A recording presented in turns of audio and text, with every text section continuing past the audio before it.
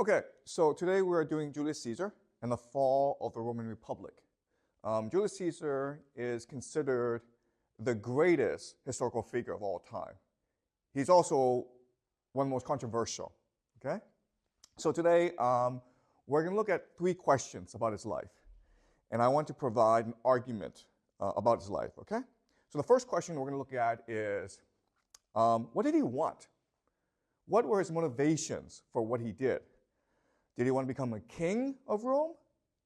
Or was he trying to save the Roman Republic?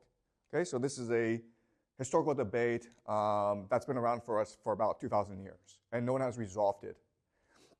Second question I want to look at is, why was he so successful at what he did? I mean, he was a man who basically took on the Roman Empire, and he won. Okay, so how was he able to accomplish so much in only 55 years? And the last question is, why did they kill him?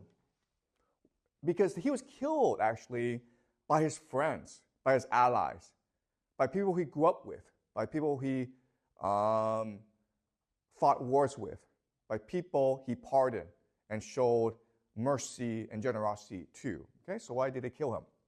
All right, so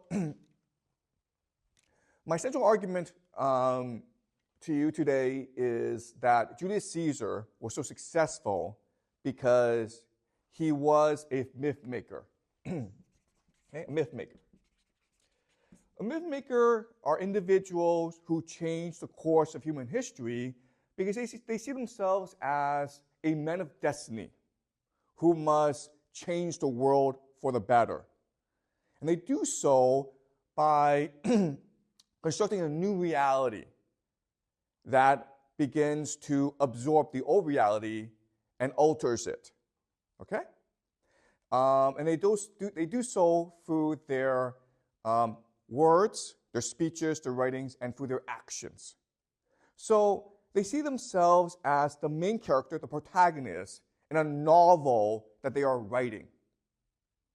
All right, so this is a hard concept to understand, but let's use some examples to better understand this concept. So the first example let's look at is the idea of Steve Jobs.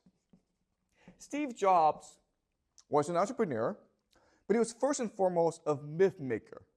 Okay? So Steve Jobs, the joke about Steve Jobs was Steve Jobs had a secret weapon. It was called a reality distortion projector. Basically, Steve Jobs lied to people. But he lied to people in such an appealing manner, in such a beautiful way, that it changed the reality. Basically, Steve Jobs imposed his reality onto others. And today, that's why we use Apple computers, right? We all have Apple computers. Why do we do this? Because we are participating in the myth that Steve Jobs created for us, right?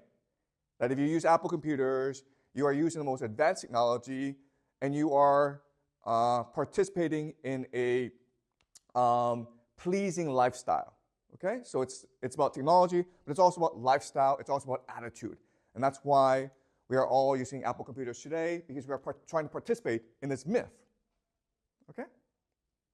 Another example is the idea of movies. Right? Movies are reality creation machines. When you go see a movie, if it's a really good movie, it will stick in your mind, and it will change the way you perceive reality. Okay? So someone like Julius Caesar, what he was trying to do in his life was create a new narrative that would redefine reality.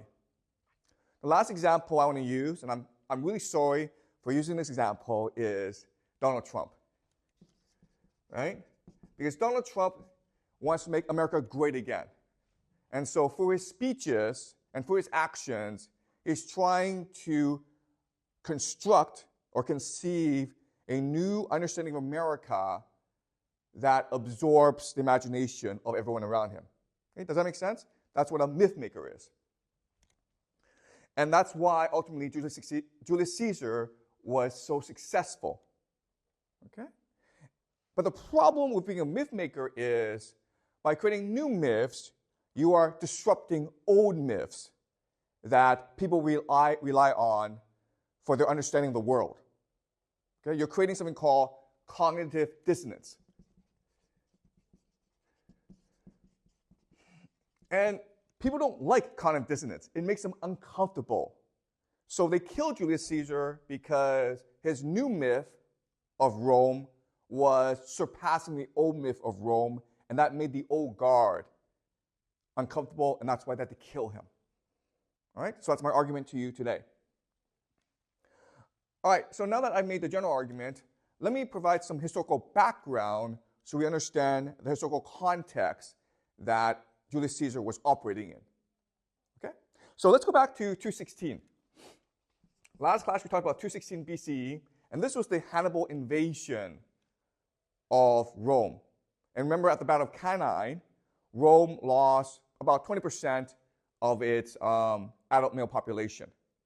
And at this point, Rome should have surrendered or negotiated peace terms. But Rome instead chose to fight on. And it fought on because it had a mythology about itself that was based on three principles, right? The three principles are piety, liberty, and republica.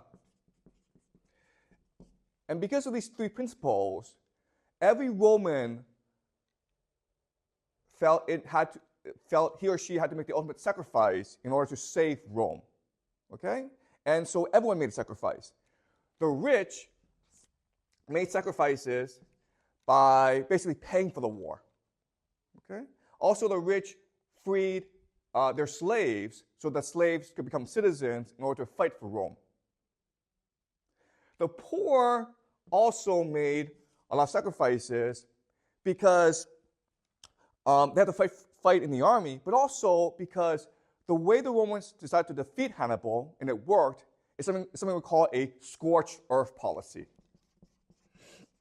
Scorched earth policy. Basically, make the land unfarmable. So then your army has no access to food. Okay, and that's how they ultimately defeated Hannibal.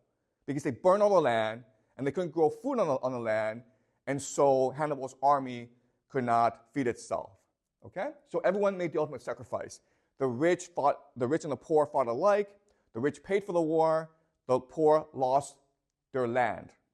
Okay? And this was all possible because of the nature of Rome at that time.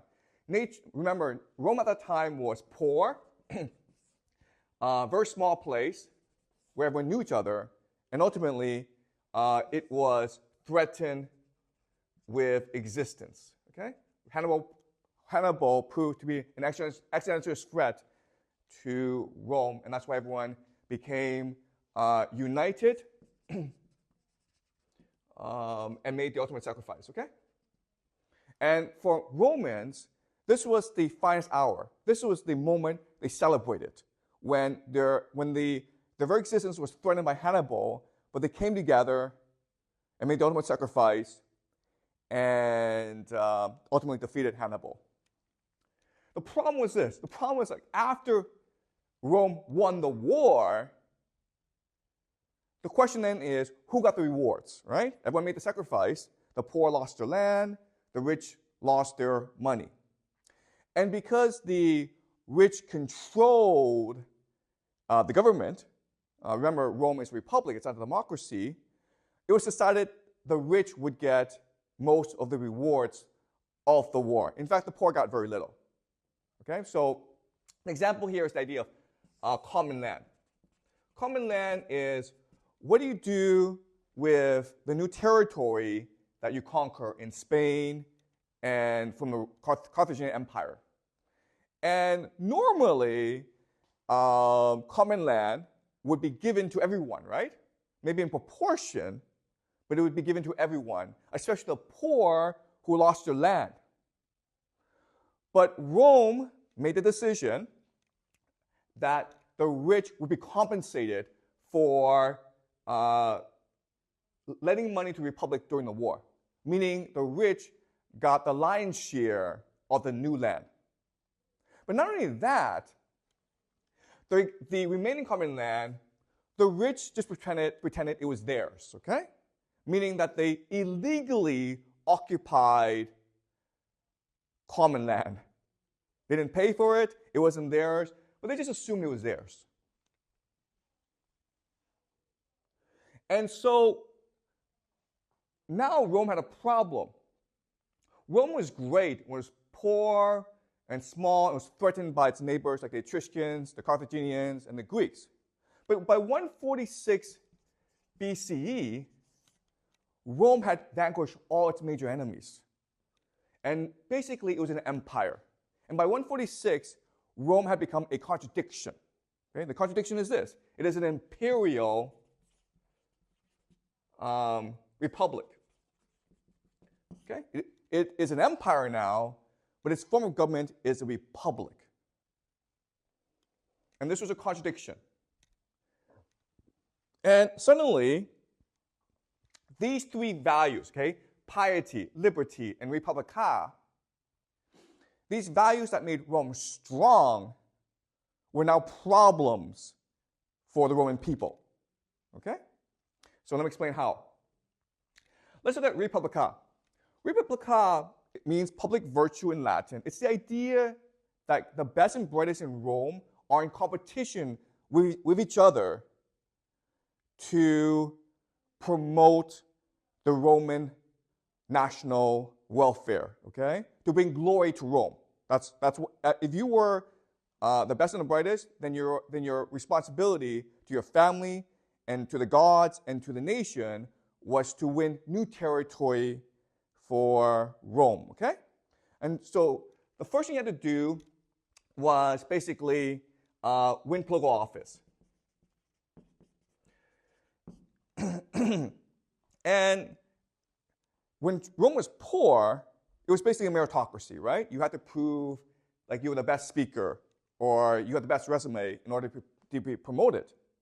But now that you have money, what you realize you could do is just bribe people, okay? And then so very soon, bribery just became a fact of politics in Rome.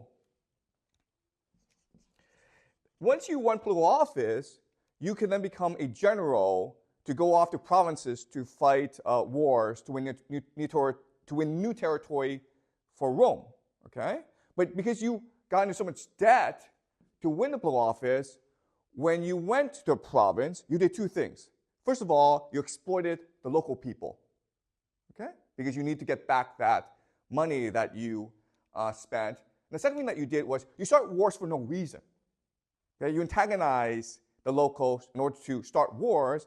If you start wars, you win a lot of money, right? You can enslave the people and make money that way. But also, you will receive something called a triumph. Okay? Triumph. Now, triumph is just a military parade that establishes you as a hero of Rome. And not only do you benefit politically, but your entire family benefits, okay? So your sons, your grandsons, your great-grandsons will all be remembered and celebrated because of your triumph. And they are much more likely to win political office, okay, in their careers, okay? So the triumph is a very, very big thing. The problem is, while the best and brightest were in competition with each other, the poor were suffering, okay? So the first problem is land. Remember, during the Hannibal Wars, the Second Punic War, the poor lost a lot of land, and they were never compensated for it. But then what happened is, as Rome was continuing to fight these wars, the poor was being drafted into the army, and they were going to like Spain and Syria. These are faraway places, and they were stuck there for like years. That meant their land couldn't be cultivated, and therefore they got into debt. And they couldn't pay off the debt, so what happened was the rich would come in and buy off the land at very cheap prices. And so the rich became major landowners. And this was a problem because, first of all, the poor didn't have any land in order to grow food, so they were forced into the cities. Okay? But their problem is the rich didn't want to grow food to feed the people, right? They want to grow food as cash crops for export. So suddenly, for the first time in its history, Rome couldn't feed itself. It had to rely on imports from the provinces. Okay, so the land was a huge issue. But then you also had issues like debt, right? So the poor couldn't pay off their debts, and they became overwhelmed by interest. And so this created lots of problems for Rome, okay? So you had a lot of violence, you have a lot of corruption, you have a lot of inequality, okay? And so this started a cycle that Peter Turchin calls elite overproduction, right? So in times of peace, and as your population grows, you're going to have too many elite who are now in competition with each other. And it's usually between the upper nobility and the lower nobility. Okay? So the upper nobility are people who are established. They're the wealthiest citizens in all of Rome. They're very happy with the system as it is. The lower nobility are people who are born into wealth, but they want more. They want prestige. They want honor. They want the triumph. And so they're struggling against the upper nobility for political power. And usually you do that by aligning yourself with the people, right? And the people, who now number in the millions, are pissed off because they have no land, they're too much in debt, and no jobs, okay? And so these two factions in Rome would be called, the upper nobility would be called the optimates. Okay, optimates just means best people. We're the best. And our responsibility is to uphold the tradition of Rome, which is piety, liberty, and republica. Okay? And these people, lower nobility, who want to change, they're called populares. And that's where we get the term populist from. Okay? So in 146 BCE, after Rome had become an empire and it had defeated all its enemies, these two factions start to emerge, and they clash with each other. Okay? So historians normally believe the first clash happened with the Gracchi brothers, okay? The Gracchus brothers. And these are, again, lower nobility who had a very simple idea, land reform. Okay? The idea is very simple. You have rich people who have too much land and not using the land properly. They're using the land as parks for themselves, as like these private parks for themselves, or they're growing cash crops, which does not feed Rome. Most of this land, which is again common land, the rich are occupying it illegally, is not being used productively. So what they proposed was a simple land reform law. Okay? And the idea is this: Rome, the government of Rome, would buy out the rich from the land they are illegally occupying. Okay? Does that make sense? The rich won't be kicked out the land they're illegally occupying. They'll be compensated for it. Okay? So this makes perfect sense. Not a problem, right? And once Rome buys out this land, it will then redistribute it to the poor, so the poor will have like a social safety system. They're able to feed themselves. And they'll usually grow grain and other crops for sustenance, and this will enable the feeding of the Roman population in general. Okay? So this sounds very simple to us, but the rich didn't like this idea because they didn't like change in general. Okay? They liked the idea of piety, liberty, and republica, which means things must stay the way they are. And what's really important is the rich cannot be challenged by the poor. Because if that were the case, then the social system would be overhauled, okay? So the rich were so pissed off that they assassinated both brothers, the Gracchi brothers. And most historians believe this is the beginning of the fall of the Roman Republic, because it tells us that the system is incapable of change. Okay? The system as it's set up, which focuses on piety, liberty, and republica, it's a contradiction now. And this contradiction cannot be internally resolved. All right? So any more questions? Any questions before I proceed on from I know this is a lot, and maybe I haven't organized it properly, but are there any confusions about this history so far? Again, I'm just providing some background and context before I move on to Julius Caesar. Yeah? Are both the optimates and the populares, are they hereditary elites? Or hereditary nobility? Okay, yeah, this is a great question, okay? What's the relationship between optimates and the populares? Okay, there's exactly like 20 noble families in Rome, okay? And so these people, the optimates and the populares, all come from these 20 noble families. And they're like cousins of each other, okay? So the optimates are maybe like the fathers and the grandfathers. And the populares are like the sons. Does that make sense? Right? Because the fathers don't want any change, but the sons want political power. And so they're all related. They all grow up with each other. They all know each other. Okay? Does that make sense? Okay. All right. Michael, are you good? Is this clear to you so far? All right. All right. So the first major conflict is the Gracchi brothers. Second major conflict that happens is something called a social war. And the social war is basically this. The people who fight the wars are the allies, the Italian allies of Rome, okay? People who live in the neighboring provinces. They're the ones who fight the war. And after Rome keeps on winning these wars, Rome refuses to grant citizenship to them. Okay, so these neighbors rebel, and there's a civil war going on in Rome, and Rome loses this war, and Rome is forced to grant citizenship to these neighbors. But the question then is, what is the nature of citizenship?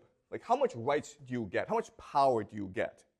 Because Rome is a republic, and so one thing that's hard for us to understand is not all voters are equal, okay? So if you're a rich voter, you have more power than if you are a poor voter, okay? So the question then is, these new citizens of Rome, what sort of voting rights will they have? And this is an issue that became a huge issue over the next few decades, okay? So the social war. Then you have these slave revolts, these, what they call the servile wars, okay? Then you have these piracy going on. So Rome, the Roman Republic is constantly in turmoil and in conflict, okay? And the war between the optimates and the populares becomes so intense that ultimately they fight a civil war, okay? A civil war means two armies killing each other, okay? And so the civil war was between Sulla and Marius. And the civil war becomes so intense that both Sulla and Marius do the unthinkable, and they march their armies into Rome and kill their enemies. And this has never been done in Roman history before.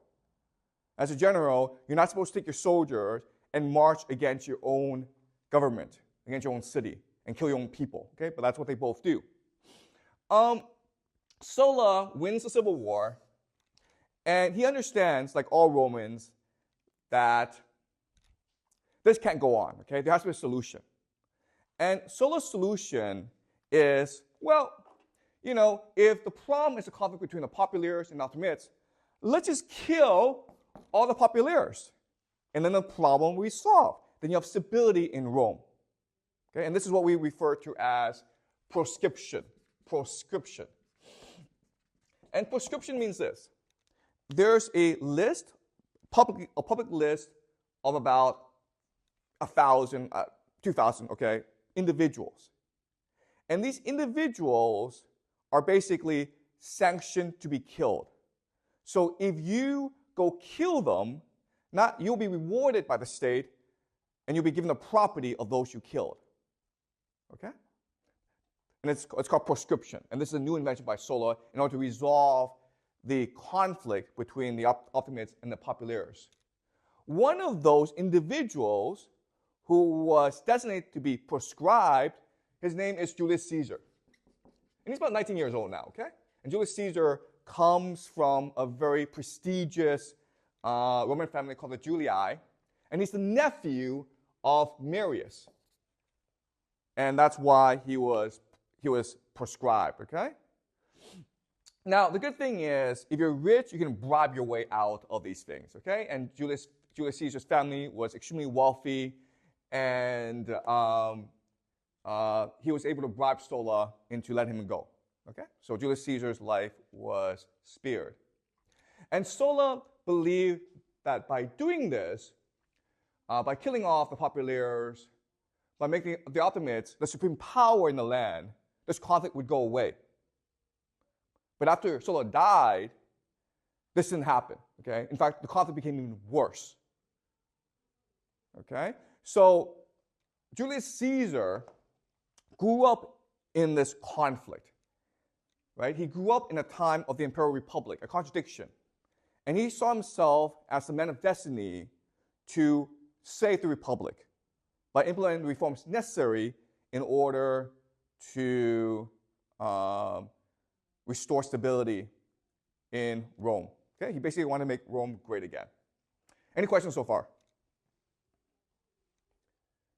Is this all clear to you guys? Okay. All right. So let's talk about the life of Julius Caesar. Okay. From an early age, Julius Caesar saw himself as special. But not only that, but from an early age, Julius Caesar cared a lot about his public image. He cared about how people perceived and remember him. Okay, so here's a story to highlight the myth-making genius of Julius Caesar. Okay, so when Julius Caesar was 25, he was sent off to Anatolia to work as an official there. Now, the problem with sailing at this time is there's a lot of piracy, right? Because there's a lot of corruption, inequality, and poverty in the empire. And so when he was 25, Julius Caesar was kidnapped, captured and kidnapped by pirates. Not a big deal because he's of the nobility. And it's obvious he's of the nobility. And so the pirates asked for a ransom. His family paid the ransom. And Julius Caesar was free to go. Okay? Now, very simple story. But what Julius Caesar did was he embellished the story. Okay? He made certain adjustments to the story that made it memorable to people so that people would discuss it everywhere. Okay? The first embellishment he made was this. The pirates asked for a 20 silver talent ransom, okay, which is a lot of money. And Julius Caesar said, when I heard this, I felt insulted. How dare you ask for 20 silver talents? I'm worth at least 50. Okay? So, hey guys, don't ask for 20, ask for 50. My family can afford it. Okay, so that's the first embellishment. The second embellishment he made was, Julius Caesar said, I became friends with the pirates. We drank together. He's a very charismatic individual. And I told them while we were drinking, hey guys, after I go home, I'm going to come back and capture all of you and crucify every one of you. And the pirates like, that's really funny, man. Okay? So that's the second embellishment. The third embellishment is Julius Caesar, after he was released, he set up a navy, and he went and found every one of these pirates and crucified every one of them. Okay? And that's the third embellishment, because we actually don't know if he actually did this. But again, the thing that Julius Caesar understands is it doesn't matter if the facts are true or not. What matters is how appealing are the details, right? So this story, you'll remember forever, and you will tell others about it. So through this, he's creating a myth of himself. Okay? Does that make sense? And again, there's no way any of these things are true, right? He's like, oh, 20 talents, I'm insulted. Ask for 50 guys, okay? And while he's drinking with these guys, and these are pirates. These are like psychopaths, right? He's like, I'm going to come back and kill every one of you. Every one of you. Right? But again, that's the myth-making genius of Julius Caesar. So, again, as a young man, the greatest honor in Rome is to achieve the triumph. And you do that by starting wars. So through bribery and through charisma, Caesar is elected a praetor. And then as a praetor, he goes off to Spain. He fights these wars against the tribes of Spain. And then he wins a triumph, okay? And what he wants to do is he wants to basically use a triumph as the springboard for his political career, to win the consulship. At this point, okay, the optimates hate Julius Caesar. Because Julius Caesar, again, he's a myth-making genius. He's telling all these stories. And it's pissing off the optimates because they see Julius Caesar as, as he's just a braggart, okay? He's arrogant. He just brags all the time. He's appeasing the people. He's exactly what Romans should not be, okay? He's impious. He doesn't care about liberty. He doesn't care about the public good. All he cares about his own personal glory. And he's got a reputation for this. He's also got a reputation for being a libertine, okay? Meaning like he sleeps with men and women everywhere, okay? And the Roman optimates, okay, people who include Cato, Scipio, and Cicero, okay, these are the three most famous, they hate Julius Caesar with a passion. They think Caesar represents all that's wrong with Rome. Here's a young man who has talent and charisma, and he's a genius of some sort, but he's using it not for the glory of Rome, but for his own personal political advancement. Caesar represents to them the corruption of the Roman Republic, okay? And they develop, you can use this phrase, Caesar derangement syndrome. Okay? They have decided that they will do whatever they can to destroy this guy. Okay? So Caesar wins a triumph, and he wants to get the consulship. Okay? The problem is, you can only be a general to get the triumph, but you have to give up your generalship in order to stand for election for the council. Okay? So the optimates give him a choice. You can either have the triumph or you can have the consulship. It's your choice. And they think this guy, he's so arrogant, he will never give up the triumph. Okay? And Caesar surprises everyone by giving up the triumph. He's like, I don't want this crap. I want to stand for election. All right? So that's the other thing that's really surprising about Julius Caesar. He's unpredictable, okay? Or you can also argue he understands the mentality or the motivations of his opponents, but his opponents do never understand him, okay? They always underestimate him, okay?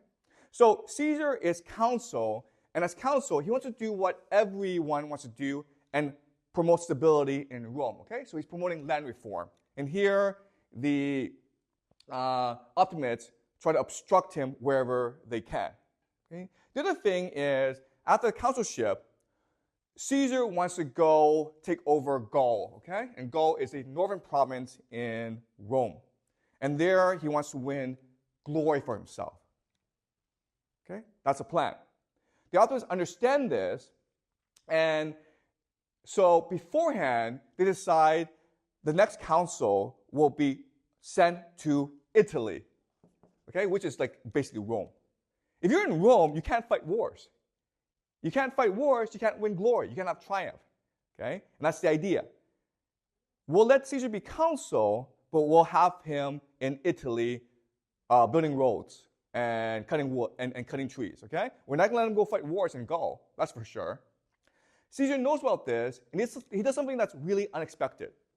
He forms an alliance with two other individuals that the Senate hates, okay? The first is Pompey, and Pompey is considered the greatest general of Rome. Okay? He's called Pompey the Great. And he's also pissed off the Senate because Pompey the Great wins all these wars for Rome, and he has to settle his veterans, right? He has to give land to his veterans, but the Senate refuses, okay? So Pompey's pissed off at the Senate as well. And then there's Crassus. And Crassus is the richest man in Rome. He's the wealthiest man in Rome, and he's pissed off at the Senate as well because the Senate is blocking a lot of his political career. Okay? So they form a secret alliance called the First Triumvirate. And so they do a lot of these deals. Okay? So Caesar, as counsel, will help settle the veterans of Pompeii. They'll promote some tax reform that Crassus wants. And in return, Pompey and Crassus will give him Gaul as the province that he will take over once he leaves his consulship. Okay? So that's the plan. When Caesar becomes leader of Gaul, the provincial governor of Gaul, okay, the proconsul, from 58 to 51 BCE, at this point, Caesar becomes a legend in Rome. Okay? This is where his myth-making genius really shines. He goes and commits genocide in Gaul, basically. Okay? In the words of Caesar, I went to Gaul, I killed 1 million Gauls in war, I enslaved 1 million Gauls, and then I let 1 million Gauls live. Okay? So he basically committed genocide against the Gauls. And it was all for his personal glory. And he was starting all these wars in Gaul in order to accomplish 3 things. Okay? The first thing he wanted to do was money. Okay? He got into a lot of debt because he had to bribe a lot of people in order to secure his consulship, and he has to pay them off, right? So he made a lot of money. The money that he had left over, he sent back to Rome to organize feasts and festivals for the Roman people. Okay? The term we use today is called bread and circus. Bread and circus. Okay? So that's what Caesar was doing in order to ingratiate himself with the Roman people. Okay? So that's the first major purpose of these wars. Second major purpose of these wars is to create the world's greatest army. Remember, Rome is mainly at peace at this time. And if they're fighting wars against a lesser opponent. Okay? The Gauls are tough warriors. And his Roman soldiers are getting the best training in the world through 8 years of constant fighting with the Gauls. Okay? So through this process, he created the most loyal and the most disciplined army in the world. And they're all loyal to him personally. Okay? Because he's the one rewarding them, and he's the one who brings victory to them. Right? The second thing. The third thing, which is the most important, is he creates the myth of Caesar as the great conqueror. Okay? Romans love generals. Romans love conquerors. And while Caesar was in Gaul fighting these wars, what he would do is he would write down dispatches or maybe reports, right? Then he would send a soldier back to Rome, and in the Forum of Rome, okay, the main public place, he would stand up and he would read the accomplishments of Caesar of that week. And the things he was doing was, it basically captured the imagination of Rome, of all Romans. Okay, so for example, he attacked Germania. And Romans thought the Germans were so barbaric, it was impossible to attack them. The second thing that Caesar did to capture the imagination of Romans is he invaded Britain. Britain in the imagination of Romans was this mystical, imaginary place, and no one knew what it was. And Caesar launched 2 major expeditions against Britain that didn't really do anything, but that wasn't the point. The point was Caesar ventured into the unknown. Okay? It's basically the equivalent back then of the moon landing. Does that make sense? Because it was just unheard of. Like, why would you go to Britain? Aren't there like dragons in Britain? Aren't there like sea monsters in Britain? And Caesar went there twice. Okay? So at this point, the Romans worship Caesar. Okay? Caesar's bribing them with like bread and circus, and he's winning all these military exploits in Gaul, and he's constructing a new reality of Caesar as the great conqueror. Okay? So, does it make sense so far? Okay? He's a myth maker. So, while Caesar is doing this, the optimates back in Rome, Cato, Scipio, and Cicero, they now see what a threat Caesar is. They realize this guy's not beatable. If he runs for elections, he's going to win all the elections. His allies are going to win the elections. So they decide to strip him of his command, of his military command, and put him on trial for all the things he did illegally. Okay? And Caesar, he's not a nice person. He's done a lot of illegal, immoral things in order to accomplish power, right? So the Senate has a major case against him. And at this point, Caesar recognizes that, listen, these guys mean war. So what Caesar does is he basically declares war on Rome. He crosses the Rubicon, okay? And the Senate is appalled by this, and they appoint Pompey, who again is considered the greatest general in Rome at this point, to counter Caesar. Okay, and this starts the second civil war. The first civil war was between Sulla and Marius. Okay, so now it's Caesar versus Pompey. Any questions so far about this? One quick question. Sure. Is the Senate just the Optimates? Oh, that's a great question. Okay, so the Senate is about it's about 300, 400 people. It's a lot of people. Okay, but the power in the Senate is not distributed equally. So think of the Senate as maybe many circles. Okay, if you have the most power, you sit at the front. Why is that important? Because you're able to speak if you sit at the front. Does that make sense? So even though technically voting, everyone has the same voting rights, the people at the front are those who are able to set the agenda and control the debate and make speeches. Everyone back here are not allowed to say anything, okay? Because you go in turns. The people who sit up the front are the Optimates because they come from the most prestigious families and they have the most illustrious political careers, okay? Does that make sense? All right. So when Caesar invades Rome, basically he's declared war on the Roman Senate, okay? So let's look at a map of Rome at this time. And this is the year 49 BCE. All right, so Rome is an empire. You have Italy here. This is Rome. Over here is basically Northern Africa. Over here is Spain. Over here is Greece. Then over here is Anatolia, Syria. Okay, so that's the Roman Empire. Okay? At this point, when Caesar crossed the Rubicon, he controls basically Gaul, which is poor, okay? And he controls Rome. The Optimates and Pompey, they control Spain, Greece, Anatolia, Syria, and Northern Africa. That's a problem for Caesar because, remember, Rome gets its food from the provinces, okay? So in other words, all Pompey has to do is wait. This is what we call a containment strategy. Containment strategy.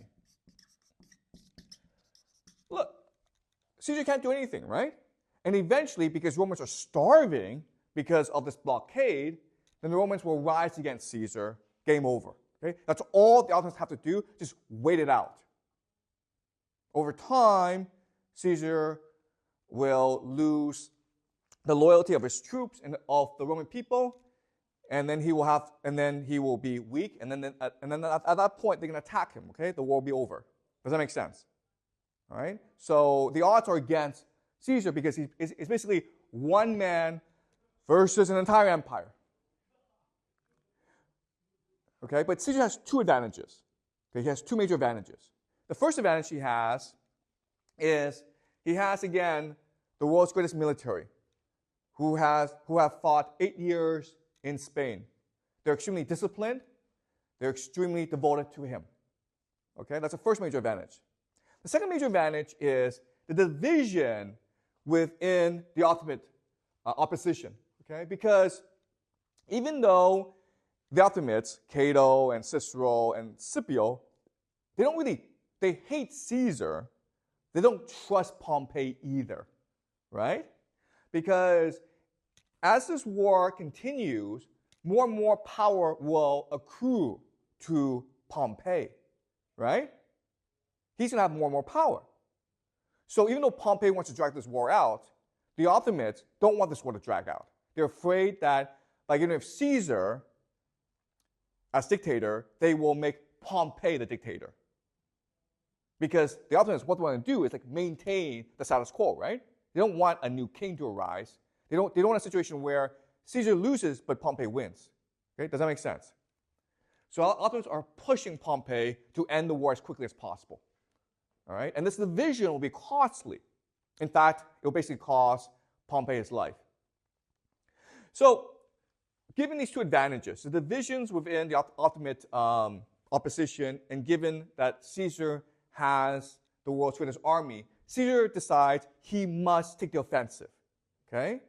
So, first thing he does is he takes his army to Spain and crushes all opposition in Spain. When he crushes opposition in Spain, he does something that's not very Roman, okay? He offers clemency to the enemy. He basically tells his enemies, okay, we're all Romans.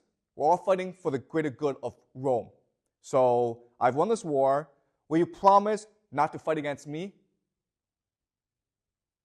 If you promise you won't fight against me anymore, I'll let you go. Okay? And when he did that, some chose to just go home. But there were also many who chose to go and fight for Pompey in Greece. Okay? All right? But that's what Julius Caesar is doing. He's winning these wars against his opponents, and he's letting them go. He's forgiving them. So that's the first thing that Caesar does. And then he marches to Greece. And again, at this point, Pompey doesn't have to do anything. And Pompey doesn't want to do anything because he knows that Caesar has a superior army. Okay? These are two of the greatest generals Rome has ever produced. Okay? Caesar and Pompey. They understand each other. They understand warfare. And Pompey just wants to use the containment strategy and starve Caesar out. Caesar wants to fight a battle right away. Okay? And what tips the balance is the optimates, the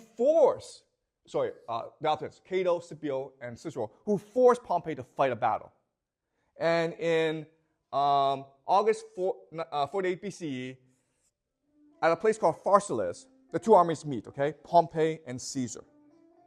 Pompey chooses to use the anvil and hammer strategy. Okay, remember what the anvil and hammer strategy is, where your infantry locks the enemy army into place, okay? It locks in place, and then from behind, the cavalry comes in and wipes out the enemy infantry. Okay, that's a strategy. This is what Alexander the Great, this is the strategy that Philip and Alexander the Great used against the Greeks in Persia. Okay? The problem is Julius Caesar's army is so disciplined and so experienced that they withstood the cavalry charge. And they wiped out the army at Pharsalus, okay? Then Caesar took his army to Egypt, conquered that, to Syria, conquered that, and to Anatolia, conquered that, okay? The Senate asked for a report from Caesar, like, how's the war going, what's happening, okay? And Caesar said the most famous line that he ever said. And again, he's a myth-making genius, right? He basically said, Vini, Vedi, Vici. Okay? Beautiful Latin. The most powerful Latin phrase ever spoken in human history. It means, I came, I saw, I conquered. Okay? And again, this captured the imagination of the Roman people. After Caesar calmed the Roman East, he goes to Africa to fight Cato and Scipio at the Battle of Phasis, okay? And again, Caesar wants to show clemency. He wants to show how generous and merciful he is. But at this point, his soldiers, who are getting very old, They just want this war to end, and they want to go home. So at this battle, what they do is they defy the direct orders of Caesar not to engage. They took it upon themselves to attack the enemy, and at this point, they're winning the war, right? They're winning the battle. Caesar orders them to show mercy. The veterans, his veterans, massacre their enemies to ensure they can't fight back again. Okay? The last battle is in Spain at the Battle of Manda. And here, the enemy is on a hill. And you're not supposed to fight uphill, okay? You're not supposed to go up a hill and fight the enemy there because you're at a major disadvantage, right? Caesar's soldiers now are so experienced and disciplined that they can do that. They can just march up the hill and destroy the enemy. Okay? So that's how powerful Caesar's that's how powerful Caesar's army is at this point. They basically wipe out every army they fight against. Like, we conquer the Roman Empire. Okay? Does that make sense? Caesar goes back to Rome in 44, and this is the year he will be assassinated by his friends. He launches legislative reform to reform the Roman Republic. Okay? He launches land reform. He launches debt relief. He creates something called the Julian calendar. The Julian calendar is what we still use today. Before Julius Caesar, the Romans used the lunar calendar. And then Julius Caesar, working with astronomers, they designed together the Julian calendar, which is exactly what we still use today. Okay? That's a major reform. He offered clemency to all his enemies. Basically, if you're willing to work for the good of Rome, he will invite you back into the Senate. Okay? He offered citizenship to his soldiers and to Italians. Okay? He brought in citizenship in Rome. So what Caesar was doing was he was basically trying to resolve a lot of the contradictions that led to instability and civil war and revolution in Rome before then. Okay? And he was successful. And he was considered a genius. And he was loved by the people. In fact, he was everywhere. He had busts of himself everywhere, okay? And then he minted coins, money that had his face on it. So he was basically creating what we call a cult of personality. Okay?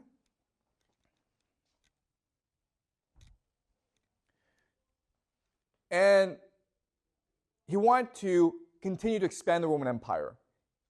His plan was to go fight a place called Parthia, which is the old Persian Empire. And then he wanted to go conquer Germania, okay? He basically wanted to conquer the entire world. That was his ambition. His ambition was to make Rome great again. And he almost succeeded, except ultimately he was killed by his friends. He was assassinated in 44 BC. Okay? So let's look at those three questions again.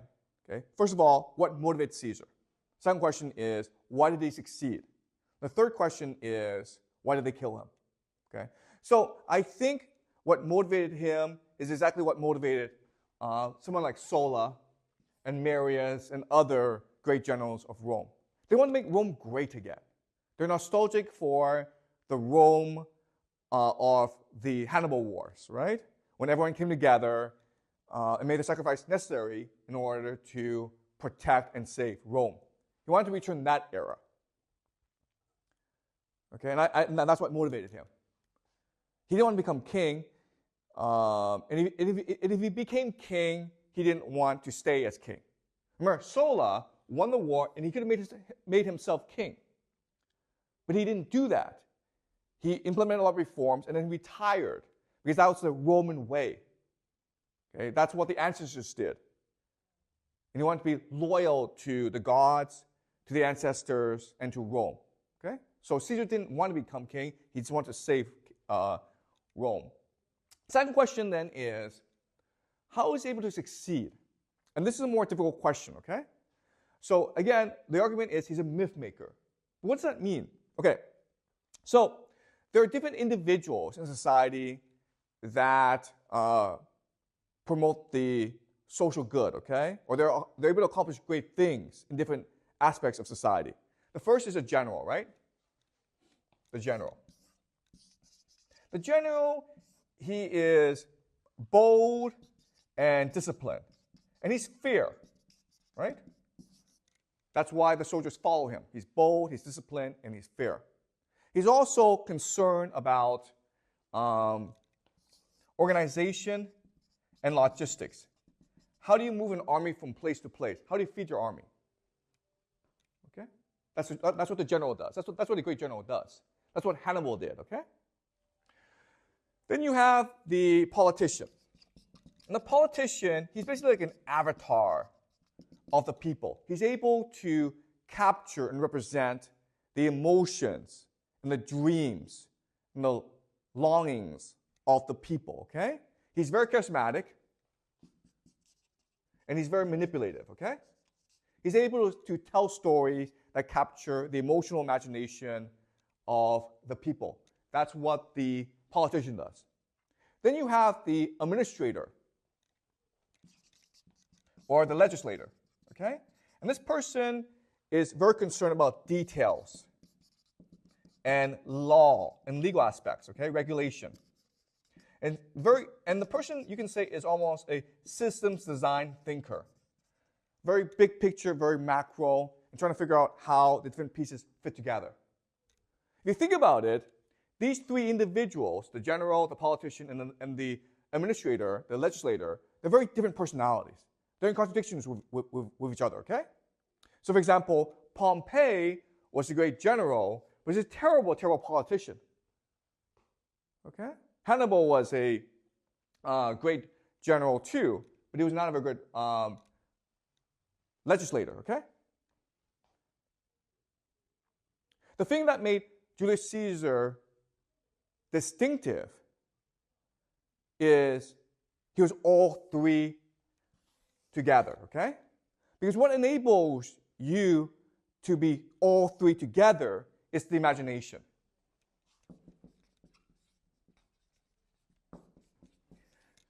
That was Julius Caesar's secret power, his imagination. He was able to imagine himself as different people at once, and therefore he was different people at once. He had multiple personalities. And that's why he was so unpredictable. That's why he was able to understand the motivations of his opponents. And that's why he was able to accomplish so much. Okay? Does that make sense? Okay? And so he became a myth maker. The problem with being a myth maker is you ultimately have to change reality. And by changing reality, you make people who are accustomed to reality uncomfortable. Okay? And so that's why he was killed. He was killed by not his enemies, but by his friends. Okay? So there were four major conspirators against Julius Caesar. They were Decimus Brutus, who was basically Caesar's lieutenant in war.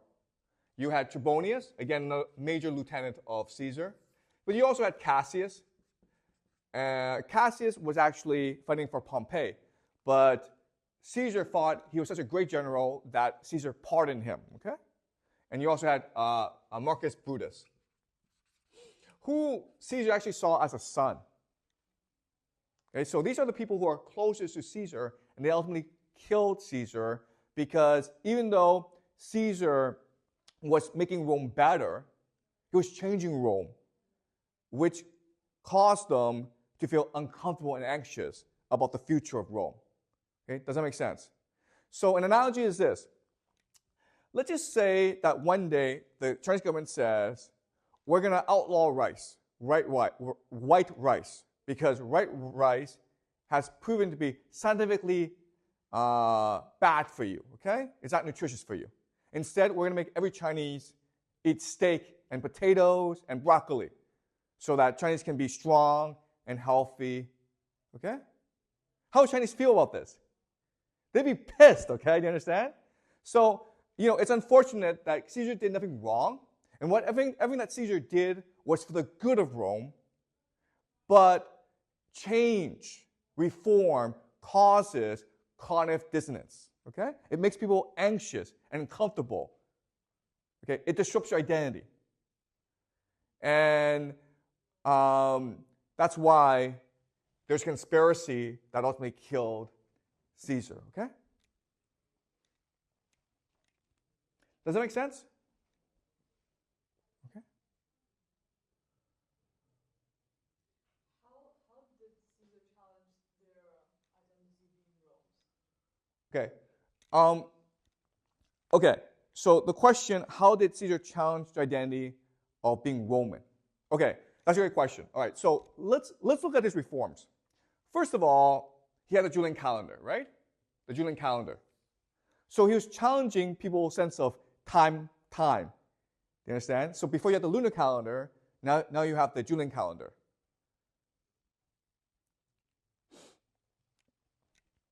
Second thing that he did was he was doing all this stuff by himself. Okay, he was winning these military victories by himself. He was introducing much needed reform legislation by himself. He was a great man. But if you're Roman, what you have been taught is these three ideas: piety, liberty, and republica, which is to say, no one is above Rome. Everyone is equal in the eyes of Rome. This general who won against Hannibal or Carthage or the Greeks, it wasn't because he was a great man. It was because he was fighting for Rome. Okay? So the fact that Julius Caesar was a genius, that he was so brilliant and he was able to accomplish so much, it made them jealous, right? It made people jealous. But at the same time, it made them see him as a threat to the very stability of Rome. Does that make sense? Because people like Julius Caesar aren't supposed to exist. Rome does not need kings. In fact, Rome is anti-monarchy. Okay? So they were very much afraid that Julius Caesar thought himself as a god, and he would make himself king. And in fact, Julius Caesar, had hubris, right? Obviously, if you believe that you by yourself can change Rome, you have hubris. But he was not showing enough deference to the Senate. He was creating a cult of personality. He was being very arrogant. It seemed very much like he wanted to become king. Okay? Does that make sense? Okay. So there's a lot of evidence to suggest that Caesar wanted to become king. And that's what made them uncomfortable. Okay? But what I'm saying is, the real issue is the idea of cognitive dissonance, where the very existence of Caesar challenged their perception of what Rome was and what Rome meant. Okay? Does that make sense? But very good question, okay? Any more questions? One more question. You mentioned at the very beginning, Caesar allied with Pompey and Crassus. because Pompey hated the Senate. Oh, okay. So Pompey and Crassus and Caesar, how did they form their alliance, right? Okay. So the first thing to understand is Pompey and Crassus were both optimates. Okay? They were supporters of Sulla. Remember, Sulla is the one who crushed the populars, right? So Pompey and Crassus were conservatives. They were optimates. Caesar was a popular. So their alliance was secret. It was completely unexpected. And that's why they were able to accomplish so much. Because politically, they were at odds with each other. The reason why they formed an alliance is just basically expedience. Pompey had issues that he wanted to pass through the Senate Crassus had issues that he wanted to pass through the Senate, and Caesar as well. So they decided it would be politically expedient to work together. And that's a genius of Caesar, okay? He's very charismatic. He's very manipulative. So he was able to form an alliance with people who were technically his enemies, okay? Pompey and Crassus were his enemies.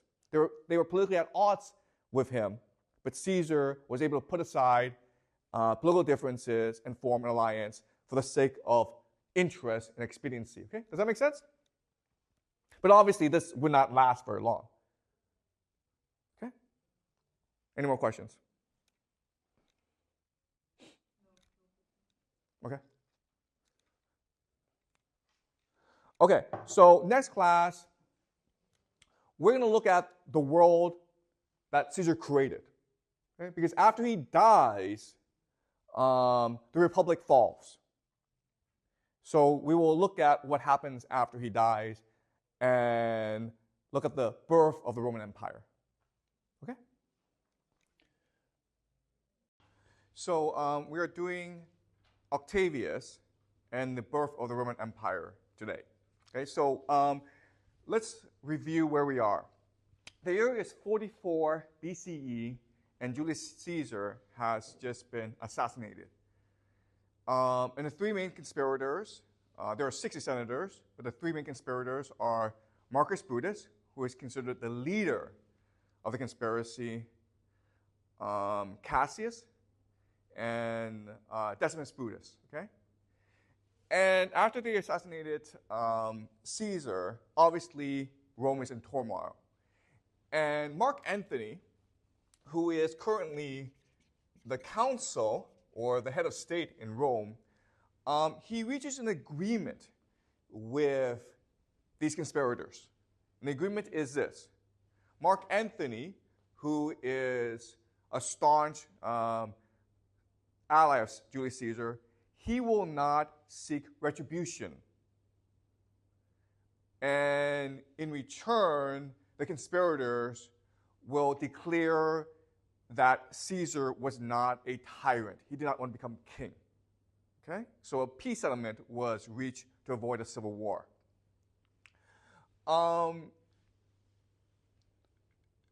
problem is that Mark Antony was working behind the scenes to work up the Roman people against conspirators. And eventually, public sentiment was so much against the conspirators that they had to flee to the provinces. Okay? And then Mark Antony read the will of Caesar, okay? Caesar's will. Remember that there's private property in Rome. And so when a man dies, he has a will, and then this will stipulates how this private property will be distributed, okay? And there are three really surprising things about the will.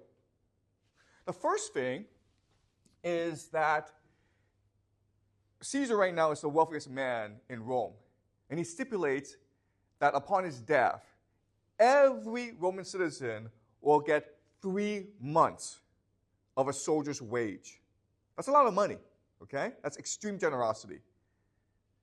He also stipulates that a lot of his private property will be turned into public parks for the benefit of the Roman people. So this will demonstrates Caesar's love of his people, okay? The second thing is actually more surprising. Mark Antony believed that he would be named the heir to Caesar's legacy and wealth in the will. But in fact, Caesar names this complete stranger to be his heir. His name is Octavius. And Caesar names Octavius to be his adopted son. And so Octavius' name is actually Gaius Octavius. And upon his adoption, he is now named Gaius Julius Caesar Octavius. This is like much too complicated, so historians use the shorthand Octavian. Okay? So we will now name this person Octavian, and this is the historical shorthand, even though this is not his real name. So that's the second big surprise in the will. And the third big surprise is this. Caesar names secondary heirs. These are individuals who will inherit Caesar's property and legacy if Octavian were to die. Mark Antony is a secondary heir, but so is Decimus Brutus, one of the men who conspired to kill Caesar. Okay? So this will of Caesar's, it is shocking. And it shows to the Roman people that Caesar really loved them and that Caesar loved everyone, including the people who conspired to kill him. Okay? Mark Antony is very upset about this will. So that when Octavian right now, he's only 18 years old. Okay? He's only 18 years old, and he returns to claim his legacy. Mark Antony is so upset that he refuses to meet with Octavian, and he refuses to give Caesar's property and wealth to Octavian. Remember, the first stipulation of the will is that every Roman citizen will be given 3 months of wages. Okay? And Octavian, what he does is to honor Caesar's will, he borrows money. Okay, this is a lot of money in order to ensure that every citizen got 3 months of wages. So in this situation, okay, and this is only a few months after Caesar's death, this is now a volatile Game of Thrones situation. Game of Thrones. Mark Antony considers himself the legitimate heir of Caesar and refuses to acknowledge Octavian. Octavian has returned and demands to be acknowledged as the heir. Okay? So that's one conflict. The other conflict is you have these three conspirators, Decimus Brutus, Marcus Brutus, and Cassius. And they're not in Rome, but they're in the provinces with huge armies. Okay? So Decimus Brutus, he is in Gaul. Marcus Brutus and Cassius are in the Roman East, which includes Anatolia and Syria. Okay? Extremely wealthy provinces where they have many loyal soldiers. And they understand that eventually there's a conflict coming, so they raise a huge army, about 100,000 soldiers, to prepare for the eventual conflict. And this is like the largest army ever assembled in Roman history. You also have a name named Lepidus, who is a very competent administrator, and he has his own army, and he actually wanted to avenge Caesar, but Mark Antony stopped him, okay? So Lepidus is also part of the equation. In the center is a name named Cicero. Cicero is considered one of the greatest orators in Roman history. It's very common as part of a liberal arts education to study the speeches of Cicero. Okay? And Cicero is the last remaining optimate. And the optimates are the ones who are conservatives and who believe in the primacy of the Senate. So Cicero is right now in charge of the Senate. And everyone in this Game of Thrones has a different motivation, right? So Cicero, his main motivation is to maintain the supremacy of the Senate. So he wants a balance of power. So what he will do is he will play everyone off against each other in order to maintain the supremacy of the Senate and therefore his authority. Okay, that's Cicero. Octavian wants to be the heir of Caesar, but so does Mark Antony. And Lepidus also wants to be a heir as well. And then on the other side are Decimus Brutus, Marcus Brutus, and Cassius, who are fighting for their own legacy. Okay? So this is the situation in 44 BCE. And it's a Game of Thrones situation, and you would expect the one who would most likely lose this Game of Thrones would be Octavian, right? He's 18 years old, he's got no army, and he has no allies in Rome. But what happens over the next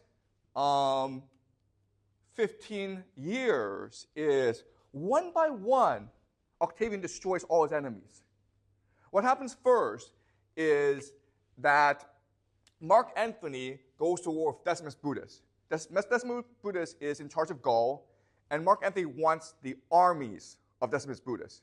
So Mark Antony marches against Decimus Brutus, and then Cicero, to maintain the balance of power, he authorizes Octavian to raise his own army to challenge Mark Antony. Okay? So now they're at war with each other. Eventually, Mark Antony loses, and then he steals basically Lepidus' army to march against Decimus Brutus again. And at this point, what happens is very strange. The three of them, Lepidus, Octavian, and Mark Antony, they sit down together, and then they agree to share power and form their own dictatorship. This is what we call the Second Triumvirate. Okay? The Second Triumvirate is brutal. The first thing they decided to do is kill all their enemies, anyone who could challenge them, including Cicero, who was previously the patron of Octavian, right? So they killed about a third of the Senate and replaced the Senate with their allies. Then Mark Antony and Octavian marched against Marcus Brutus and Cassius. Okay? Decimus Brutus has been destroyed. They now march against Marcus Brutus and Cassius. And in 42 BCE, they fight the Battle of Philippi in Macedonia. Okay? Philippi is a city named after King Philip. And in this battle, Mark Antony and Octavian triumph in the largest battle in history at that time. Okay? And after this battle, where Marcus Brutus and Cassius are killed, Octavian, Mark Antony, and Lepidus agree to share the world. So Octavian would get Rome, Lepidus would get Northern Africa, and Mark Antony would get Egypt and the Near East, Anatolia, Syria.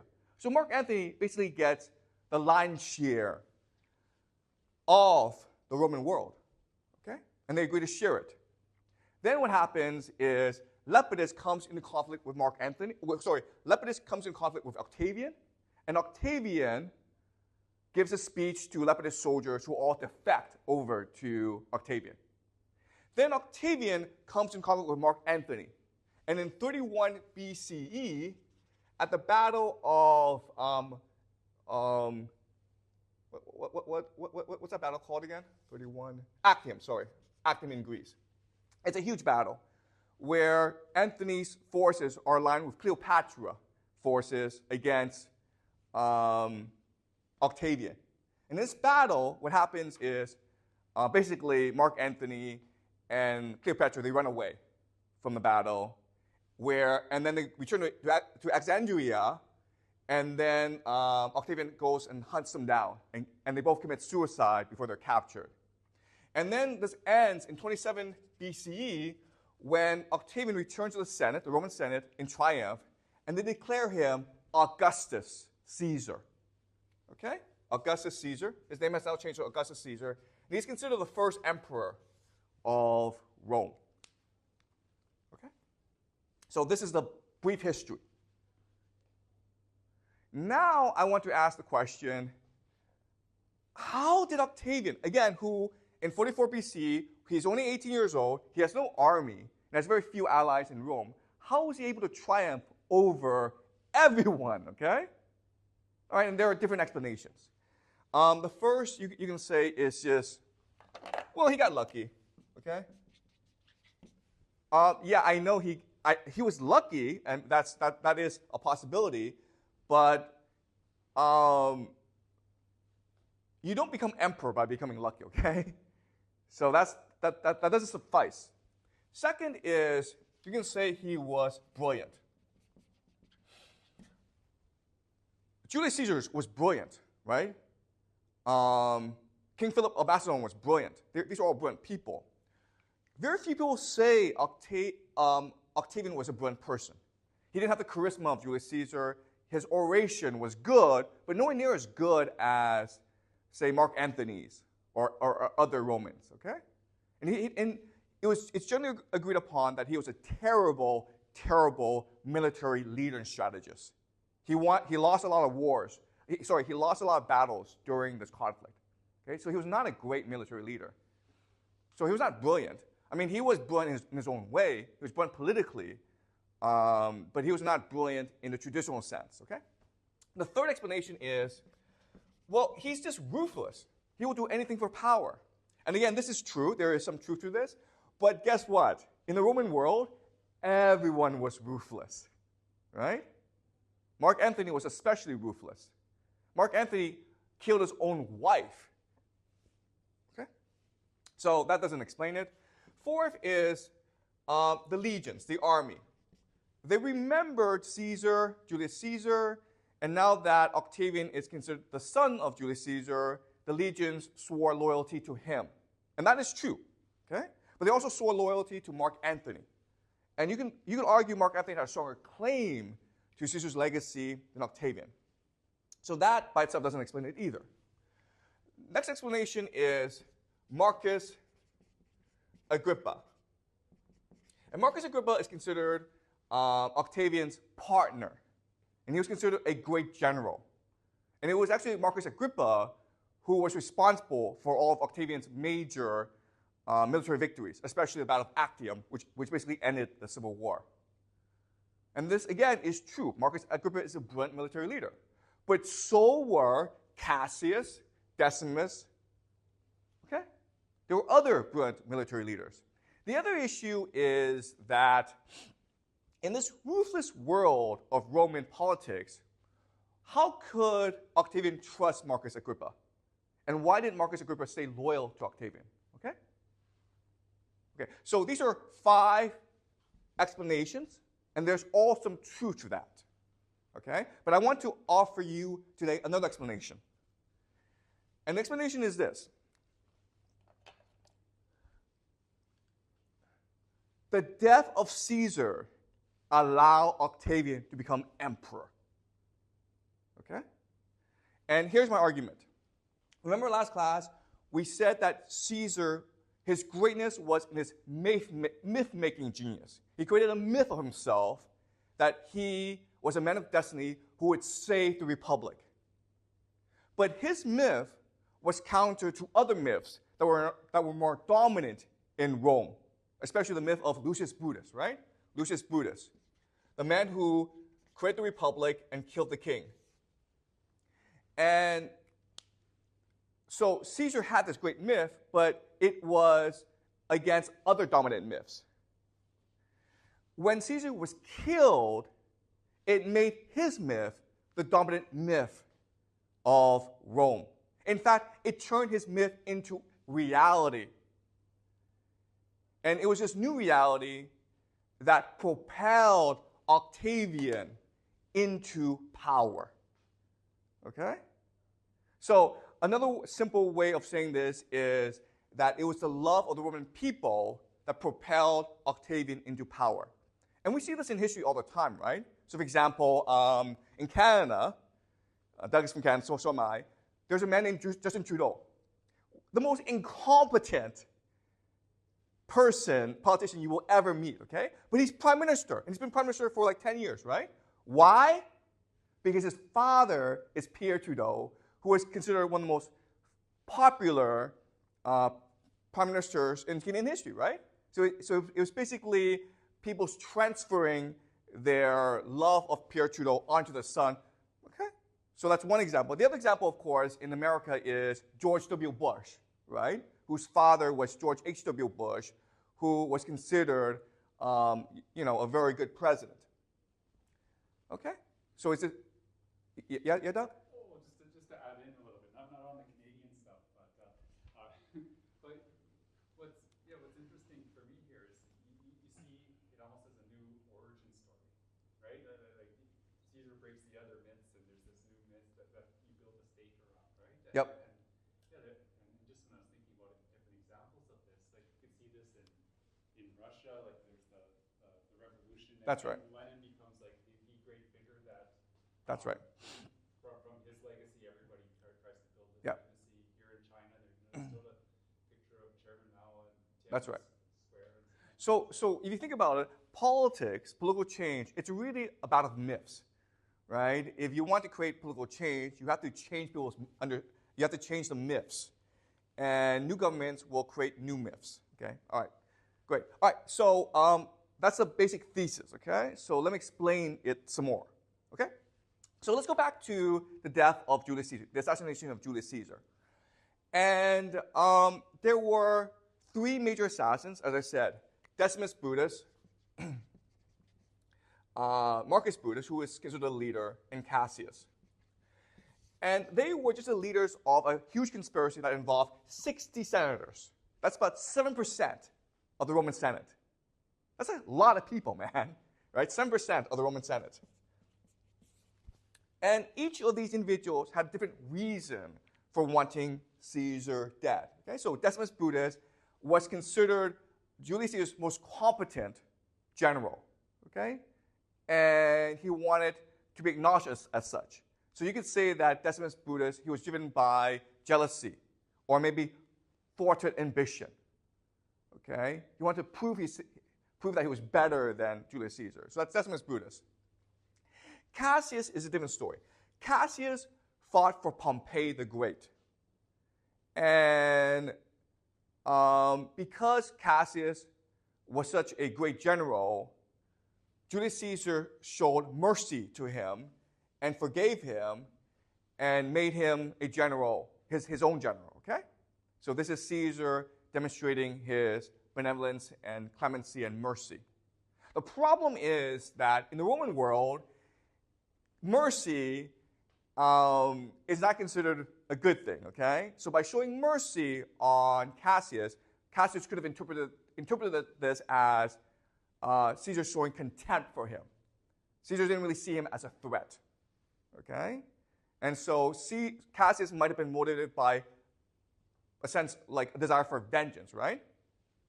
Marcus Brutus is the most interesting the most interesting person here. And actually, Shakespeare wrote a play about Marcus Brutus called Julius Caesar, okay? But it was really about Marcus Brutus. It was trying to explain the psychology and motivations of why Marcus Brutus would want Caesar dead. Okay? Marcus Brutus did fight for Pompey the Great, but he's also the son of Julius Caesar's favorite mistress, favorite lover. And so Julius Caesar made a point of telling his soldiers, do not kill this guy in battle. If you see him, capture him and send him to me.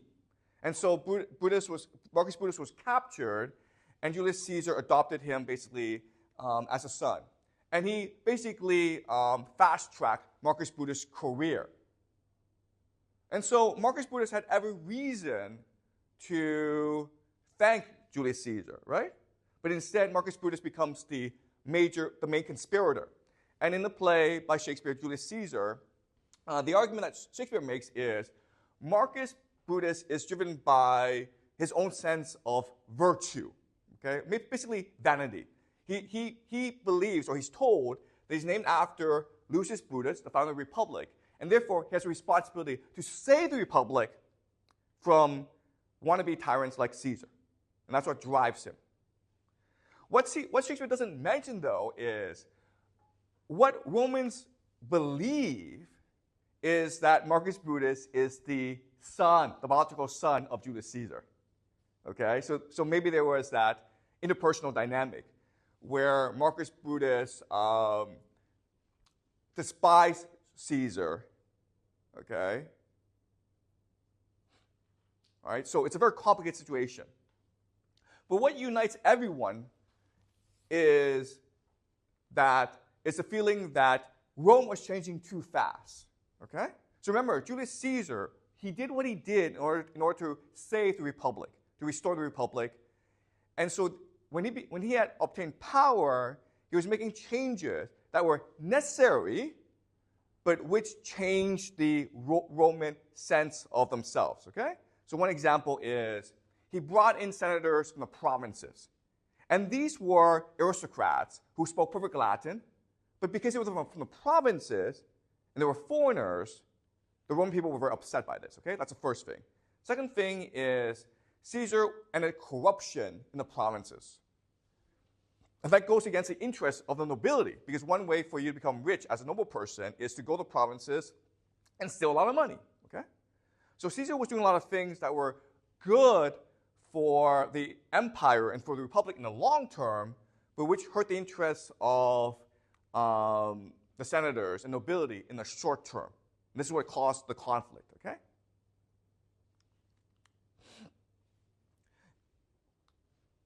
And because Caesar was so fast and so effective in his reforms, it not only sort of disturbed the nobility, but also disturbed the people as well. Because Romans are very conservative. They were not used to all these changes happening so fast. And so this is what compelled the conspirators to act against Caesar, okay? But this raises a very interesting question. Caesar is a genius. He's brilliant. How could he not see this coming, right? How could he not imagine the possibility that people were conspiring against him? And the answer, okay, and this is hard for us to understand today, but it was unimaginable that they would conspire to kill Caesar in the Senate, okay? So there are lots of taboos in Rome. One major taboo is the idea of the promerium, okay? The promerium just means the boundary of Rome. And the idea here is that Rome, the city of Rome, the physical geographic space of Rome, it is sacred and divine. It is protected by the gods. And therefore, you are not allowed to bring weapons into Rome. Okay? If you're a soldier, you must come in as a private citizen. You are not allowed to come in as a soldier. You are not allowed to commit acts of violence within the promerium. Otherwise, the gods will spite you. The gods will take vengeance against you, okay? So that's the first taboo. Second taboo is this. The Senate is considered the most sacred and divine space in the entire, in all of Rome. And so no one's allowed to bring weapons. No one's allowed to commit violence in the Senate. Okay? Also, the Senate's laws are basically the laws of the gods. And the Senate declared the body of Julius Caesar to be sacrosanct, okay? Meaning divine and sacred. You are not allowed to touch the body of Julius Caesar. Okay?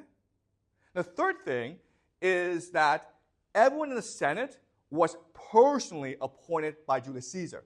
So everyone owed their good fortune to the generosity of Julius Caesar. Okay, do you understand? It was just unimaginable for Julius Caesar to think that his friends could be conspiring against him. Okay? Does that make sense so far, guys? Okay, it was beyond the imagination of Julius Caesar. But if this is true, then something else is true, which is that Julius Caesar did not want to become king. Because being king was the ultimate taboo in Rome. Does that make sense? Julius Caesar could not imagine that Brutus would kill him because he, like all Romans, believed in these taboos. And the ultimate taboo was Rome should never have a king. So he himself did not want to become king. He was behaving very arrogantly.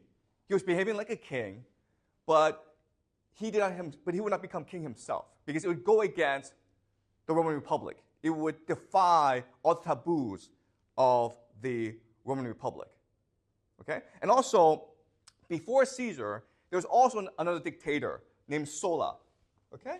And the example of Sulla is he's a man who comes into power, kills all his enemies, and then he retires. Okay? He could become king, but he chose to not become king because to become king would mean the death of the republic. And that's the taboo, that's a Rubicon he refused to cross.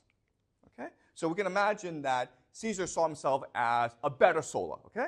As a more merciful Sulla. He would not kill his enemies, he would show generosity to his enemies, and he would restore the republic to its greatness. He would make the necessary reforms, and then he would retire and leave the republic as it was. Okay? Okay, does that make sense? All right. So, it was unimaginable for Caesar to think that he'll be killed. And also what's interesting is, what do you think happened to these three individuals after they killed Caesar? Right? They killed Caesar because they feared Caesar would become king. But after they killed Caesar, what they recognized is they could only kill Caesar because Caesar did not want to become king. Right? Otherwise, Caesar would surround himself with bodyguards. Otherwise, Caesar would not make himself available to his enemies. So upon the death of Caesar, all his enemies, Decimus, Marcus, and Cassius, realized they were in the wrong. But not only that, but the very attitude of the people of Rome changed, right? While Caesar was alive, the Roman people were very skeptical towards Caesar because they feared that he would become king, right? They loved Caesar, but they were afraid that Caesar was too ambitious. But upon the death of Caesar, the Roman people felt tremendous guilt for doubting Caesar. Does that make sense? Right? Because it was their doubt that allowed the conspirators to kill Caesar. If all they did was believe in Caesar, if they believed that in Caesar's myth that he was here as a man of destiny to restore the republic, and that's all he cared about, he didn't want to become king, then Caesar would still be alive. Okay? And to compound the guilt, Caesar showered the people with generosity upon his death, right? Okay? So you can see how the death of Caesar creates this new reality where people now recognize Caesar did not want to become king. All he wanted to do was save the republic. And people are now, they're sort of paralyzed by their guilt. All right? So the evidence for this is this. While Decimus Brutus was being attacked by Mark Antony and then later by Octavian, Cassius told Marcus Brutus, hey, maybe we should come to this guy's aid. He's our ally. If he falls, they're going to come after us next. And Marcus Brutus did nothing. He refused to act. All right? And the reason why is he could not act. He killed Julius Caesar because Julius Caesar was too ambitious. But if Marcus Brutus were to move his army against Rome, then Marcus Brutus is the ambitious one. He's the one who wants to become king. Right? Therefore, Marcus Brutus and Cassius could only wait for their deaths. Because the theory of the case, to believe that Caesar wanted to become king, wasn't true. It couldn't be true. And therefore, they committed wrong against Rome by killing Caesar. Okay? Does that make sense? So this explains his enemies. How about Mark Antony? Okay, so Mark Antony had a different problem. Mark Antony loved Caesar so much, he wanted to continue Caesar's legacy.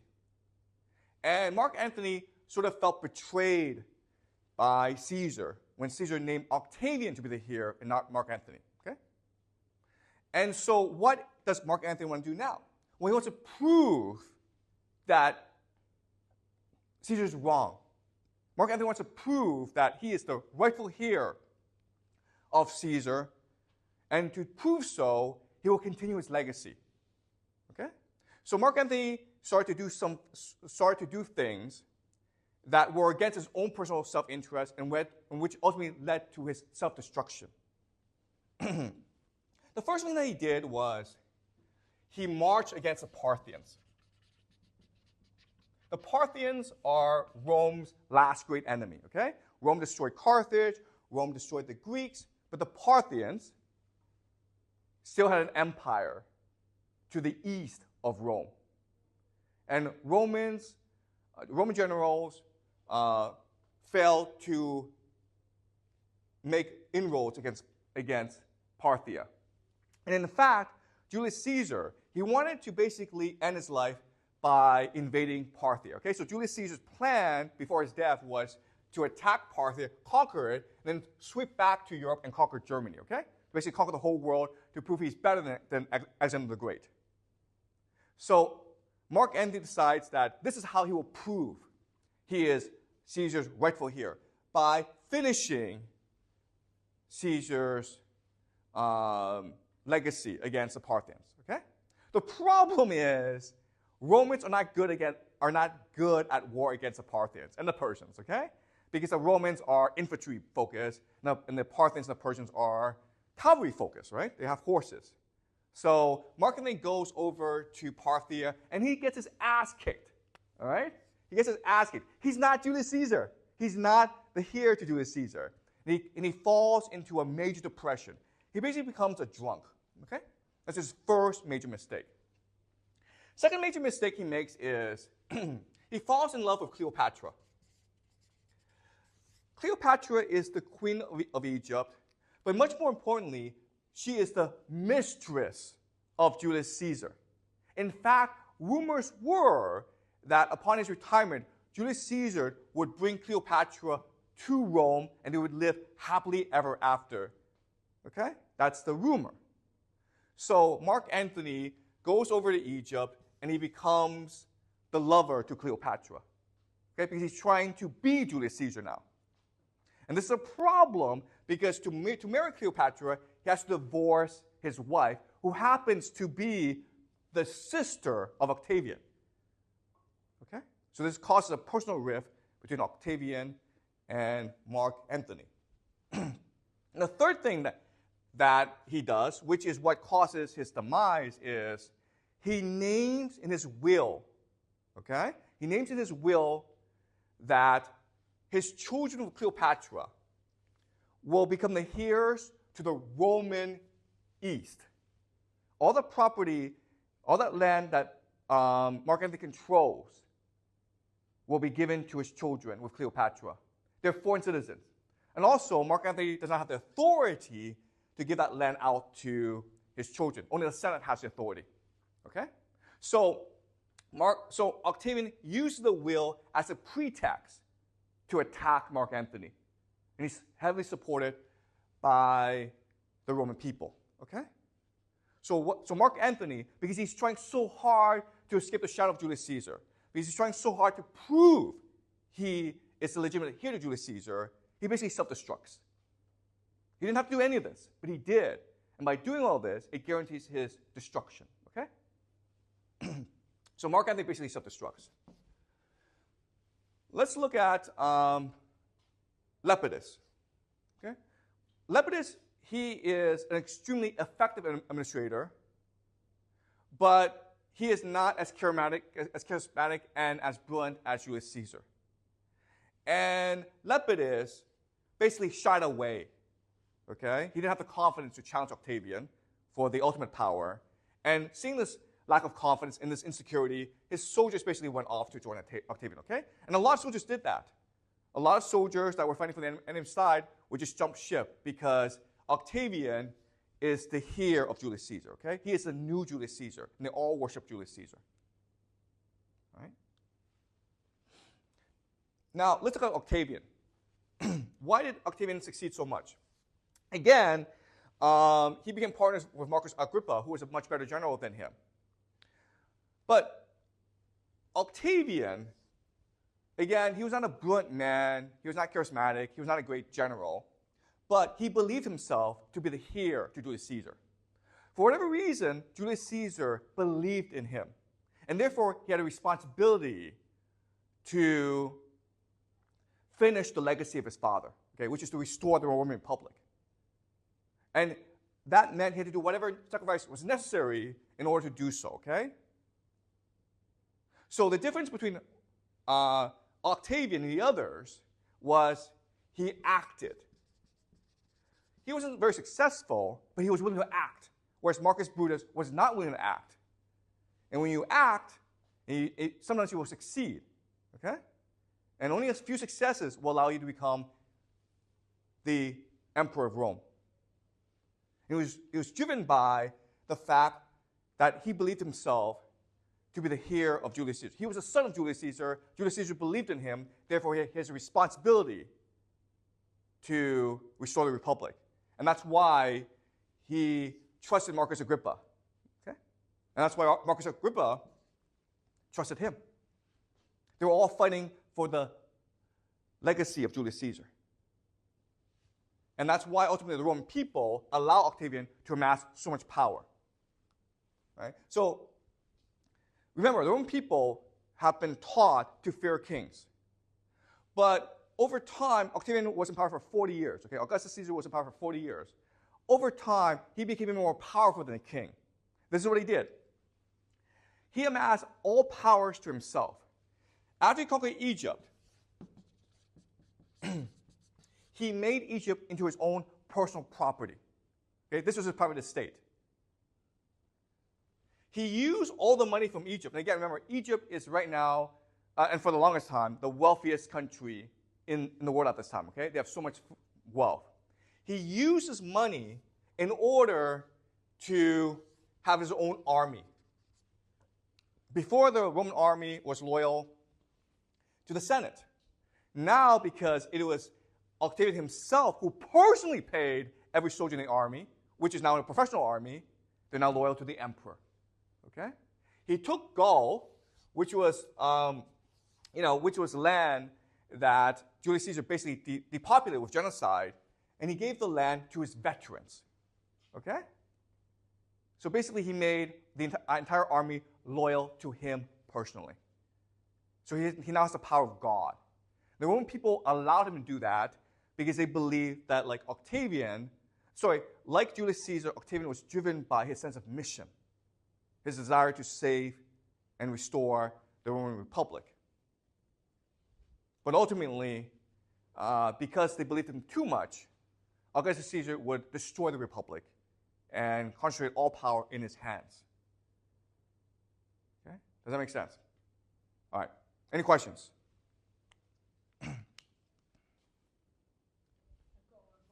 Yeah?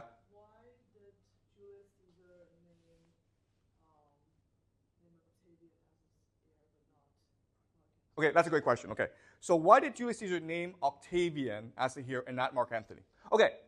So Octavian is the great nephew of Julius Caesar. So Octavian was Julius Caesar's sister's grandson, okay? And so Octavian basically grew up with Julius Caesar. Like, they knew each other very well. But as Echo says, Mark Antony is the man who was most loyal to Caesar, okay? The most trusted lieutenant of Caesar. Why didn't Caesar trust him? And the answer is, Caesar, as a genius, he doesn't care about loyalty. He cares about talent. He cares about ability. And Mark Antony was a notorious hothead. He had a violent temper. He was a drunk, okay? I mean, he just had like terrible personal qualities. So an example of this is while Caesar was off campaigning against Pompey, he put Mark Antony in charge of Rome. And all Mark Antony did was piss everyone off. He got in fights with the Senate. He was so bad that Caesar had no choice but to replace him with Lepidus. Okay? So Mark Antony was a notorious hothead. He was emotionally unstable. He was emotionally volatile. And so Caesar didn't really trust him, even though Mark Antony would give his life for Caesar. Does that make sense? Okay? So Octavian was considered much more competent, much more level-headed. And Caesar was correct in his assessment, because Octavian was a brilliant political manipulator, okay? Being an emperor is very hard. He was emperor for 40 years. So he had to balance all these different political factions within Rome, okay? So great question, Echo. Okay, any more questions or comments about this argument?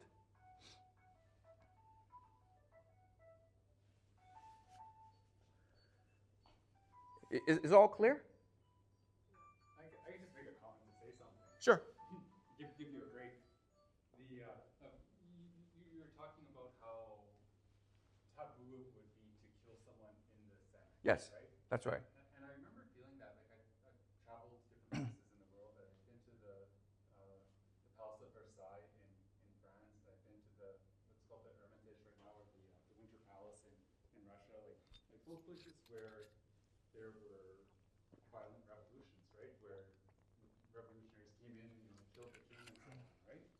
And I always understood that in the abstract, but like when you actually like go into the palace and you're surrounded with all the symbols of power and wealth. Yep. You start thinking about those assassinations differently. That like just how taboo it would have been, like how you were going against every symbol of. That's right. That you would have been surrounded with growing up in any sort of perspective growing up. You had to cross every. That's right.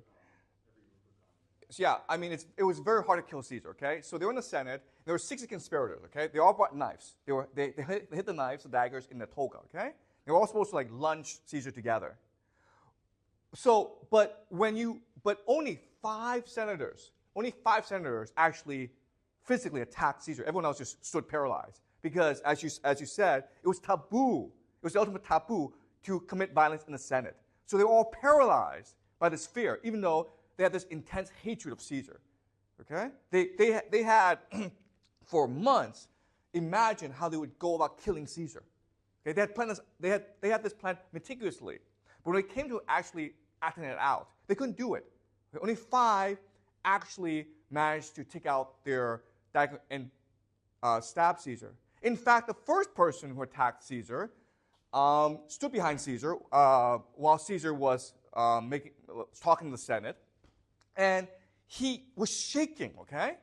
And he only managed to like pinprick Caesar in the back, okay? This is where we get the idea of backstabbing from. Okay? So, and Caesar didn't really notice. He was like, hey, what are you doing, man? Okay? Caesar wasn't really hurt by this. Even Caesar, even though he was being attacked, could not imagine that anyone would be so bold enough to break all these taboos and attack him. Okay, so I mean, it was an incredible act that forever changed Roman history. All right, it was just unimaginable that anyone could attack anyone in the Senate, like physically. Okay, especially the dictator, the Julius Caesar, who was considered divine and sacred by the Roman people. Okay, so it was an incredible act of violence. Okay, and only 5 people actually participated in attacking him. And it took a very long time because it was so hard to muster the strength to stab Caesar. And again, all these senators are like soldiers, okay? They're physically very strong. They're generals. They're used to killing people. So it wasn't fear of death. It was just fear of breaking this ultimate taboo of this Roman Senate. Okay? So thanks for that, Doug. Any more questions before I finish? Okay. So Augustus Caesar was considered the first and the greatest emperor of the Roman Empire. And like Julius Caesar, he did not consider himself the emperor. He considered himself like first citizen, okay, or the first man in the Senate. And his responsibility was to ensure the eternal prosperity and stability of the Roman Republic. And so towards his old age, he had to consider he had to consider the problem of succession, right? He was a great emperor, but the second emperor had to be great as well. And so his solution was this. His solution would be he would adopt the most competent relative that he had to be emperor. And he would create this new system where emperors would be adopted. Okay? So the best man in Rome would always be adopted into the imperial throne. And Augustus Caesar had the perfect man. His name was Germanicus. Germanicus was very much like Julius Caesar. Brilliant speaker, loved by his soldiers. The problem was that he was too young, okay? Germanicus was too young, so he needed a transition. And so he appointed his stepson, Tiberius, who was pretty old at this point, okay, to be the transition. Tiberius was not charismatic. He was not very popular, but he was competent. He was a competent administrator. He'd be emperor for like 5 to 10 years. And then when Germanicus came of age, then Germanicus would inherit the throne. And he'd be a good emperor. And as a good emperor, you would then be able to find someone else who had good talent, and you would appoint him the next emperor. If you had this system could go on forever, right? And so this is a brilliant system. The problem was Tiberius, okay? Tiberius didn't like the idea that he could not appoint his successor, okay? So what did he do? Well, he killed Germanicus. But not only did he kill Germanicus, he killed basically all of Germanicus' family, okay? And not only did he kill Germanicus' family, but he killed a lot of people, okay? And then he adopted someone named Caligula, who was Germanicus' youngest son, to be the emperor. And Caligula was a notoriously bad emperor, okay? So this system broke down very quickly. Even though Augustus Caesar, his intention was to continue the legacy of Julius Caesar and create an eternal prosperity for the Roman Republic. Okay? And by the time you got to Tiberius, the system collapsed. And you could make the argument that Tiberius marked the death of the Roman Empire. Okay? The Roman Empire would continue for another like 300 years, but it's basically dead. Okay? Meaning that it was racked by all these internal revolt and internal tensions. And it was only because of its size and inertia that it was able to continue for so long. Okay? So next class, we will finish Rome by discussing the Roman legacy. Okay? What is Rome's contribution to Western civilization? And this will mainly have to do with the legacy of Augustus Caesar. Right? Any questions?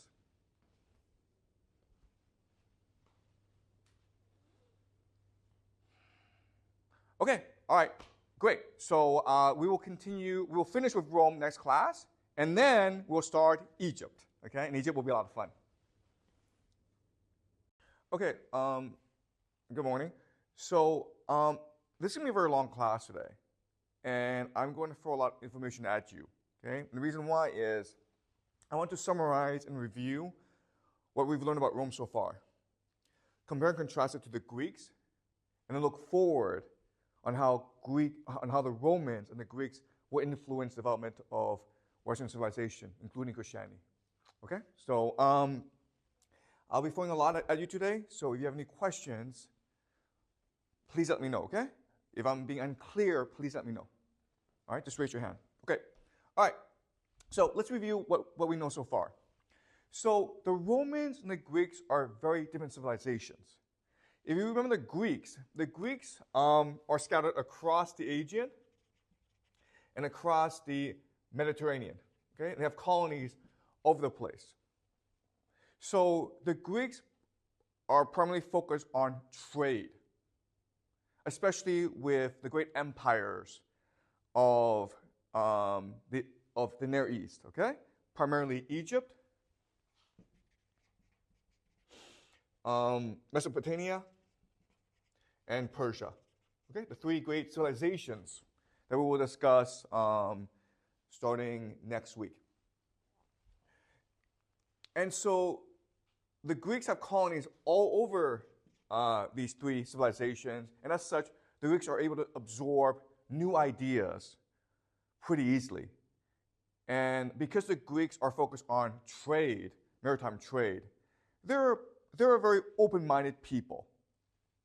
Okay? So that's Greek civilization. The Romans are completely different because they are across the Adriatic in Italy, and they're inland. So they're a much more insular and conservative people than the Greeks. Also, the Romans have historically been surrounded by very aggressive people, including the Latins, the Sabines, the Etruscans. And so Rome has always had to struggle to survive in this very hostile environment. And in order to survive, they developed a cultural system that made them the world's greatest military machine, okay? And the three pillars of this culture are piety, right? Piety. Obedience and loyalty to the gods, to Rome, and to your fathers. Second principle is the idea of liberty, which puts the nobility at the very heart and center of Roman society. Liberty means no kings, okay? No dictators, no tyrants. And the third and most important pillar is the idea of re publica, right? The public good. And the idea here is everyone must sacrifice himself for the honor and glory of Rome. In fact, it's a competition. You want prestige by winning new territory for Rome, okay?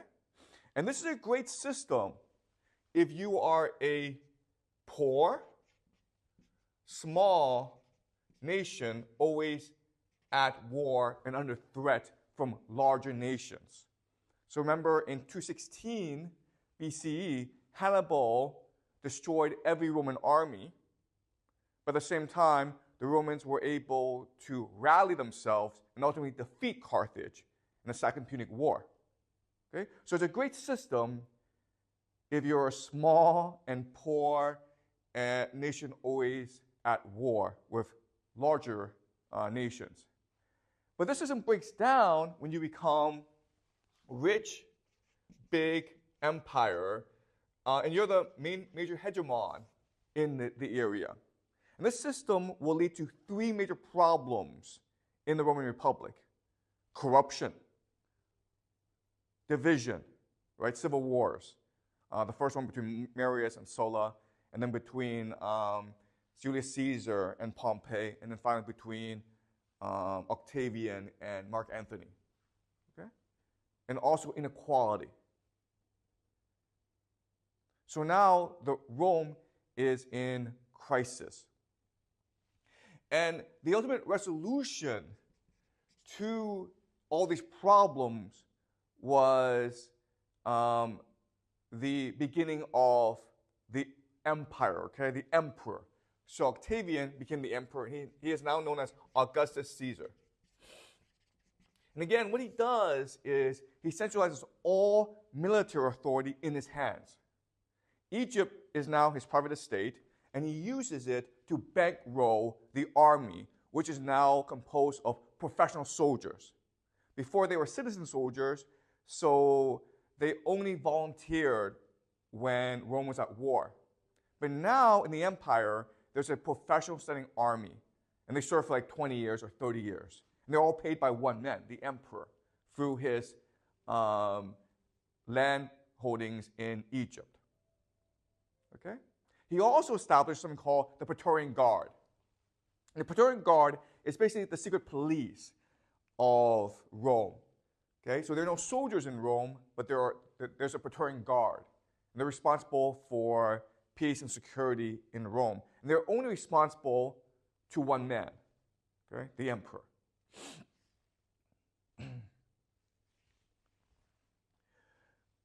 So even though Augustus Caesar has conquered Rome and basically most of the world, he still has three major problems that he must resolve if he is to be emperor fully, okay?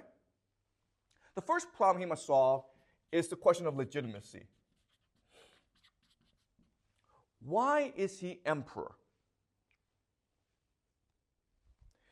And traditionally, in the ancient world, your legitimacy comes from your family. How old is your family? How established is your family? Now, there are two major myths about the founding of Rome. Okay? The first is Romulus, right? The first king of Rome. The second is Lucius Brutus. and the founding of the Roman Republic. Now, Julius Caesar and Augustus Caesar do not come from either of these two myths or families. Okay? So he has to construct a new myth that shows that his family, called the Julii, go way back. They go back to before Romulus. Okay? So while he was alive, Julius Caesar planted the seeds of this. Remember, Julius Caesar is a great myth maker. Okay? So the myth he came up with is this. There is a man named Aeneas. And Aeneas is from Troy.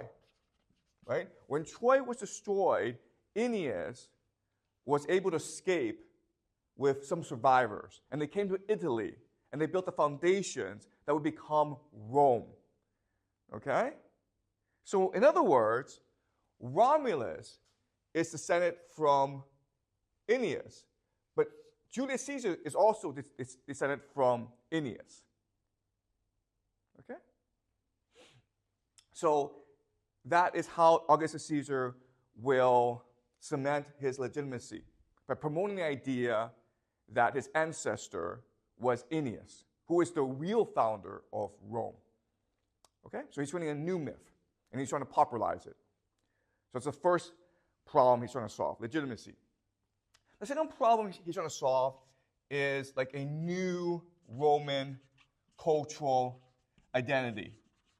Okay? So remember, the old Roman cultural identity was based on piety, liberty, and republica. And this creates problems if you're the emperor. Because remember, Marcus Brutus and Decimus Brutus, they thought that they were descendants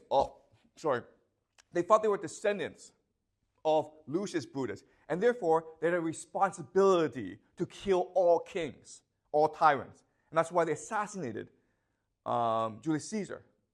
So you can't allow this cultural identity to exist, right? Because it will encourage other Brutuses to come kill you, the emperor. So you have to change this. Okay? You have to get rid of the idea of liberty and republica. Okay? You have to promote a new Roman identity focused on obedience. Okay? Piety and obedience. And then there's a third problem that Augustus Caesar must resolve as emperor, which is this.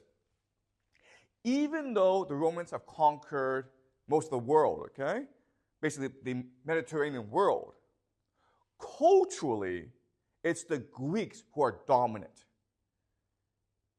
Because the Greeks have a superior culture. They have Homer, they have Plato, they have Thucydides, they have Aeschylus. Okay? So all Romans acknowledge the fact that Greek culture is superior. And as Romans embrace Greek culture, Augustus Caesar believes they are corrupted. Okay? For Augustus Caesar, he believes that Greek culture, it is too hedonistic. And that's ultimately what happened to Mark Antony. Mark Antony was this good Roman who went off to Egypt and became corrupted and seduced by Cleopatra and Greek culture. Mark Antony became more Greek, and that's why he betrayed Rome. Augustus Caesar also believed that's why Rome began descending into civil wars, because Rome was starting to embrace Greek culture, and it made everyone more individualistic, more hedonistic, more selfish. And that's why they fought these civil wars. Okay? So Augustus Caesar now has to somehow destroy Greek culture, or the influence of Greek culture on the Roman soul. And he knows the very essence, the very basis of Greek culture is Homer, especially the Iliad and the Odyssey. These two books were essentially the Bible of Greek civilization. This is how children were educated. When they were young, they memorized the Iliad and they memorized the Odyssey. And that's what taught them how to speak well, how to think well, and how to debate well. Okay? So Augustus Caesar understands that to defeat Homer, he needs to have another, he needs to create a Roman epic to replace Homer in the schools. So he invited a man named Virgil, who at this time is considered the greatest living Roman poet, to write another epic in Latin to replace Homer as a cornerstone of the education system, okay? And he wrote something called the Aeneid, which is really about the journey of Aeneas as he creates Rome, as he founds Rome. Okay? So from 29 BCE until 19 BCE, for about over 10 years, Virgil worked on the Aeneid under the direct supervision of Augustus Caesar, okay? So they were basically co-authors. Virgil was a poet. He was the one who could put the words together. But it was Augustus Caesar who had the vision of what the Aeneid should be.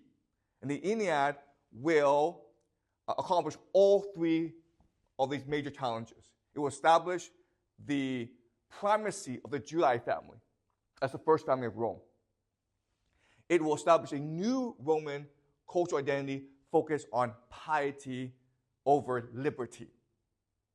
And it will show that Greek culture is one of corruption and hedonism, and it must be repelled. Okay? So you can make the argument that Virgil's Aeneid is the greatest work of propaganda ever in human history. Right? So that's what I will show you today, okay? To do this, what I will do is compare and contrast the Iliad and the Odyssey with the Aeneid to show you how different the Roman worldview is from the Greek worldview. Okay? So before I start, are there any questions about this framework? Is this clear to you? Okay. All right. So let's start with the Iliad. Okay. And remember, this is a very important idea. Homer and Virgil are two different individuals. Okay, they're both poets. But Homer was writing when Greek civilization was just beginning. So he's trying to create the seeds of civilization. Okay? He's trying to be a great teacher. Virgil is writing when Rome is an empire that is everywhere and everything. It's basically God. Okay? So he's trying to teach people how to be part of this empire. Okay? Do you understand? So you can argue that Homer is an educator, whereas Virgil is a propagandist. All right? Okay. So let's talk about the Iliad.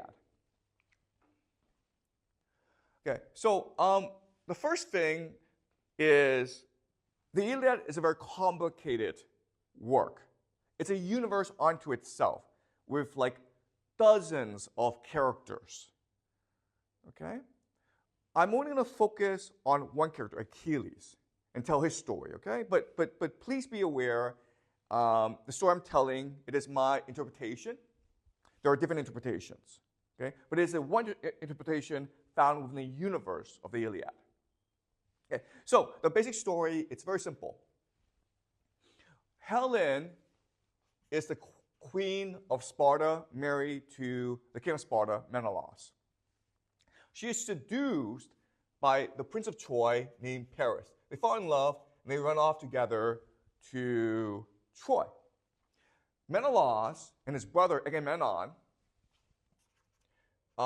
they raise an army to rescue Helen, or to retrieve Helen back from the Trojans, who refuse to give her up.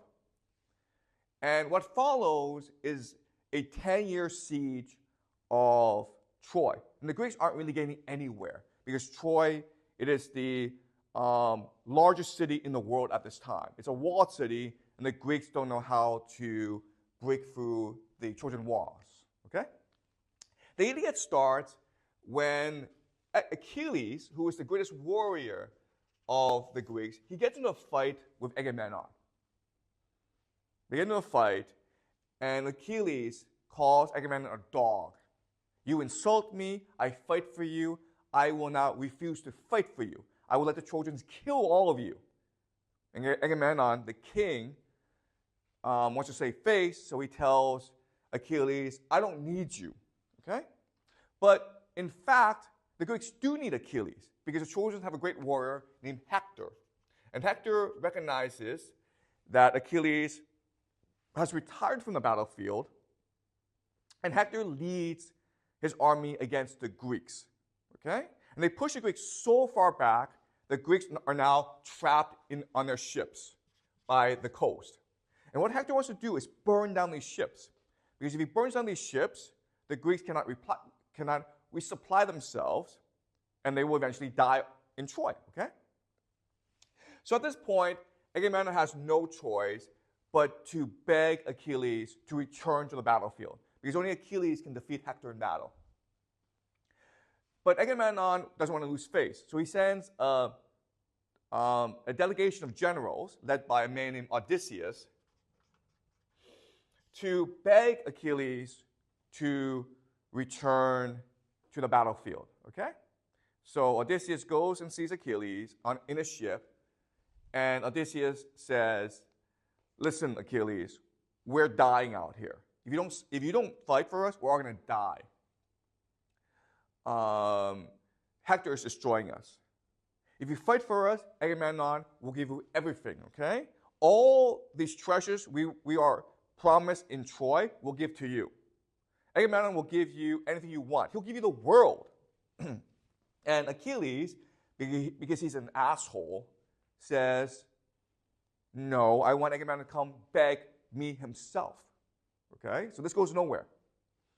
And Agamemnon refuses to come beg, so the Trojans advance further and further, and they're about to burn their ships. Patroclus is best friends with Achilles, and he sees that Achilles is conflicted because Achilles wants to jump into the fray. Achilles had a prophecy before he came to Troy, okay? And the prophecy is this. He has a choice. He can either choose to die an old man at home and be a nobody, or come to Troy, die young in the battle, and be remembered forever as the greatest champion of the Greeks. And for Achilles, that's not a choice, because for him as a warrior, he loves to fight. He can only achieve eudaimonia in battle. Okay? So for him to sit in a ship and watch the Greeks being destroyed, it is the worst punishment on earth. But at the same time, Achilles, he's arrogant, he's vain, and he demands Agamemnon to come apologize, which Agamemnon's not going to do. Okay? Agamemnon would rather see the entire Greek army demolished than to apologize to Achilles. So Patroclus tells Achilles, listen, let me jump into the battle to save the ships. And Achilles says, fine, I will let you stop the Trojan advance, but do not, under any circumstances, fight Hector in battle. So Patroclus jumps into battle, and he fights the Trojans. And then what does he do? He fights Hector, right? And then what happens? He gets killed. Achilles hears about the death of Patroclus, and Achilles is so angry at the death of his best friend that he forgives Agamemnon. He lets go of his anger at Agamemnon and directs it at Hector. He jumps into battle, he challenges Hector to a duel, and he kills Hector. Okay? Then what he does is he takes Hector's dead body, he ties it to his chariot, and then he drags Hector's body around the walls of Troy. And on top of the walls of Troy are Hector's parents, King Priam and Queen Hecuba. And they are screaming in anguish. They hate this devil who not only killed their son Hector, but now is now humiliating and mutilating him in front of the entire Trojan people. Okay? So at this point, you would think that Achilles has achieved immortality. He's defeated Hector in battle, he saved the Greek army, and he'd be very happy. But it turns out he falls into a deep depression. He cannot sleep. He cannot eat. All he does is think about Patroclus. But he's so depressed, he can't even cry for Patroclus. So, this is where Homer is really the first psychologist. Because Achilles is feeling this way because he is racked with guilt. If you think about it, it wasn't Hector who killed Patroclus. It was Achilles who killed Patroclus. Why? Because Patroclus wouldn't be dead if A, Achilles did not get in that stupid fight with Agamemnon. Okay? B, Achilles just forgave Agamemnon when Odysseus came begging. Okay? And C, if Achilles did not agree for Patroclus to go into battle. Okay? So, without knowing it, because Achilles lacks self-awareness, he is trapped by his guilt over the death of Patroclus. And he is taking out his rage on Hector, okay? He is supposed to return Hector's body for a ransom to the Trojans. Because everyone believes at this time that the dead can only find peace in the afterlife if they're buried, okay? So, for Achilles to torment Hector's body like this means that Hector can never find peace in the afterlife. His father, Priam, is back in Troy, and he can't sleep either because he's depressed over what's happened to his son. So eventually, the gods broker a peace deal, okay? And they tell Priam to go to Achilles, and Achilles will return the body to Priam. All right? So late one night, Priam sneaks into the tent, and he's standing behind Achilles, who is busy discussing military matters with his generals. And at this point, Priam can take out a knife and stab Achilles to death. And he wants to because he's so angry at this man who's killed and mutilated his son Hector.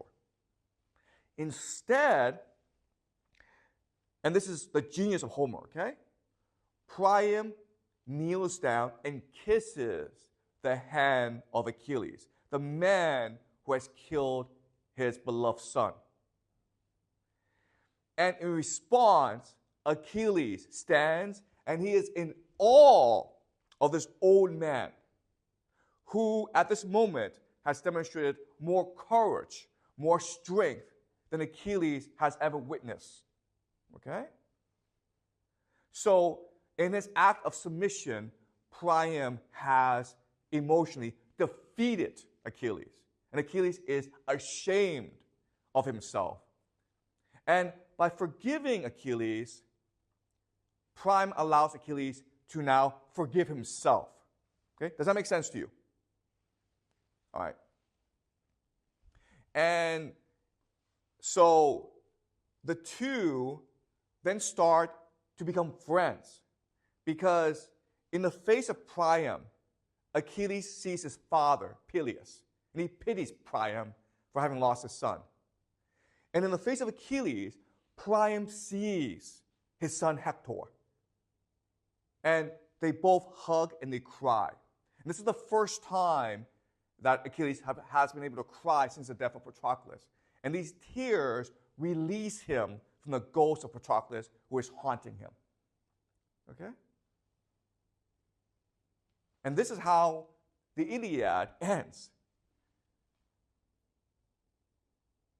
What we've witnessed in the Iliad is a character transformation of Achilles from a cold-blooded, merciless, vain and arrogant warrior into a man who is capable of pity, self-reflection, and self-forgiveness.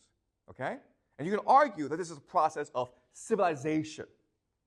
And so the point of the Iliad is, even though it's about war, it's really making the argument that love is the basis of civilization. It is what unites us and inspires us. Love is the unifying force of the universe, right? Even though Priam and Achilles are the most bitter enemies, because of Hector's love for because of Priam's love for Hector, and because of Achilles' love for his father Peleus, they're able to find common ground and become friends. Right? That's the Iliad. Does that make sense? All right? So again, it is arguably the greatest work of literature in human history. And this is only one interpretation. There are different interpretations, okay? But you can see how rich and complex, sophisticated the Iliad is. Okay? It is, by reading it, you'll be inspired to reimagine yourself and the world around you. Okay? That's how powerful it is. All right. Now let's move on to the Odyssey. The Iliad is about Achilles and his transformation into self-awareness. The Odyssey is about Odysseus. And unlike Achilles, Odysseus does not want to go to the Trojan War. Okay? Achilles jumps at the chance to win glory at Troy. But Odysseus was given a prophecy, which is this. If he goes to Troy, he will be gone for 20 years. He lives in Ithaca with his wife, Penelope, and they just had a newborn son, Telemachus. Okay? And the prophecy is, if you go to Troy, you'll be gone for 20 years. 10 years at war in Troy, 10 years lost at sea. And Odysseus, who loves his family, does not want to go to war. Okay? So he pretends to be crazy, insane. And so what he does is he takes salt and a plow, and he plows the field and salts it, which kills the field. Okay? So clearly this is a sign of insanity. But the Greek soldiers who come to retrieve him are determined to get him because they know that Odysseus is the most strategic and the wisest of the Greeks. He will be the one who will deliver victory to the Greeks in Troy because Odysseus will come up with the Trojan horse strategy, right? It is his idea, the Trojan horse strategy. So they need him. So to test him, to see if he's really mad, they put his son Telemachus, who's only like 6 months old, in front of him, okay? So if he's really crazy, he would run over his son. If he's not crazy, then he would stop. And obviously, he's not going to run over his son, okay? So his trick has been revealed, and he's forced to go to war. And he hates going to war, okay? But he's determined to win the war for the Greeks. The first reason is he believes the Trojans are unjust. How dare you steal another man's wife? Right? Second reason is he wants to build a legacy for his son Telemachus, right? He wants to go home to Ithaca and tell his son what a hero he is. Okay? He wants to build a legacy for his son. Right? And the third thing is he wants to reunite the family which has been broken, right? Menelaus and Helen. Just as he wants to return to his wife, Penelope, okay? So this is what we call his worldview. The way he understands the world. And the worldview is what allows us to be human and to exist, right? The worldview explains to us who we are, what do we want, and what we should do. The problem is, after Odysseus comes up with the Trojan horse, they sneak into the city and they open the gates. the Greeks come flooding in, okay? And now it's total mayhem because the Greeks are killing everyone inside the city. Odysseus kills a Trojan soldier who's attacking him. The Trojan soldier falls to the ground. And then suddenly, his wife screams at the death of her husband, and she comes and sobs at the body of her dead husband, okay? And this creates something called cognitive dissonance. Okay? Cognitive dissonance is when the worldview and the reality do not match. There's conflict between the reality and the worldview. Remember, Odysseus came to Troy for justice, to build a legacy for his son Telemachus, and to reunite a family. And what he's doing now is destroying families. The Greeks are just massacring everyone. It's not justice. It's just slaughter. It's just complete mayhem. And so what happens is Odysseus is traumatized by what he sees. Okay? And this is what we call PTSD, right? Post-traumatic stress disorder. And after Troy, Odysseus becomes lost at sea, and he becomes like a sex slave to a goddess named Calypso. Okay, so he's stuck on an island for 7 years, and there's a goddess called Calypso who's trapped him, and he's basically like a sex slave. Okay, and every day when he's not having sex with Calypso, which sucks, he's crying on the beach. Okay, he has PTSD, and he doesn't even want to go home because he's ashamed to face his family. He's so ashamed by what's happened in Troy, he cannot face his family. So he's just stuck where he is. Meanwhile, at home, Penelope, his wife, she is waiting for him to return. But after some time, people think Odysseus must be dead. So there's about 100 young men, 100 suitors, who come and demand her hand in marriage. Okay? But she refuses to believe Odysseus is dead. So she falls into depression as well. Right? She's waiting for her husband to return, but all the signs are that he's dead. She's been courted by 100 suitors, and she can't say no to any of them because she's afraid her husband is really dead, and she doesn't want to be alone, okay? So she becomes depressed as well. She becomes paralyzed. So she's stuck, all right? This means that Telemachus, the son, is stuck as well. And he becomes a depressed teenager because if Odysseus were dead, he would inherit his legacy. He could become his own man. But Odysseus is not dead yet. No one knows if he's dead or alive. So he's stuck where he is. If Penelope were just to marry and go somewhere else, he would inherit the property, right? But she's just stuck in her room. So he's depressed as well. So this entire family, okay, is depressed. Odysseus is depressed. Penelope, Telemachus, they're all depressed. So they're just stuck there. Athena, who is the goddess of wisdom, okay, and she favors Odysseus. Athena sees all this from up high Mount Olympus, and she pities the family. And she resolves to bring the family back together again. So she goes and tells Calypso, hey, you've had your fun, but you have to let Odysseus go, okay? So now Odysseus is free to go home. Then Athena tells Odysseus, listen, when you go home, you can tell Telemachus who you are, but don't tell Penelope and anyone else who you are, because you might be killed, okay? There's 100 suitors who would kill you if they knew who you were. So Athena disguises him as a different person, as a beggar, basically. Beggar.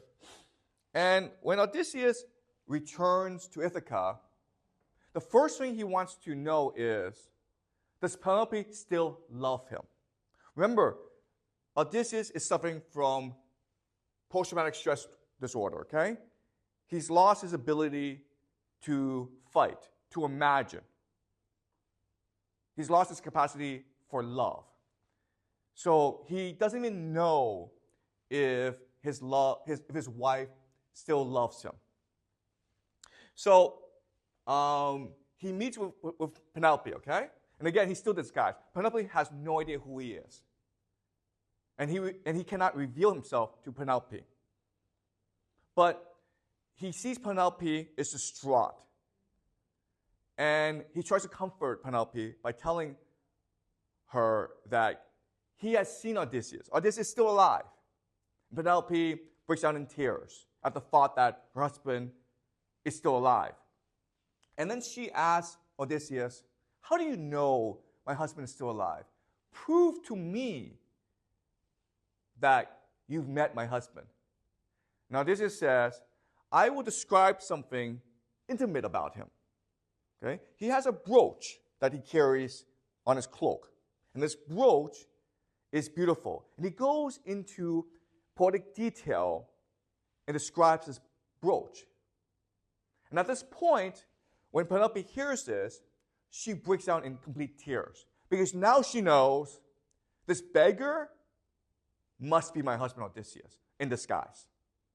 How does she know? Because only Odysseus would know all the details of the brooch. What is the brooch? The brooch is what Penelope gave Odysseus as Odysseus set sail for Troy, right? It is Penelope's gift to him, and it is Odysseus' promise to her that he will return. So even though Odysseus has lost the brooch in war and at sea, the brooch is implanted in his mind. The brooch symbolizes his everlasting love for Penelope. Okay? So now that Penelope knows Odysseus has returned, they still have to figure out how to get rid of these 100 suitors, okay? How to kill them, because they're still a threat to the family. So Penelope has this great plan, okay? She's going to organize an archery contest. Odysseus has a bow. If the suitors can string the bow and shoot a target, then Penelope will marry that suitor. So she organizes this competition, and all the 100 suitors, they fail one by one. Okay? They cannot string the bow together. Then the beggar, who is Odysseus, says, let me try. And the moment he strings the bow together, the suitors are afraid because they know this can only be Odysseus. Only Odysseus can string the bow together and use it. And then one by one, Odysseus takes his bow and he kills all the suitors. What the bow symbolizes is his identity, who he is. The bow, by stringing it together, it represents the resurrection, the stringing together of his worldview. Okay? He now remembers that he's a father, a hero who fights for justice. He fights to protect his family. That's who he is, really. Okay? And so this story is the power of love to heal trauma after war. And again, the main message is love is the unifying force of the world. It is what will heal you. It is what will bring people together. Okay? Okay, so that's the Iliad and the Odyssey. Does that make sense? And again, the argument is love is the basis of civilization. It is the thing that makes us human. It is what gives us our strength, our courage, our power. Okay. So, are you clear about the Iliad and Odyssey before I move on to the Ennead? Any questions? Okay, let's do the Ennead.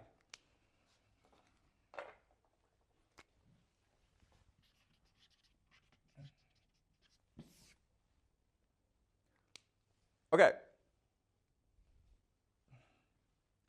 So neither the Iliad or the Odyssey talks about the Trojan horse. But the Ennead, the first thing it does is talk about the Trojan horse. So the Trojans wake up one day and they find this huge Trojan horse, wooden horse, outside their gates. And most are like, this must be a Greek trick. Let's just burn it down, okay? But then they capture a Greek soldier. And this Greek soldier is very eloquent. With logic and with beauty and with power, he tells a false story of how the Greeks became disheartened by the progress of the war, and they decide to sail home. And to ensure their safe journey home, they built a wooden horse for the gods to win their favor. Okay? And the story is so moving and so beautiful, the Trojans believe him. Okay? And they let the Trojan horse in. So the Iliad is not as subtle as the Iliad or the Odyssey, okay? It's propaganda. So what this is telling us is this. The real Trojan horse is Greek culture, right? Logic, philosophy, and theater, okay? That's what Greek culture is. Logic, philosophy, and theater. And that's what the Greek soldier uses in order to manipulate the Trojans, to lie to them. Okay, so the message here is, if we Romans embrace Greek culture, embrace logic, philosophy, and theater, then our culture will be destroyed. The real Trojan horse is Greek culture. Therefore, we must resist it at all costs.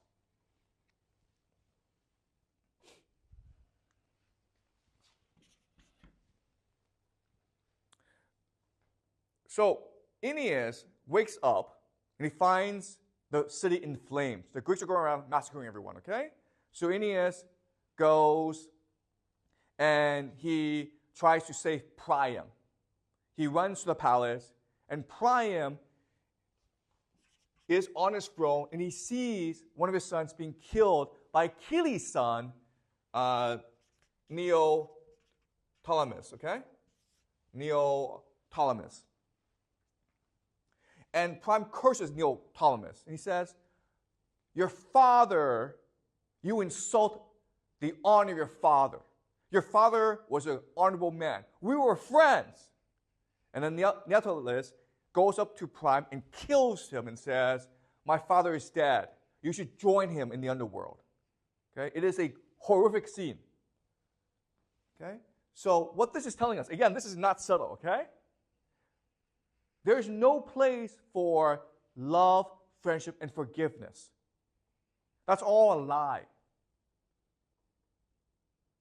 It's all just trickery. Okay? Only brutality and force will triumph in the end. Aeneas is trying to save Priam, but then Priam dies. And then he discovers that hiding somewhere, he sees Helen. Okay? And he thinks that Helen is the one responsible for all of this. She's a whore. She's a slut. If she just did her duty, if she just stayed at home where she was supposed to be, this war wouldn't have started. So he really wants to kill her, okay? In fact, he is about to kill her. Then suddenly, a goddess named Venus, okay? Also, so the Romans call her Venus, the Greeks call her Aphrodite. And she is the mother of Aeneas. She appears before her son and says, my son, you are destined for greater things. Leave Helen. Return to your family. So Aeneas has no choice but to obey his mother, and he runs home. And he sees that his family is fine. His son is named Julius. He has a father and a wife, and they're fine. So he's like, okay, you guys are fine. I'm going to go and kill some Greeks. I'm going to die with this city. I'm going to fight until my dying breath to save my city. And the wife and the father are begging him to not go because you are one man against an entire army. You're going to get killed. But Aeneas is stubborn, and he's angry right now. Suddenly, Julius here is on fire. And it's like a golden crown, okay? And the father says, you see, Aeneas, this is a sign. This is a sign that your son will be the founder of a great empire. Okay, we know this empire to be called Rome, okay?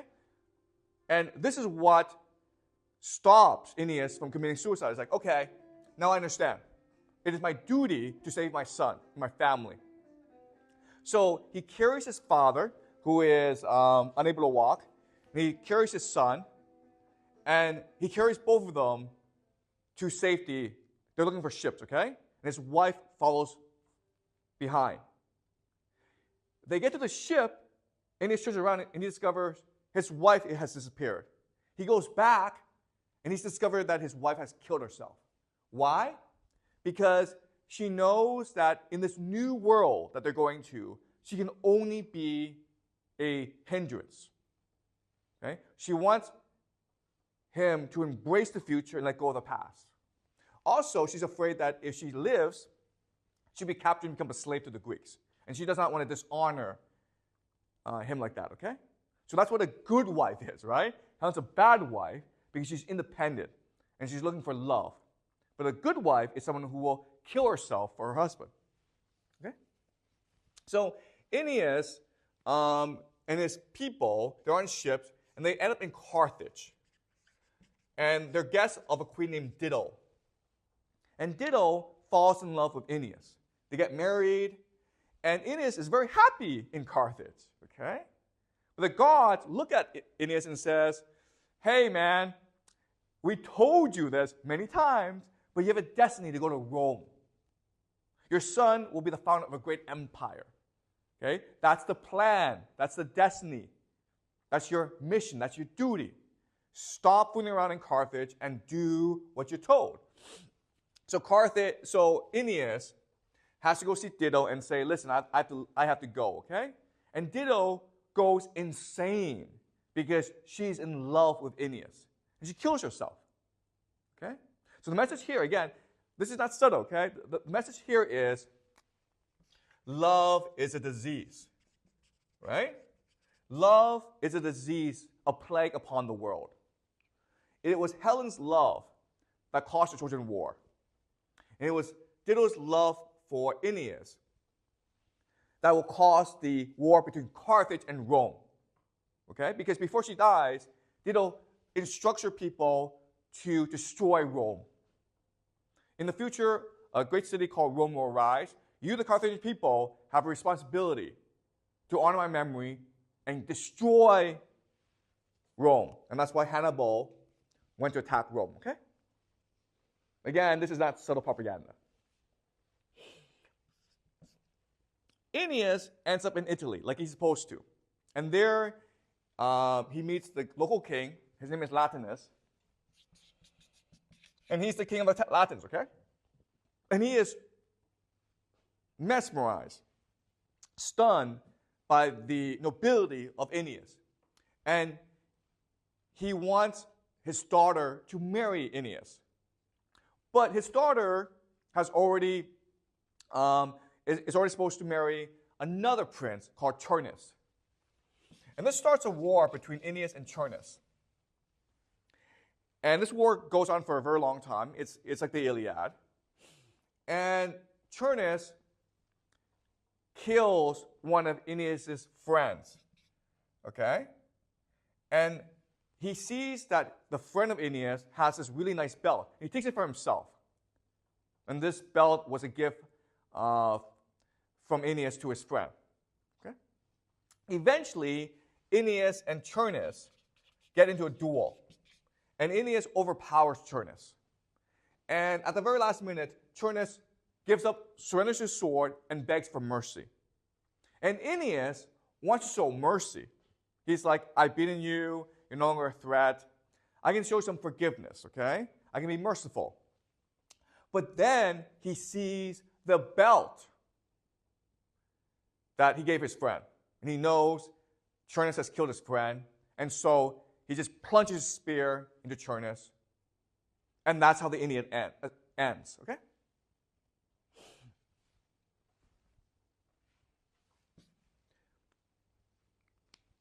Now, the Iliad is very confusing for scholars because it's pretty awful. And so scholars have debated whether or not Virgil was able to finish the Iliad. And the argument is the ending is too abrupt, and therefore Virgil couldn't have finished the Iliad. Okay, it's unfinished. But if you think about it, it is finished, okay? Because remember, in the Iliad, we see a character transformation of Achilles, right?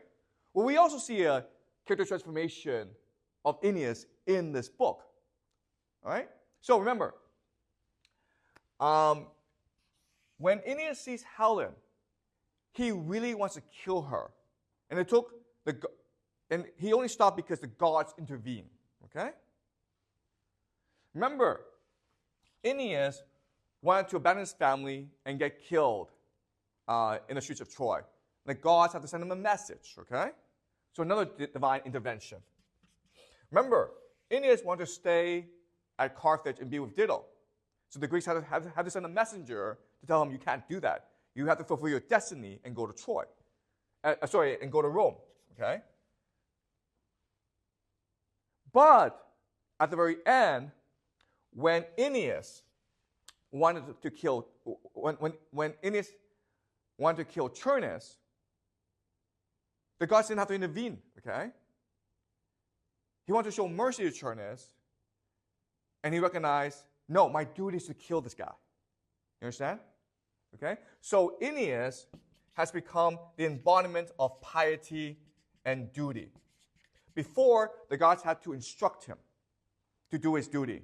Now he recognizes what his duty is, and he embraces it. Okay?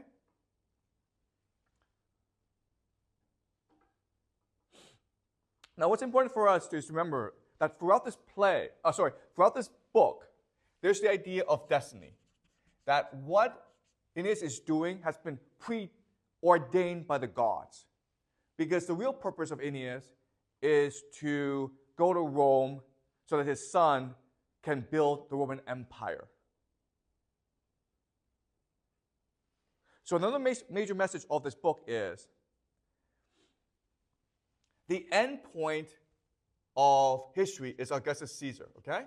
Everything that is happening is to move towards, converge to Augustus Caesar. Because Augustus Caesar will create the Pax Romana, what we call the Roman peace, which is the idea of eternal peace.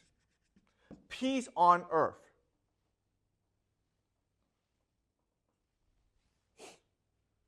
Remember that before Augustus Caesar, there were all these civil wars that were killing millions of people, right? Well, after Augustus Caesar became emperor, there is now the Pax Romana, eternal peace on earth. And this is the end point of history. The Roman Empire will mean there will no longer be any wars. There will no longer be any conflicts. Why?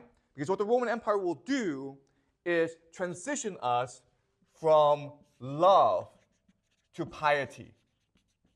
Okay? Homer believed that love is the basis of civilization. What the Roman Empire will show is that piety is the basis of civilization.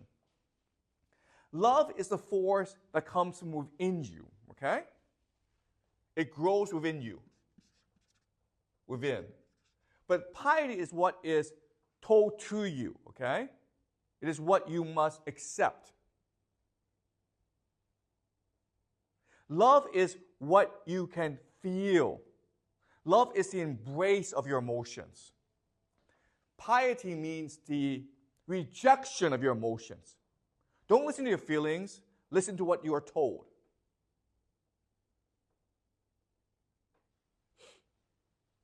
By embracing your emotions, you have imagination. Okay? But piety believes imagination is destructive. What matters is stability and harmony. Okay? Stability. Stability and obedience is what will give peace to the world. Okay? So for Homer, love is the unifying force of the universe. But for Virgil, love is the force that creates conflict in the universe, right? Think of Helen, think of Diddle. For Homer, the imagination is the animating force of the universe. It is what gives life. But for Virgil, the imagination is the destructive force of the universe. It is what destroys. It is basically you disobey that creates chaos and conflict.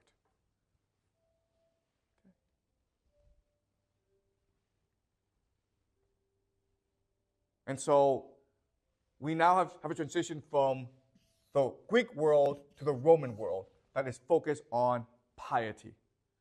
What Virgil is trying to create is the idea of eternity, right? Eternity. Something that lasts forever. What Homer is trying to create is the idea of infinity. How we can create the world through our actions and emotions. Okay? In the Pax Romana, under Augustus Caesar, all you have to do is obey and the world will be perfect. We have come to the end of history. History has stopped because we have found perfection. We have found the perfect model to organize human civilization. We are the perfection, we are the end.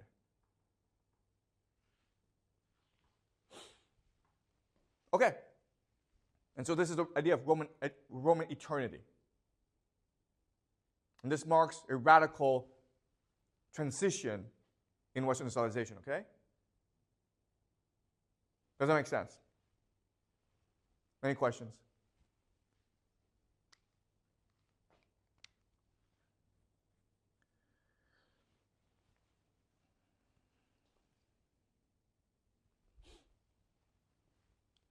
One last point is this, okay? The Romans were like the most non-creative people in the world, okay? They were anti-creative. So everything that they had, they stole from somewhere else, okay? So the question then is, where did they get the idea of eternity from? Can you guess? Egypt. Okay? Next class, I will show you that the Romans are using the Egyptian sense of eternity. All right? Okay. So I know this is a lot to take in, so feel free to ask for clarification on any points, okay? Are you okay with this? I've got one question. Sure. You said that Romans rejected the Greek culture. Augustus Caesar wants them to reject Greek culture, but they cannot reject Greek culture because it's so powerful, right? So, okay, so this lecture is not about what happens in reality. This lecture is about the new conception of reality as introduced by the Roman Empire. Okay? But eventually, this will become the new reality. But it will take time. Okay?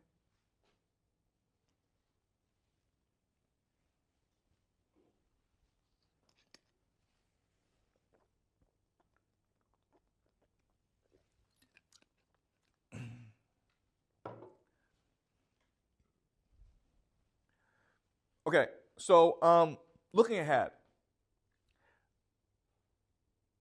the Romans will introduce a new idea that will make piety and obedience the cornerstone of society. Okay? This idea is called Christianity. Okay, looking ahead, right? This is not happening right now because the Roman conception is not as appealing as the Greek conception. Okay? But eventually the Romans will create a new religion called Christianity that will dominate and make piety the cornerstone of society and civilization. Okay? But looking ahead. Any questions?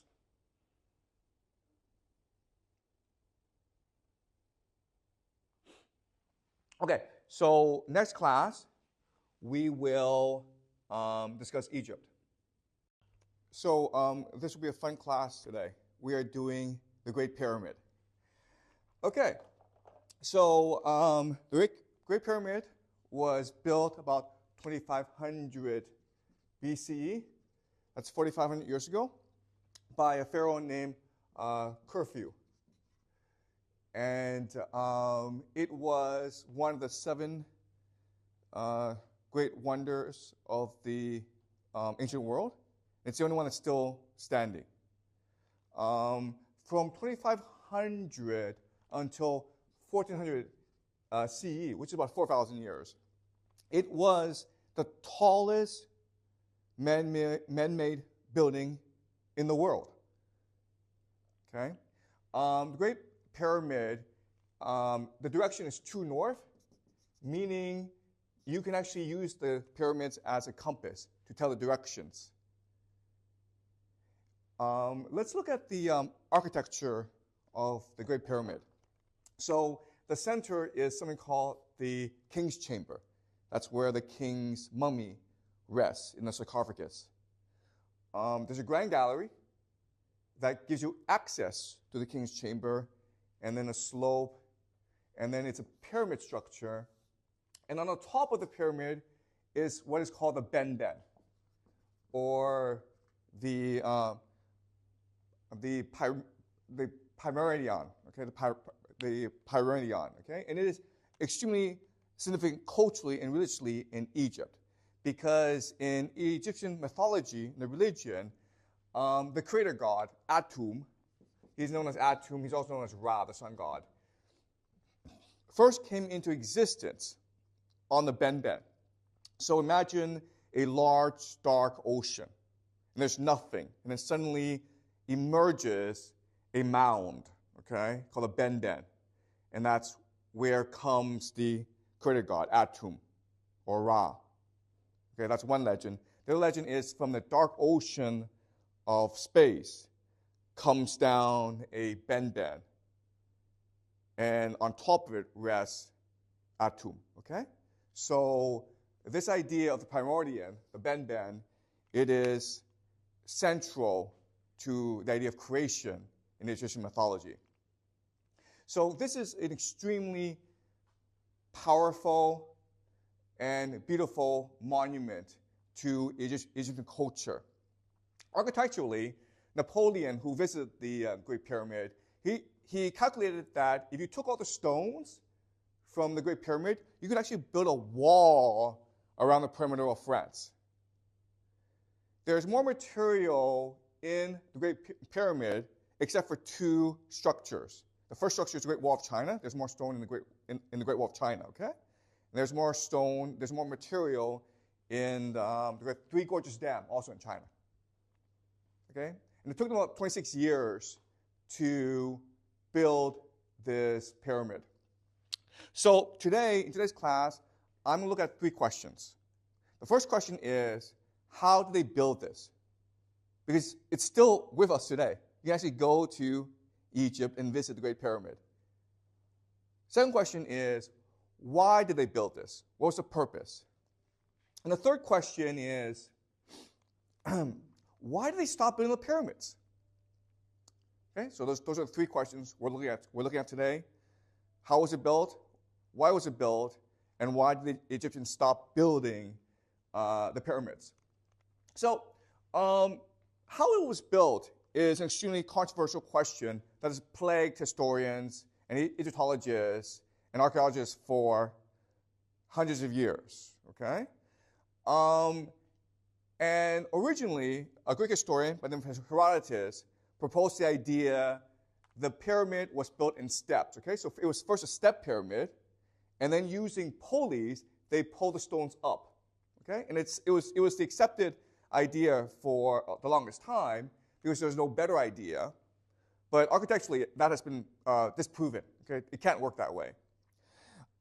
Then, about 10 years ago, there was a French architect named Jean-Pierre Houdin, okay? H-O-U-D-I-N, Houdin.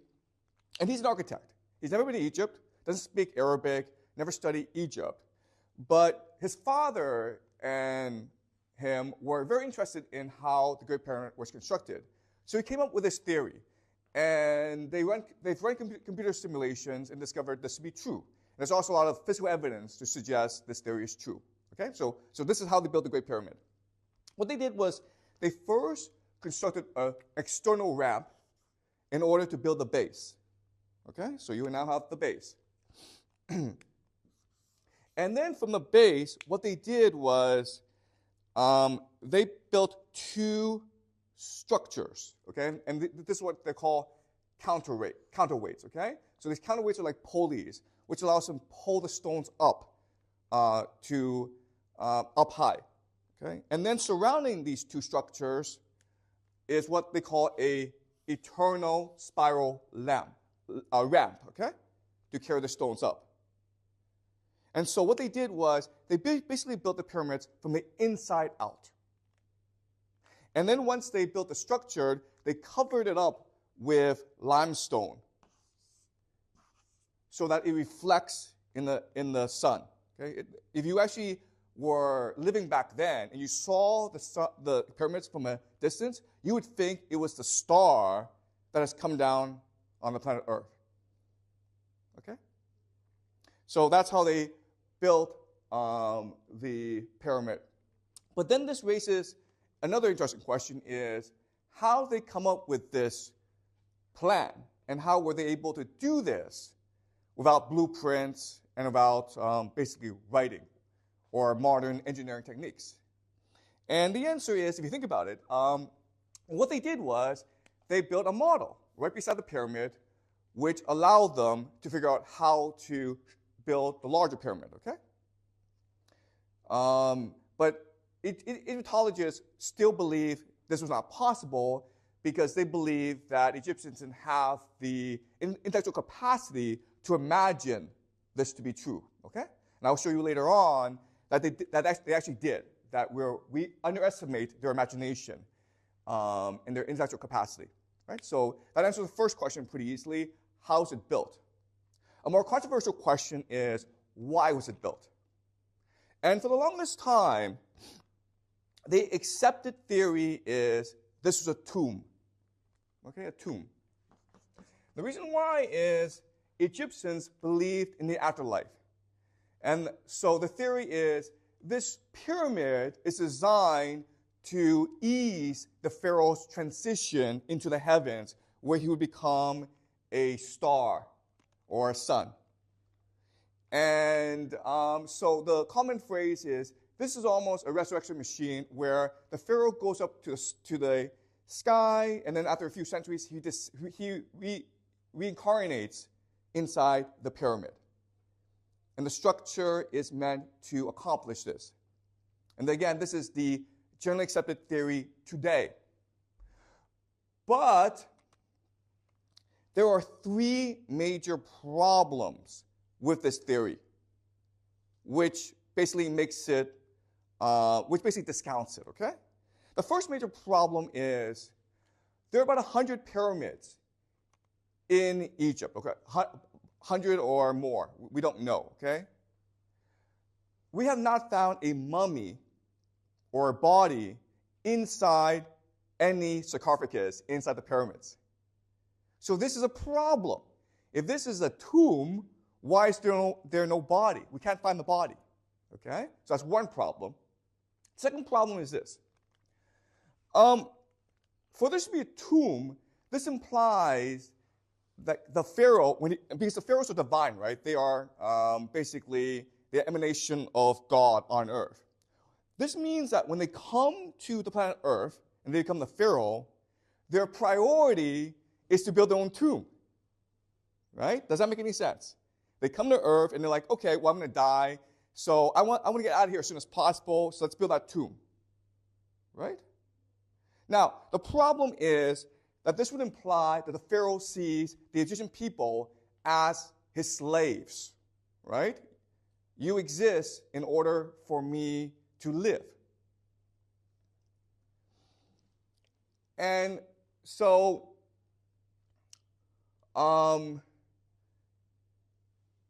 but the problem is that in Egyptian mythology, gods are considered benefactors of the human race.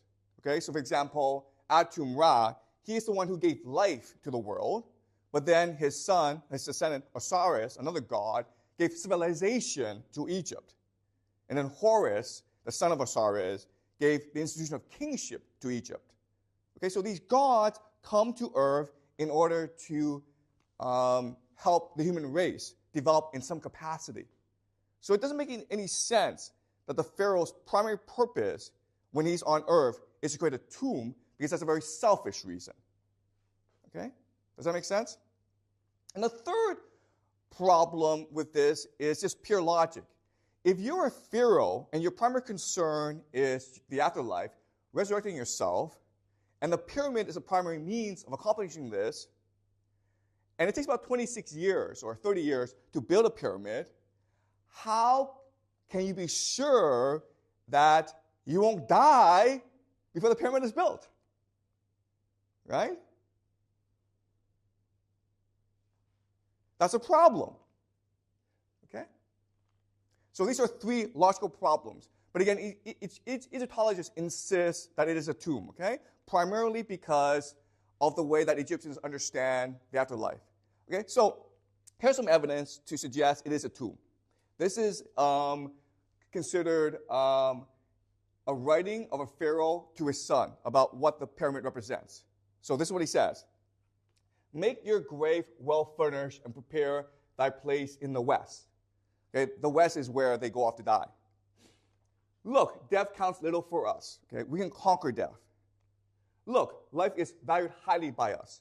We want to become immortal. The house of the dead, meaning the tomb, is for life.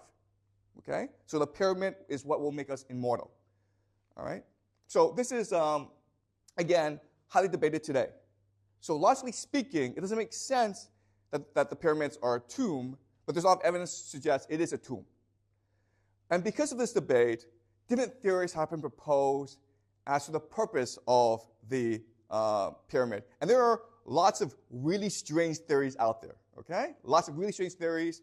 One really interesting theory was proposed by a man named Nikola Tesla, the creator of electricity, basically. And his idea was this. He studied the architecture of the pyramid, and he proposed the pyramid was a battery system, okay, in order to create free,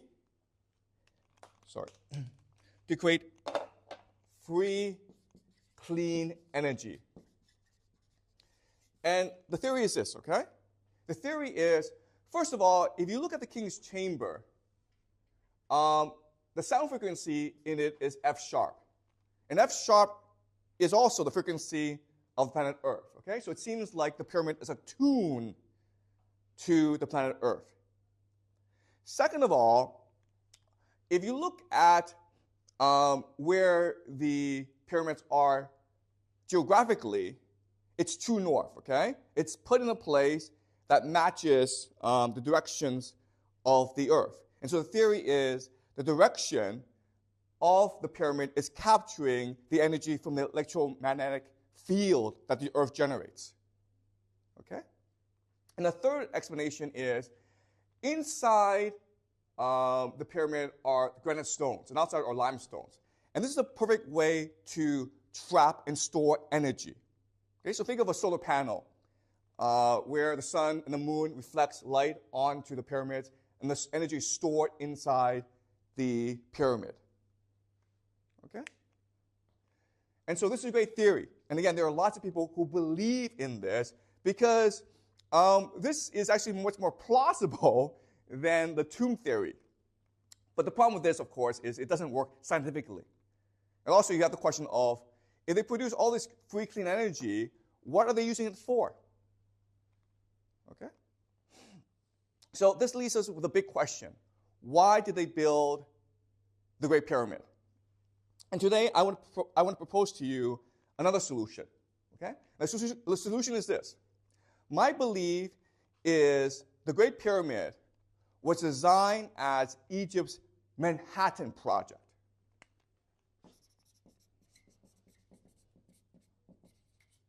Okay? The Manhattan Project, as you know, was a World War II project in order to build the nuclear bomb. And you can argue nuclear bomb is humanity's greatest invention ever. It took about 130,000 people over 5 to 6 years working in the United States, in Canada, in UK. And these are the best scientists in the world at this time, okay?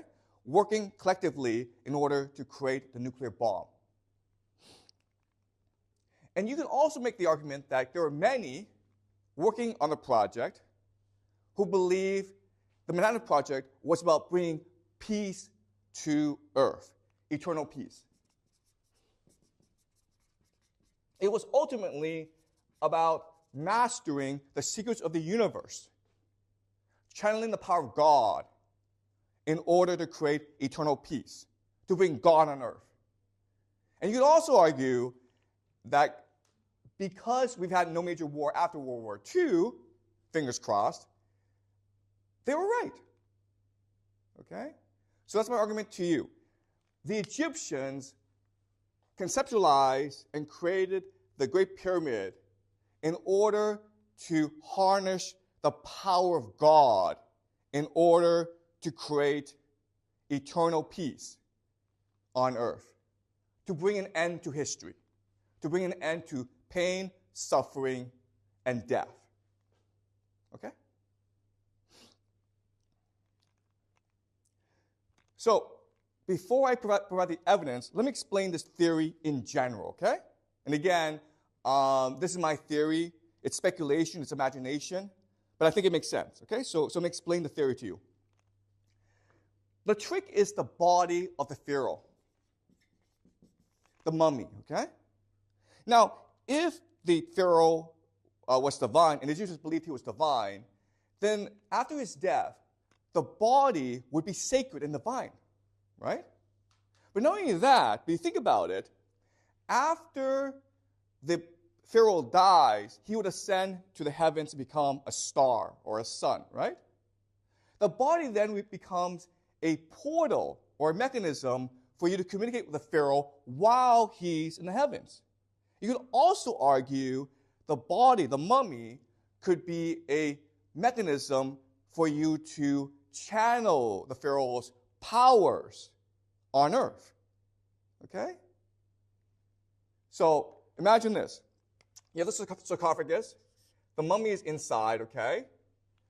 Okay? And then you have the grand gallery. And inside the grand gallery, what are people doing? They are there praying and worshiping the pharaoh, which then draws the energy from the stars onto the earth. And then, because of the limestone, this energy is reflected across Egypt. So the entire nation can bask in the divine energy of the pharaoh. Okay? So Nikola Tesla said that this was a battery in order to channel free, clean energy to power Egypt. Well, what if we change this to divine energy instead? The pyramid was a battery to channel divine energy in order to power Egypt. Right?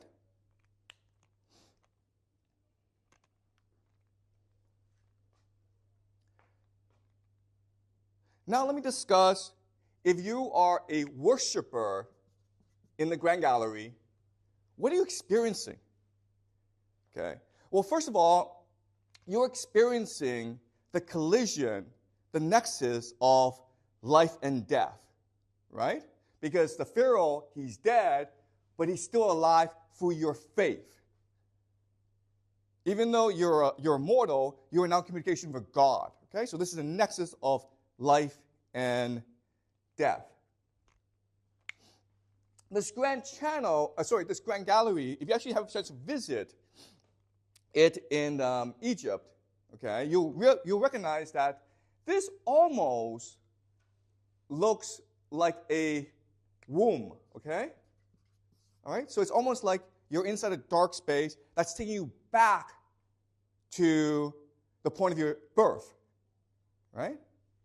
But it's also, you can also be seen as a tomb, a place where you're being buried. So this is also like another collision or conflation or nexus of being born and dying.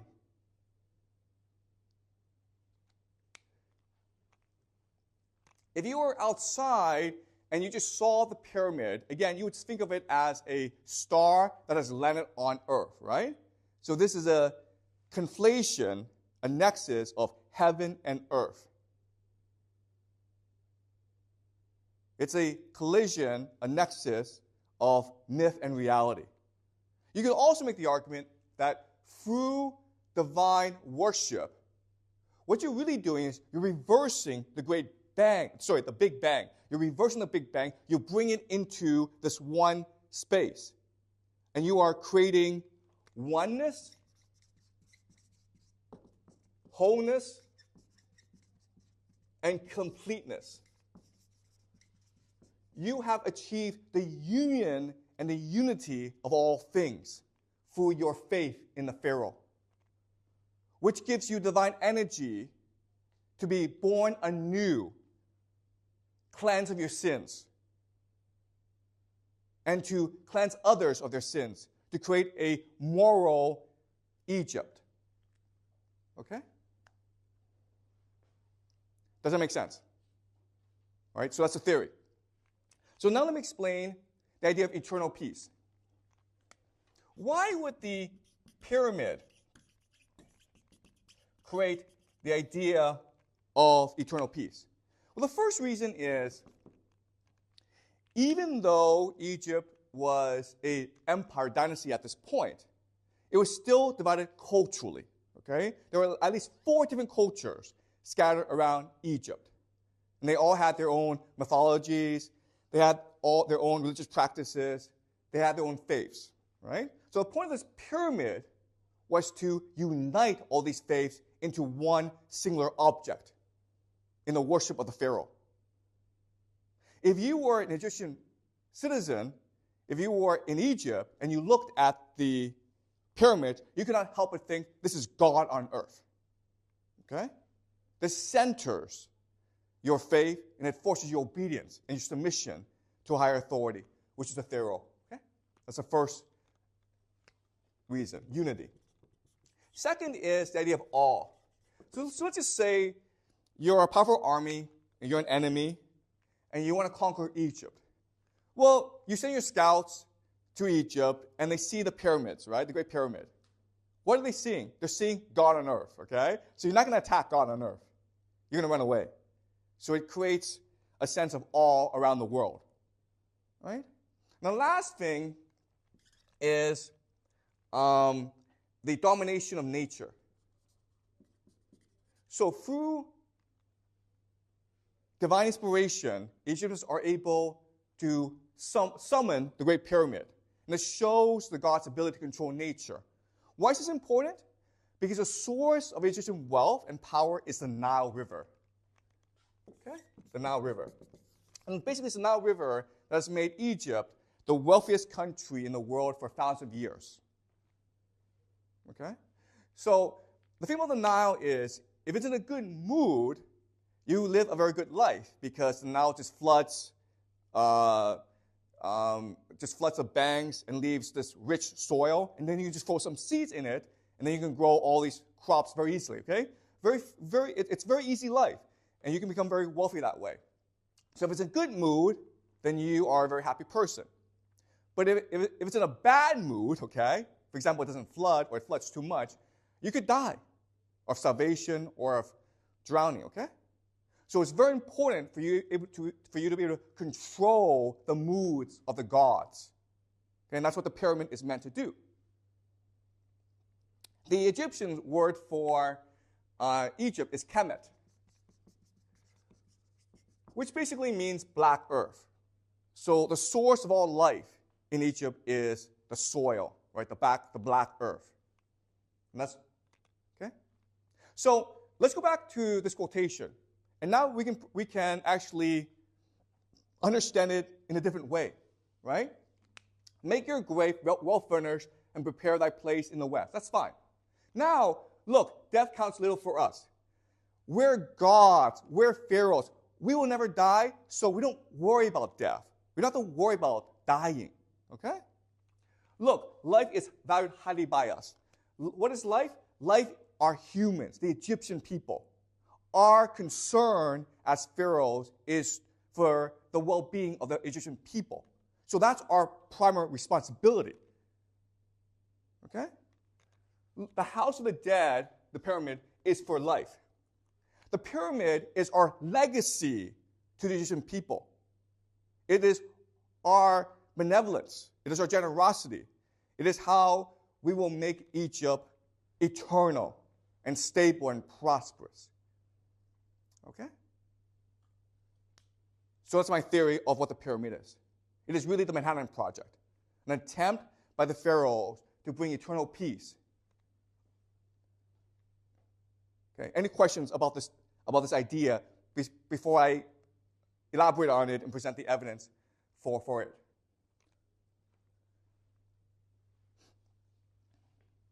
Any questions about this? You guys don't find this controversial? What, are you confused by anything? Do you want to challenge me before I present the evidence?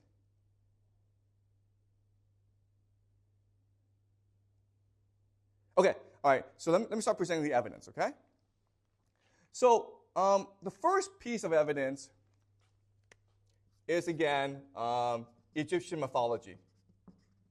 All right, so in Egyptian mythology, and it's very different from other mythologies we'll study in the future, like that of Mesopotamia, the gods give everything to the people. Okay, the people don't really do anything. Ra gives life, Osiris gives civilization, Horus provides the kingship. Okay, so the Egyptian understanding of the relationship with the gods is basically, if they worship the gods well enough, the gods will always reward them. Okay? So the idea that the gods will make the people build tombs doesn't really make any sense. Okay? It makes more sense the pharaoh is helping the Egyptians achieve eternal peace by inspiring them to build the pyramid. Okay? The second thing is the architectural quality of the pyramid. Now, there is a misconception, a myth. The pyramids were built by slaves. They just had slaves, they used slaves, but they never used slaves for religious purposes, right? Because you can't really trust slaves.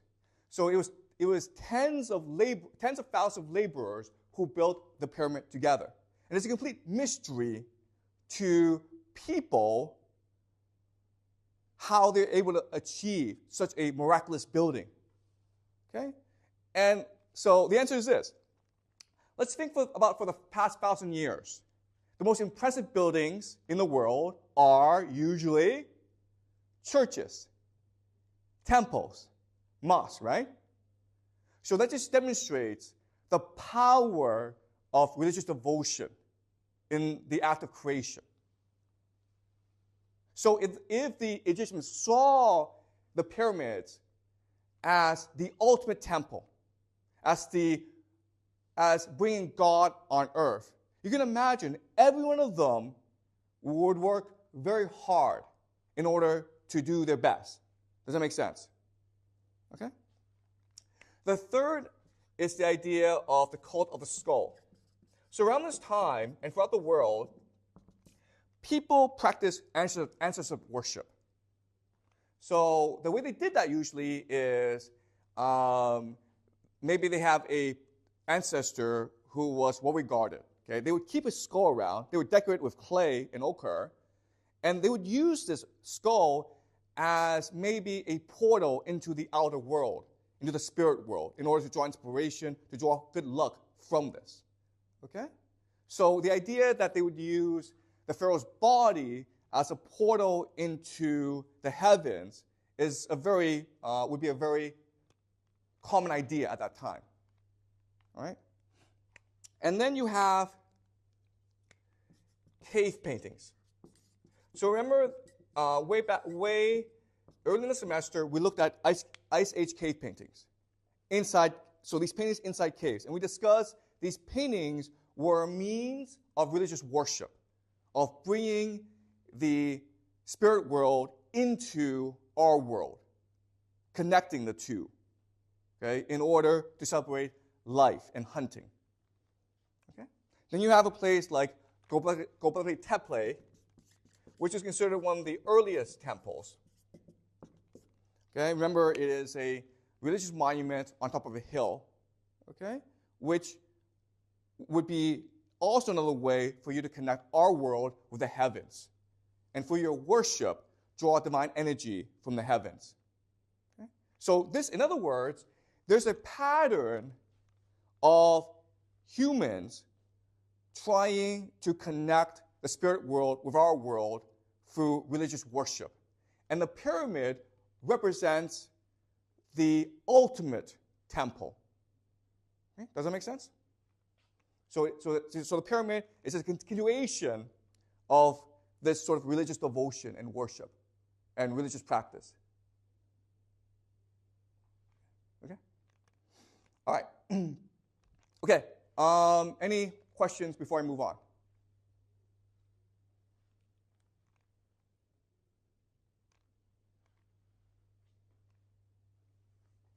Okay. So now the last question is, why did they stop building the pyramid? And there's a very good reason why they stopped building the pyramid.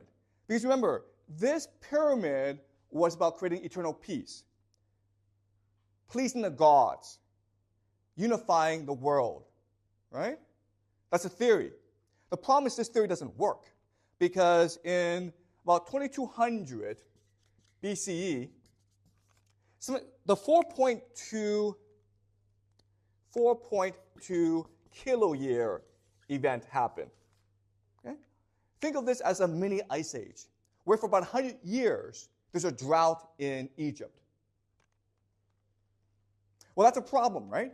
Because the entire point of the pyramid, why people sacrificed themselves so hard to work on the pyramid, was to prevent a drought in Egypt, right? It was to control the Nile, and they failed. So this creates, first of all, a crisis of faith. Okay, a crisis of faith. Many now are forced to reject their faith in the pharaoh. And now you see the rise of the priesthood, okay? And other gods as well. So the first major reason why they stopped building the pyramids is the crisis of faith. Second problem is, in order to build the pyramids, you need a pyramid economy. Okay, a pyramid economy. And what the pyramid economy represents is centralized planning, right? Centralization. The pharaoh and his palace are able to coordinate all the resources of the state in order to create the pyramids. And we know that when you have a centralization, you have three problems. The first is inequality. So if you're part of this planned economy, you do very well for yourself, okay? But if you're not, then you become poor, okay? So inequality is a huge issue. But you also have a problem of corruption, where people in the system, they want to steal because it's just easier to do, okay?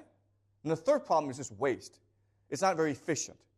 So basically, the pyramid economy is just a complete waste of resources. All right? And the third problem is this, okay? And this is actually a much more, okay? This is a huge problem, okay? It's the idea of a nihilistic religious belief.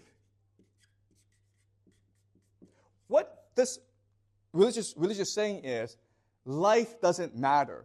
It's death that matters. It's death that allows us to be like God, to be eternal, right?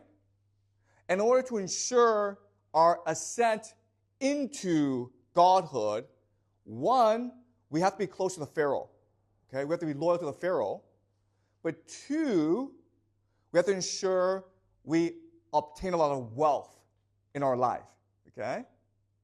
So basically what Egypt was doing during the pyramid economy was taking all its grain, all its resources, and then selling it overseas in order to bring back precious metals that they could put in their graves so that they could take these precious metals, gold, jewelry, into the afterlife with them.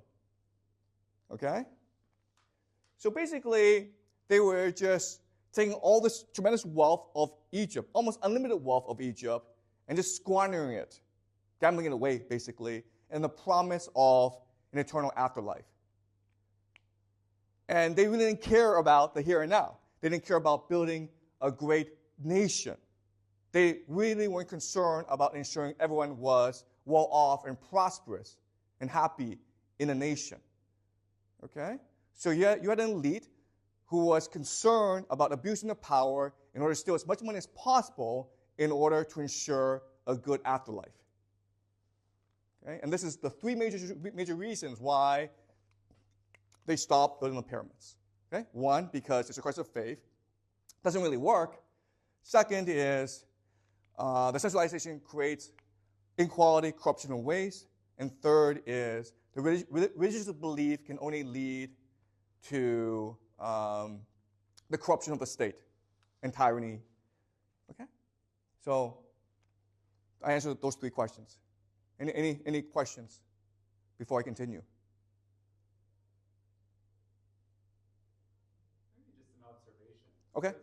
So like of those three things, the crisis of faith, the need of a pyramid economy, and nihilistic religious beliefs, right?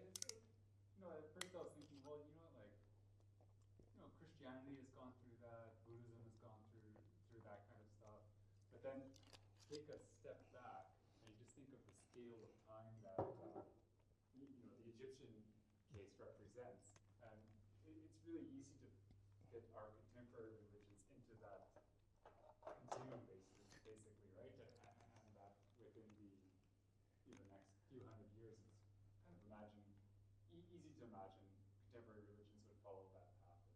Right. So, yeah, that's a great point, okay? So you're absolutely right that even though they stopped building pyramids, this civilization would go on for another 2,000 years.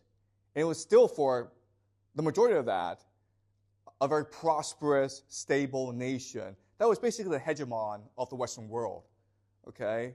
So this is the Old Kingdom. That's what the Old Kingdom focused on building the pyramids, but the Middle Kingdom and New Kingdom would also have a lot of glory as well. So I don't mean to denigrate their society, okay? I'm just pointing out some logical flaws in their society that will lead to their eventual decay. Because even though the Old Kingdom will collapse, the society is very resilient. So as I said, the Old Kingdom will be replaced by the Middle Kingdom after a large civil war. Also, they will make changes to society that will make society much more stable. And the major change is to take all the centralized powers of the pharaoh and then devolve it into the priesthood and creating a priestocracy, okay? Which is very much like the Confucian bureaucracy in China. And they will also start importing new ideas from overseas. So I apologize if I'm implying that this is the end of Egypt. It's not. After the Old Kingdom, after they stop building the pyramids, you will have a new flourishing of creativity and innovation in Egypt. But they stop perceiving the pyramids as the end on be all. Whereas, and the point I'm trying to make is, during the Old Kingdom, they did perceive the pyramid as the Manhattan Project, okay? They really thought, if we build this thing, then there will be eternal peace. And you could also make the argument the Israelites in the Bible make fun of them because there's the Tower of Babel story, right? The Tower of Babel story where the humans are arrogantly trying to build a tower up to heaven to be with God, right? And you can argue that's what the pyramid is. And God laughs at them and mocks them, and they never succeed. And then God punishes them by making them speak different languages, okay? Right? I have another question. Sure. Sorry, it might be really hard to answer. So say if we get to around the Common Era, like 2,000 years ago, do we know what the Egyptian told themselves about the pyramid at that point? Like if the original motivations have been gone or lost, did they have a different story? Okay, so this is a great question, okay? What do the Egyptians remember about the Great Pyramid? So Herodotus was running about 400 BCE, okay? And this is about 2,000 years after the Great Pyramid. And Herodotus travels around Egypt, and he's basically a historian, he's a journalist. He wants to know how they built the Great Pyramid. And what he discovers is the Egyptians don't know. Not only do they not know, but they don't even know how to rebuild one. Okay, if you ask the Egyptian in 400 BC, can you build a pyramid? They've lost that expertise. Okay, and so let me elaborate on this. When I talk about the pyramid economy, I'm talking about three things. I'm talking about specialization, right? Just massive specialization, including how to carve granite, how to move granite, how to do measurements, okay? You have specialization going on. Then you have something called institutionalization, which is basically creating the memory of this knowledge. And you do that by passing this knowledge to your sons and your grandsons, and to maybe in a guild or workshop, okay? And then you also have systemization, which is to say you have to bring all these pieces together, okay? So the pyramid economy was extremely complex because you need all three things to happen at the same time: specialization, institutionalization, and systemization. You can also argue the man who created the system, the pyramid economy, his name is Imhotep. Okay? And he's revered in Egypt as a divine figure. Okay? He was basically grand vizier to the pharaoh. And he was royalty, but he was a man. But he was able to contribute so much to Egypt that they deified him, basically. Okay? And you can argue like his major contribution was in creating this pyramid economy that are all three elements: specialization, institutionalization, and systemization. Okay? Because it's actually very hard to put the pieces together. You need a writing system. You need a financial system. You need a lot of elements. Okay? I'm making this sound a lot easier than it really is. Okay? So that's the first thing. Very complex. Second thing is, remember, for the Egyptians and for the pharaoh, the pyramids represented God on earth, right? So there has to be mystery and secrecy around the building of the pyramid, right? So as I said, what makes the most sense is for them to build these models around the pyramid so that these working teams would know where to go at what time, okay? But after they built the pyramids, it would make sense for them to destroy all records in order to maintain a sense of divinity and inspiration, right? They're trying to create awe and fear and inspiration. So they would not want for people to know how to build the pyramids. They would think this has to be a gift from God, from the pharaoh.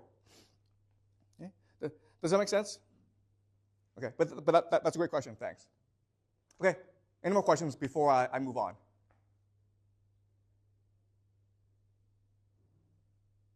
Like if the bodies of the pharaoh wasn't in the pyramid, Okay, that's a great question. Where was the mummy of the pharaoh? Okay, so in this theory, you have to understand what matters is not the pyramid. What matters is the body, the pharaoh. Right? Because it's the pharaoh's body that's sacred and divine. So if it's sacred and divine, then you need a priesthood, a cult of the pharaoh to secure and take care of the body. Okay? Does that make sense? So in other words, there had to be a team taking care of the pharaoh's body, the mummy. And that to ensure, first and foremost, its safety. Okay? So the Great Pyramid was part of a complex called the Giza complex. So there are actually two other pyramids. And then around the pyramids are these tombs of people who worked for the pharaoh, but who were not divine. Okay? And you can make the argument what they're trying to do is create a constellation. Right? Because when you look at the sky, stars don't travel by themselves, they travel in constellations. So it makes sense for the son and the grandson to be buried alongside Khufu, but as lesser deities, as lesser pyramids, to to show the Egyptian people the harmony, balance, and order of the system. Okay? And what's great about the system is it ensures loyalty of the people working for the pharaoh, because if you're loyal, you're granted a tomb around the pharaoh, which guarantees your ascension into the eternal afterlife. So you can be eternally with the pharaoh, okay? So this is a system of morality, basically. All right? So this is fine because there's lots of protections for the pharaoh, right? He's surrounded by many different systems. But when the system was breaking down, it was clear that Egypt was breaking into civil war, then the cult of the pharaoh had a responsibility to take the body and place it somewhere that no one could find it. Right? Because again, what matters in this system is not the pyramid, what matters is the body. The body is what gives the pyramids energy and power. So they have to protect that body at all costs. So the reason why we can't find the body is they made sure we cannot find the body, right? Because the body is the mechanism, the portal by which the pharaoh will resurrect himself. If we have that, then we control the pharaoh. We control God. Okay? Does that make sense? So they must have a secret caves or places where they put these bodies, and the purpose is to ensure they can never be found. Okay, so great question. Thank you. Any more questions before I finish the class?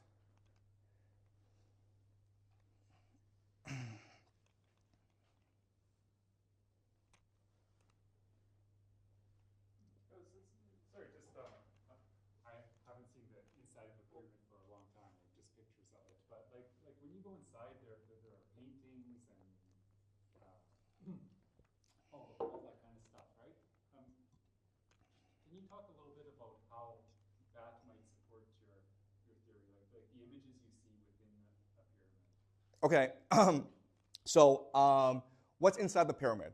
So first of all, the pyramids have been around for about 4,500 years.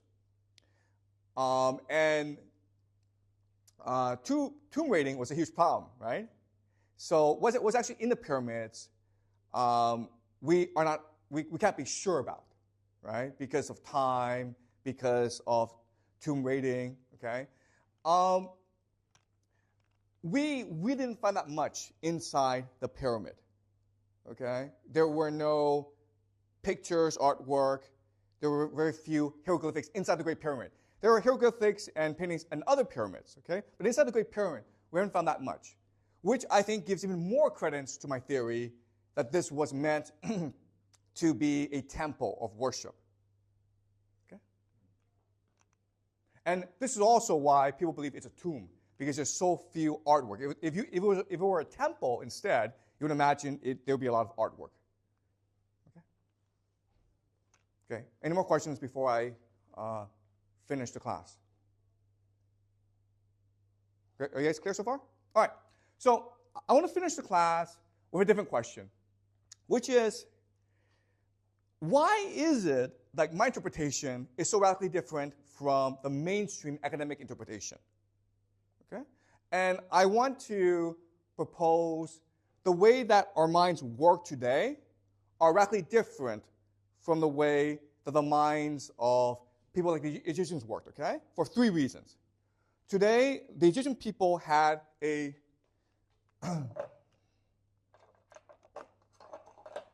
pre-literate mind. They also had a pre-science mind, also pre-capitalistic. Okay? So let me explain. Pre-literate is very simple. It just means they didn't read and write. They just spoke. And we are taught the literate mind is more powerful than the oral mind. But that's not true, okay? If you think about it, the oral mind works through imagination.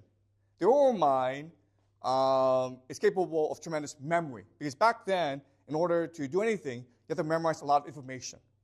Now we can just go online, right? So their minds, even though were pre-literate, they were much more imaginative than we are today. And their memories were stronger. That's why they were able to build the Great Pyramid, because everyone was able to memorize the model and figure out his or her place inside the structure.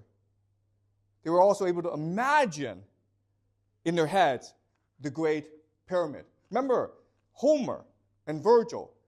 The way that children learn Homer and Virgil is by memorizing them, okay? And you can do that. There are people today who memorize the Quran and who memorize the Torah. Okay? It takes some time, but you're able to do that.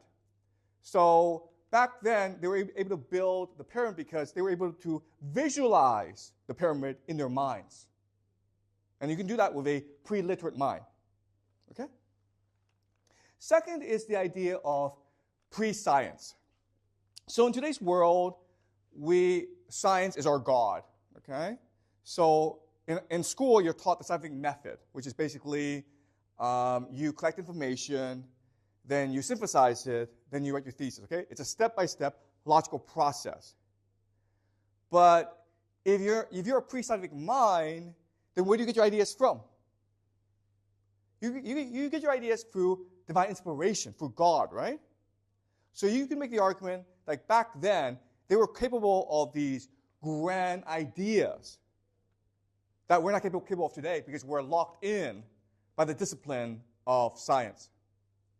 The other problem with science is it's very materialistic, meaning we're focused on the here and now. We're focused on what we can see as opposed to what we feel or what we believe, right? So when we look at the pyramid, we're always about what was built instead of like what were they feeling when they were building this. And that's a huge difference. And the third difference is pre-capitalistic. Today we do things to make money. We come to school because we want to get a job, because we want to make money in order to buy things, okay? It's a very utilitarian mindset. But for most of human history, most civilizations were not capitalistic. They were religious. They were focused on community. They were focused on what they could contribute to the betterment of the people around them. They were concerned about their relationship with God. They were concerned about how to create peace in the world. They were asking big questions like what is good and what is evil? What is justice? What is fairness? What is justice? And so they were much more focused on building a pyramid as a way to build community and peace and eternity on earth. Okay?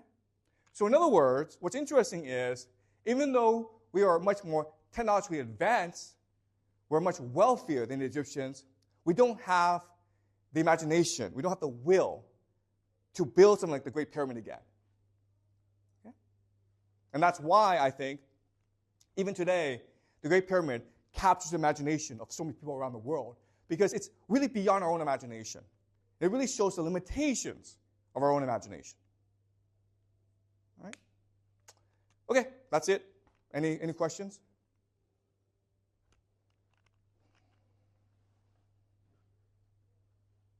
I think I'm going to embrace the idea of just not being bad at science, but being pre-science.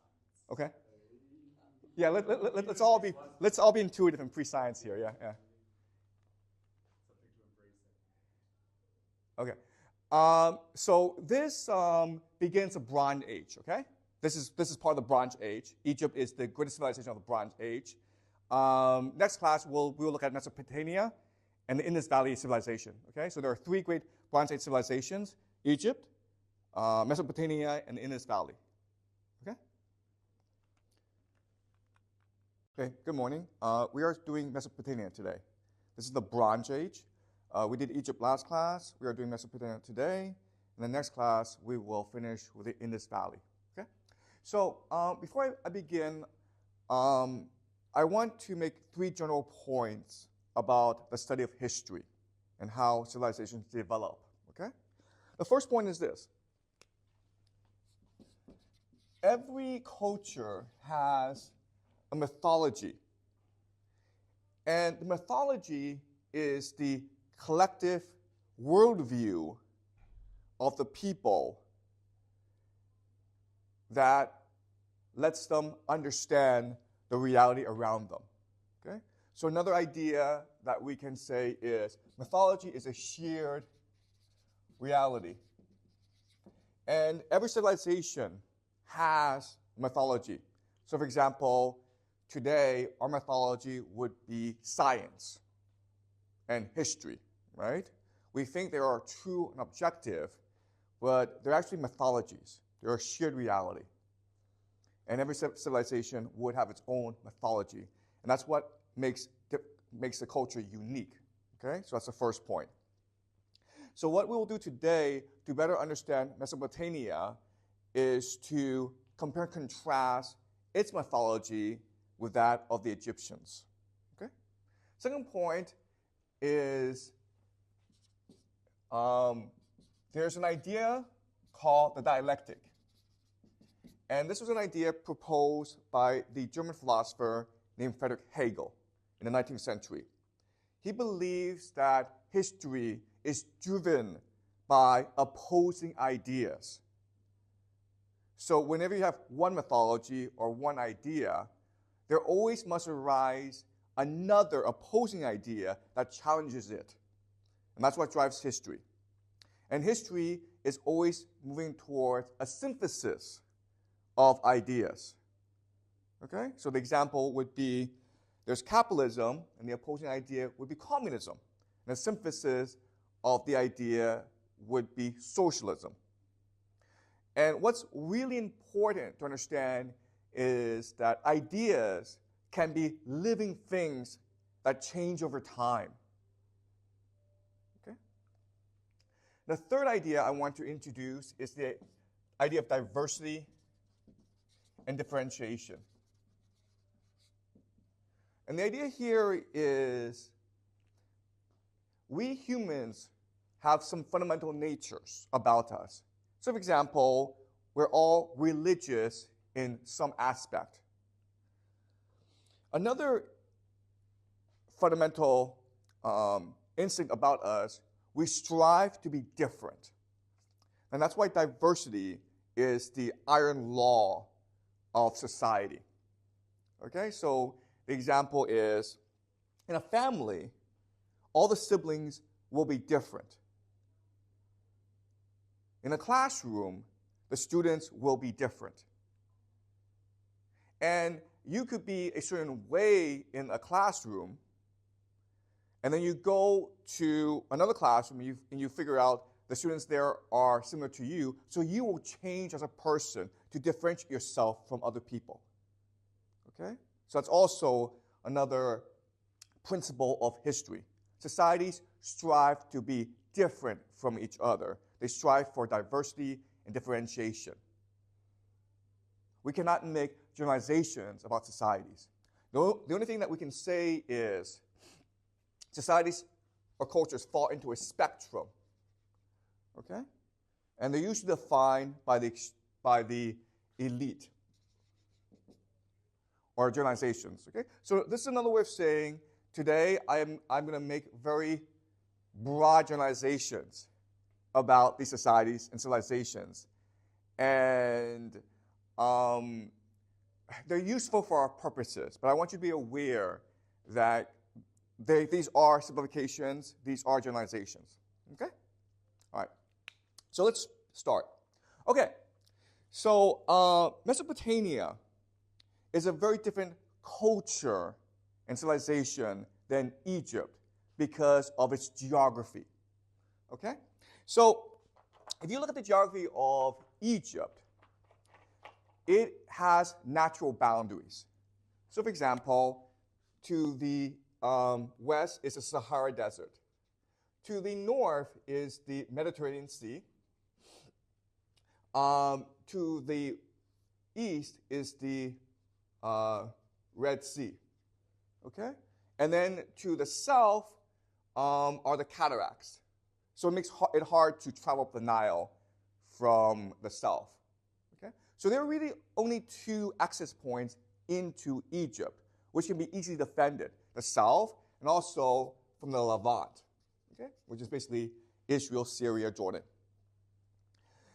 And because of its natural boundaries, Egypt doesn't really feel threatened by external enemies, right?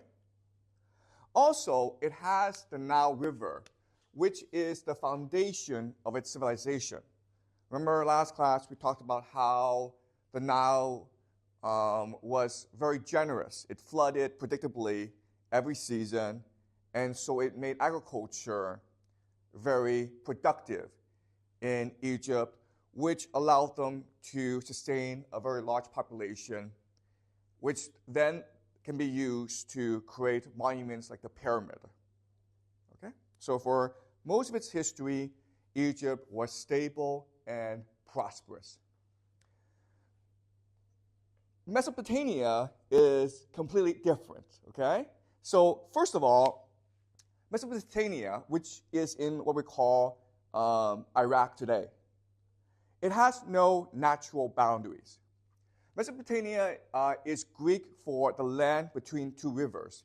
These two rivers are the Euphrates and the Tigris, okay? Euphrates and the Tigris. To the west of Mesopotamia would be Arabia and the Levant, okay? To the north would be Anatolia. To the east are the Zagros Mountains.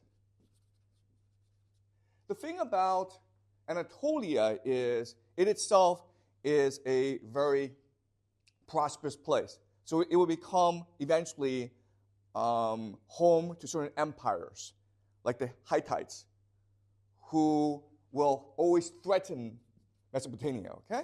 So Anatolia is a threat to Mesopotamia. The people of Arabia and the Zagros Mountains are nomads. And as we know, nomads are a very aggressive people. And so they will constantly launch raids against Mesopotamia, which threatens its safety. Okay? So Mesopotamia, throughout its history, has always been at war with its neighbors. The other thing about Mesopotamia is, even though it's fertile, it's part of something called the Fertile Crescent, okay, which extends from Mesopotamia into the Levant, okay? It's called the Fertile Crescent. The Euphrates and the Tigris don't really cooperate. They're very chaotic. They change course all the time. And so the only way to tame the Euphrates and the Tigris is through irrigation, okay? Because if you farm too close to the bed, the riverbank, you're going to get flooded, okay? So they had to develop irrigation in order to tame the Euphrates and the Tigris. Okay. So the geography of these two cultures are very different, and therefore the history is very different. For most of its history, Egypt was unified as an empire. It was very stable. But Mesopotamia was always in flux. Okay, so the first great civilization of the Mesopotamia were the Sumerians. They were eventually conquered by the Akkadians. And then you had the Assyrians and the Babylonians. And these four civilizations are what we call Mesopotamia. Okay?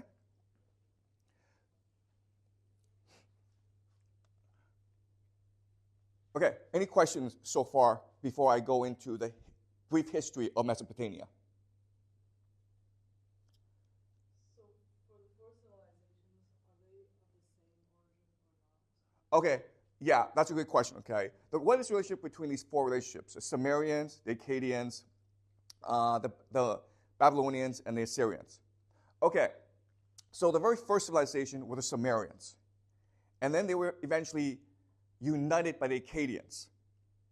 Okay, so Sumeria was not really an empire. It was a culture and a civilization that was divided into city-states, like the Greeks, okay, before the conquest of the Macedonians. And the Akkadians, under Sargon of Akkad, or Sargon the Great, he united the city-states and gave us the idea of Sumerian civilization. After the Akkadian Empire fell, North Mesopotamia became the Assyrian Empire, South Mesopotamia became the Babylonian Empire. But they all saw themselves as heirs to the Sumerian civilization. So even though they're different civilizations, they share a common mythology, okay, which I will discuss later in the class. Okay? Does that make sense? Great. Okay, so I'm going to talk very briefly about how Mesopotamia developed. Okay?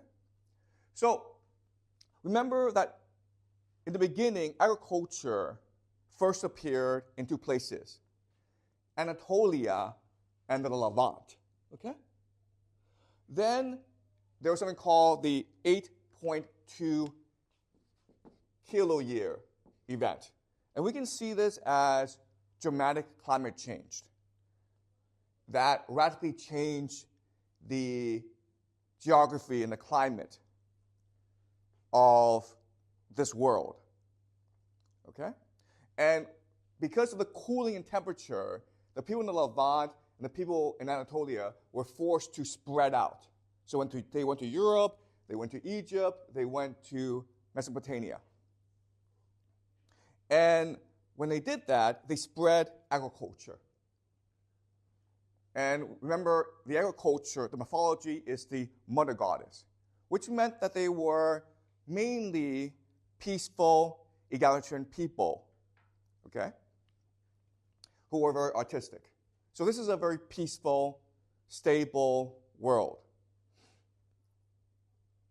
But then you have the 5.9 kiloyear event, okay? So this is about 6,000 years ago, 4,000 BCE.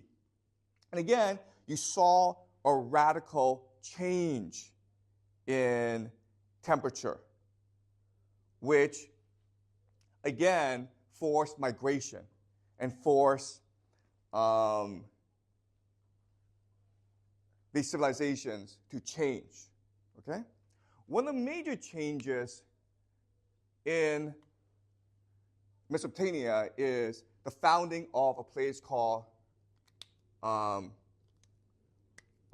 okay? Uruk. And Uruk is interesting, sorry, it's here. Uruk is interesting because it is considered the first city of the world. And so this is the beginning of what we call civilization, okay? The modern idea of civilization.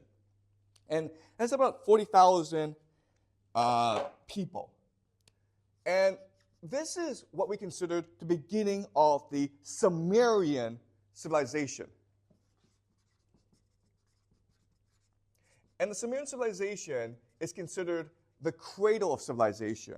It is the beginning of the foundations of modern civilization. They gave us irrigation technology. They gave us mathematics. They gave us astronomy. They gave us writing, okay, cuneiform writing. They gave us the legal system. Okay? They gave us hierarchy and religion.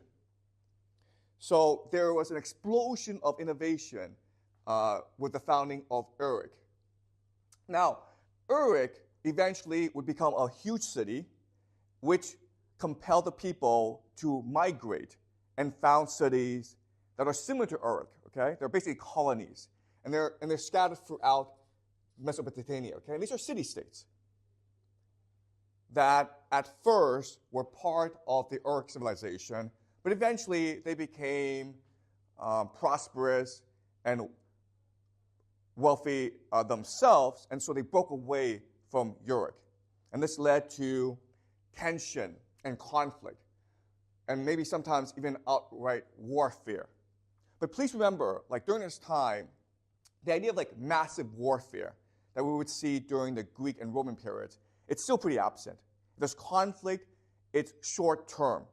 And they have conflicts in order to resolve like territorial disputes, okay, or trade disputes. But they're not trying to wipe each other out. Okay? One of the great mysteries is where the Sumerians come from.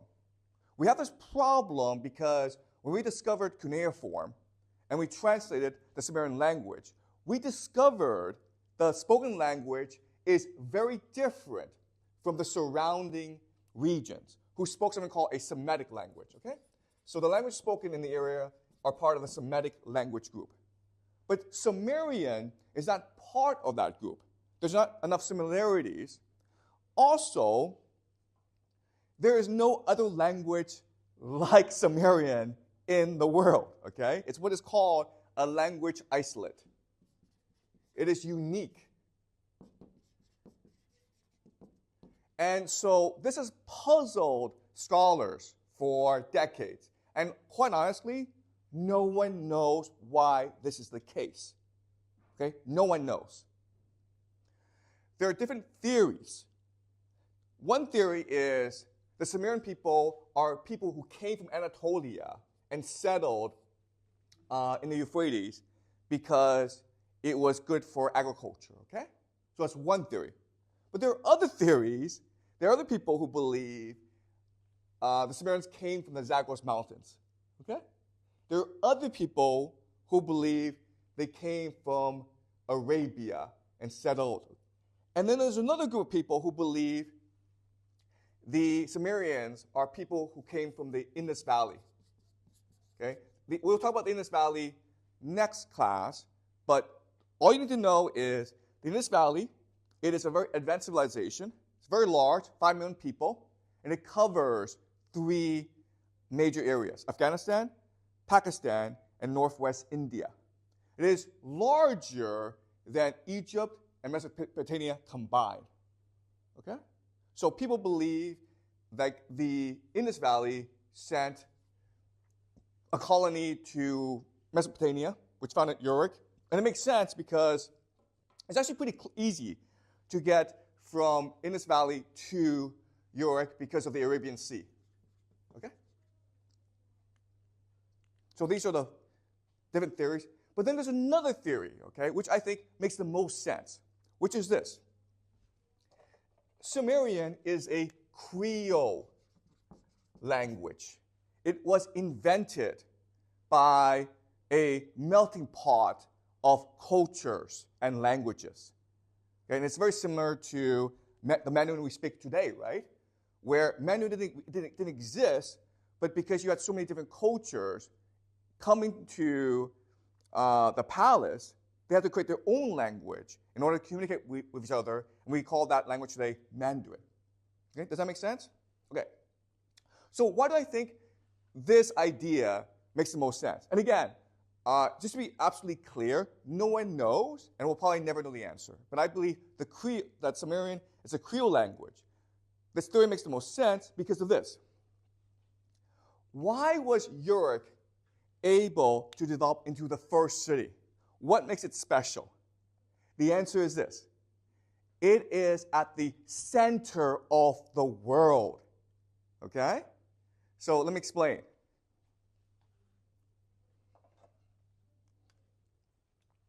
From Uruk, you're able to access the Indus Valley. You're able to access the Arabian Desert. You're able to go north to Anatolia and the Zagros Mountains, okay?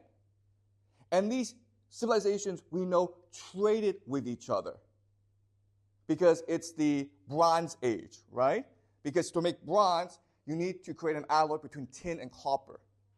But also what's important to understand is we humans have been trading with each other since the beginning because we like to explore and we like to experience different cultures. Okay? So that's what explains why Uruk was able to prosper so fast, because it's the center of the world. To get anywhere, you have to go through Uruk, okay? But if that's the case, if it's a trading center of the world, it makes sense for it to be also a multicultural and multilingual community of people, right?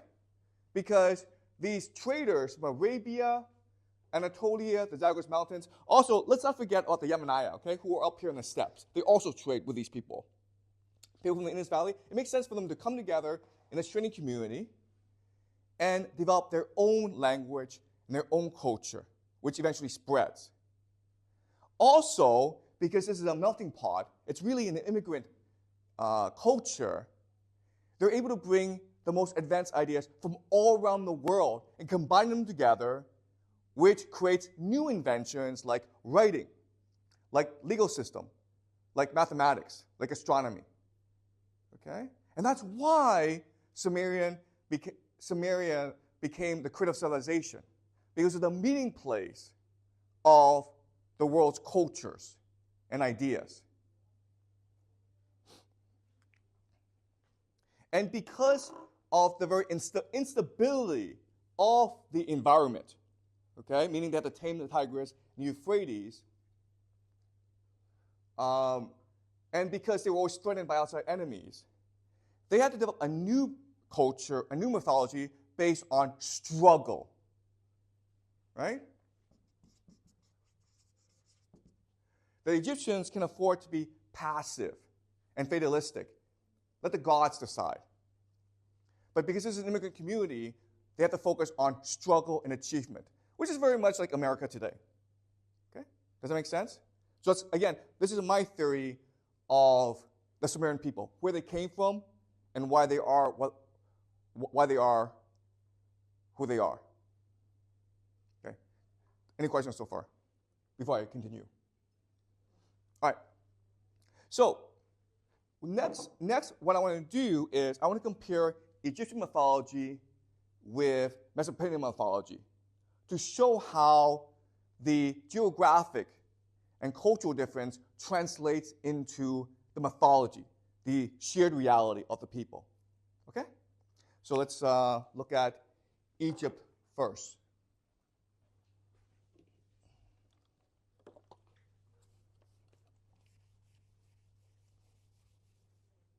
All right. So again, Egypt, it's a very ancient civilization, and their mythology is extremely complex. They have different versions of the same stories. Okay, but I'm going to give you the generalization, which will be useful for our purposes. Okay? So let's look at Egypt. So, and then we'll look at Mesopotamia. Okay, Egypt. Egypt believed the first god was Ra. Okay? There are other gods who they believe to be the first god, like Atum and Amon. Okay, but let's just say the first god is Ra, who is a sun god. He comes to our world and he creates life. Okay, he basically gives life to everything. Okay, including humans. And as such, we worship him. But eventually, we start to become misguided, and we start to worship another god, a false god. Ra becomes angry and kills many of us. But after he kills many of us, he has tremendous regret, and he decides his time is up. He should give his throne to someone else, okay? And this other god becomes Osiris. Now, Osiris is a great god because he gives people civilization, which includes cities, which includes the pyramids, which includes writing, okay? So it's Osiris who gives us civilization. Now, here's a brother named Set. And Set is very jealous of the fact that Osiris is worshipped by the people. So he plots to usurp the throne from Osiris. So what he does is this. He builds a sarcophagus, a tomb, okay? He presents to Osiris and says, Osiris, my great king, this sarcophagus is the most beautiful and comfortable sarcophagus in the world. You will love lying in here. And Osiris is like, oh, that's interesting. Let me try. So Osiris gets into the sarcophagus and Set closes it forever, okay? Then he kills Osiris and dismembers his body. Osiris has a wife, Isis. And when he hears about the death of her husband, she looks for his body and assembles it together. But she can't find the head. And then Osiris becomes the god of the underworld, okay? After Osiris is reassembled, he impregnates Isis. They have a son named Horus. Horus eventually grows up, and he's angered by the fact that his uncle, Set, has usurped his throne. Okay? So the two are going to battle. And the gods, who judge all, tell them they have to challenge each other to a duel. Okay? So they have a series of duels. One duel is they both turn into hippopotamus, and they try to stay in the river for the longest time possible. Horus sees this as an opportunity to kill Set. He tells his mother, Isis, while Set is distracted, while he's a hippopotamus, take a spear and kill him. And Isis agrees. But when she tries to kill Set, she is paralyzed with fear, and she fails. Horus, in anger, beheads her mother. He doesn't kill her, but she loses her head. That's how angry he is. Okay? So Isis and Horus continue their challenge. Eventually, Set decides to poison Horus, but before he can do so, Horus first poisons him. Okay? And then Horus becomes king, and he gives Egypt the institution of kingship. So every pharaoh is a direct descendant of Horus, or another reincarnation of Horus. Okay? That is the Egyptian myth of creation. Now, the Mesopotamians, okay, they have a different myth of creation called the Enuma Elish, from up high, okay? The Enuma Elish. And this is the story of the Enuma Elish. There are two gods. The first god is Tiamat, who is basically salt water, okay? Then you have Apsu, who is fresh water. The two great gods get together, and they give birth to other gods, okay? Their children. These gods then give birth to other gods, okay?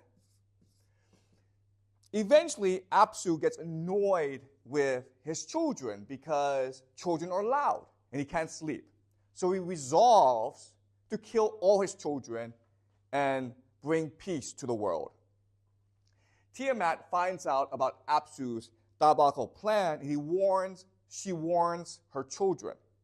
The gods get together and they kill Apsu. Tiamat is enraged by the death of her consort, and she resolves to raise a great army and destroy her children. Okay? The gods get together and they elect Marduk, who is the son of the god. So he's basically a third generation god, okay? They elect Marduk to lead them in battle against Tiamat, okay? So you have these two massive armies converging against each other. And then Tiamat turns into a huge water serpent and challenges Marduk to a duel. They fight, okay? Marduk unleashes whirlwinds into the mouth of Tiamat, and that sort of like dizzies her, and then Marduk strikes her down. After he kills her, she uses her body to create the world. She uses half of her body to create the sky, and she uses another half of the body to create the continents. Okay? He creates the moons, and he creates the stars. He creates the entire universe, basically, from the body of Tiamat. After that, the gods all decide to rest in peace. But they need people to take care of them. They need people to watch the land, to farm and till the land. So they create humans as their slaves, okay? Humans. And that's how the Enuma Elish ends. Okay? Each city has its own god, and the humans in that city must revere and take care of that god, to be their slave for all of eternity. Okay? All right, so as you can see right away, there are massive differences between Egyptian mythology and Mesopotamian mythology. Okay? The first major difference is the gods are benevolent, right? The gods give us everything. We just sit back, and the gods will give us life. They will give us civilization. They will give us kingship. They will give us the pyramids. So all we have to do is respect and revere and worship the gods. We humans don't need to participate in the order of things.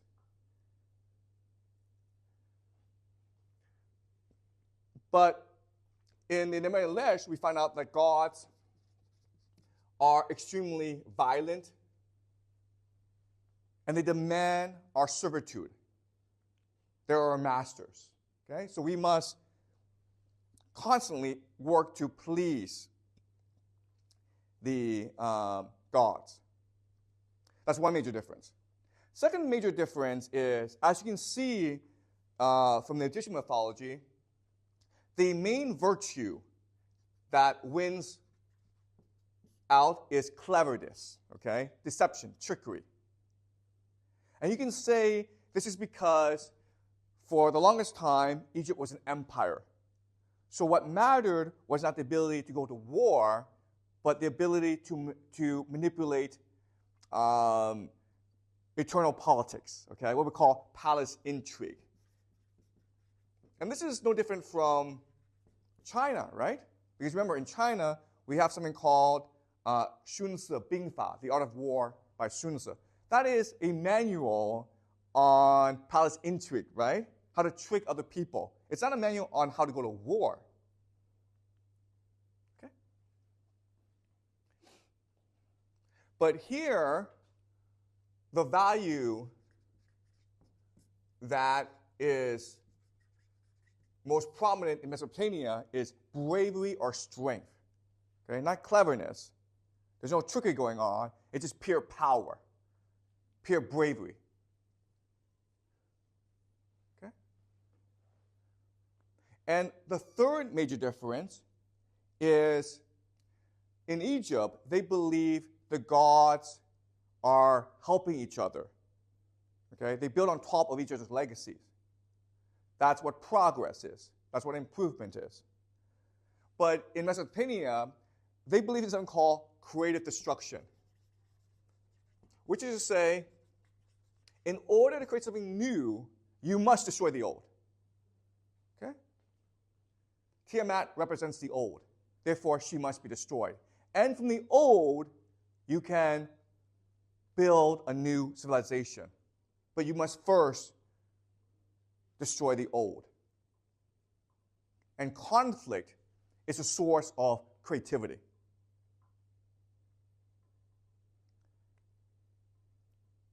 Okay, does that make sense? And again, they have these two different mythologies because they're reflecting the shared reality of the different geographies and history. Okay?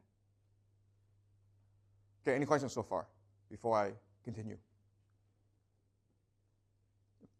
Are you clear? Okay, great, okay. All right, let's continue. All right. Okay, so both Egypt and both Mesopotamia, they are in a struggle to prove their mythologies are the best. Okay, the reason why is, remember that this is a time when all these civilizations are trading with each other. But also what's important to understand is there's a lot of migration going on.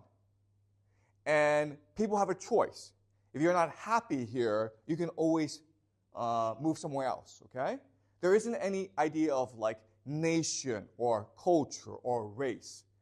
People have autonomy, okay? So you need to constantly prove that your civilization is the best to attract people, which provides the labor to drive your civilization, right? So the Egyptians created something called the pyramids. The pyramids.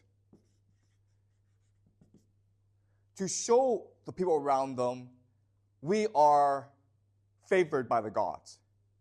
Because it's only the gods who could inspire us to build the pyramids. Okay? So now, the people of Mesopotamia have a problem. because how do you compete against the pyramids, right? I mean, at first they tried. They created things called the ziggurats, which are temples to house the gods. Okay? But then they did something that was completely different and which made them immortal, just as the pyramids made the Egyptians immortal. They created something called the Epic of Gilgamesh.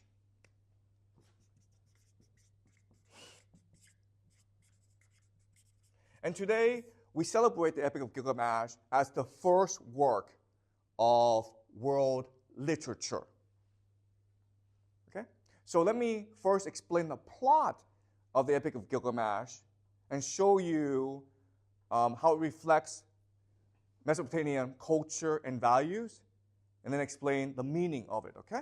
So, the Epic of Gilgamesh. So, there was a king of Uruk, okay, the first city, Uruk. He's the king of the first city. And he's a demigod, okay? He's huge. He's a giant. And he's very brave. The problem is, even though he's built this great city, Uruk, high walls, prosperous land, advanced civilization, he gets bored very quickly. And he starts to bully the people around him. So if he sees young men, he challenges them to a fight, and he beats them up, okay? He's a bully. He also rapes all the young women in Uruk. And this drives their parents to pray to the gods for relief. So the gods decide to create an equal to Gilgamesh, and his name is Enkidu. And Enkidu is made of clay. The two fight, and even though Gilgamesh defeats Enkidu in battle, Gilgamesh is happy because he thinks he's found a good friend, someone his equal who he can share adventures with. So the two become great friends, the best of friends. They go on these adventures together. And these adventures are tremendous challenges. For example, they challenge gods to battle. And at first they're afraid, but through their friendship and through their bravery, they're able to triumph in the end. There's a god named Ishtar, and she falls in love with Gilgamesh because he's so heroic. But Gilgamesh rebuffs Ishtar because Gilgamesh is basically knows that Ishtar wants to turn him into her sex slave. And he doesn't want that. He wants his freedom. He wants to prove he's a great hero. Ishtar feels rejected, feels ashamed, so she sends something called the Bull of Heaven to destroy Uruk. Gilgamesh and Enkidu fight the Bull of Heaven, and they kill this great bull. The gods now are really pissed off at Gilgamesh and Enkidu, and they decide that Enkidu must die. So they inflict a disease on Enkidu, which kills him. At this point, Gilgamesh is heartbroken. He's lost his best friend. At the same time, he knows death is waiting for him. He has all these accomplishments. He's a great king. He's built this great city. But eventually he must die. And he does not want to die. He fears death. So he hears about this immortal man, this man who has lived forever and who will live forever. And he decides to seek him out. On his journey, he has to overcome many hurdles. And along the journey, everyone implores him, Gilgamesh, give up this vain project. Immortality is for the gods. We are humans. We must die. That's what makes us different from the gods. Enjoy your life. Drink. Be merry. But Gilgamesh refuses to turn back, and he insists on continuing on his journey. Eventually, he finds this immortal man who explains to him he was made immortal because he survived the great flood.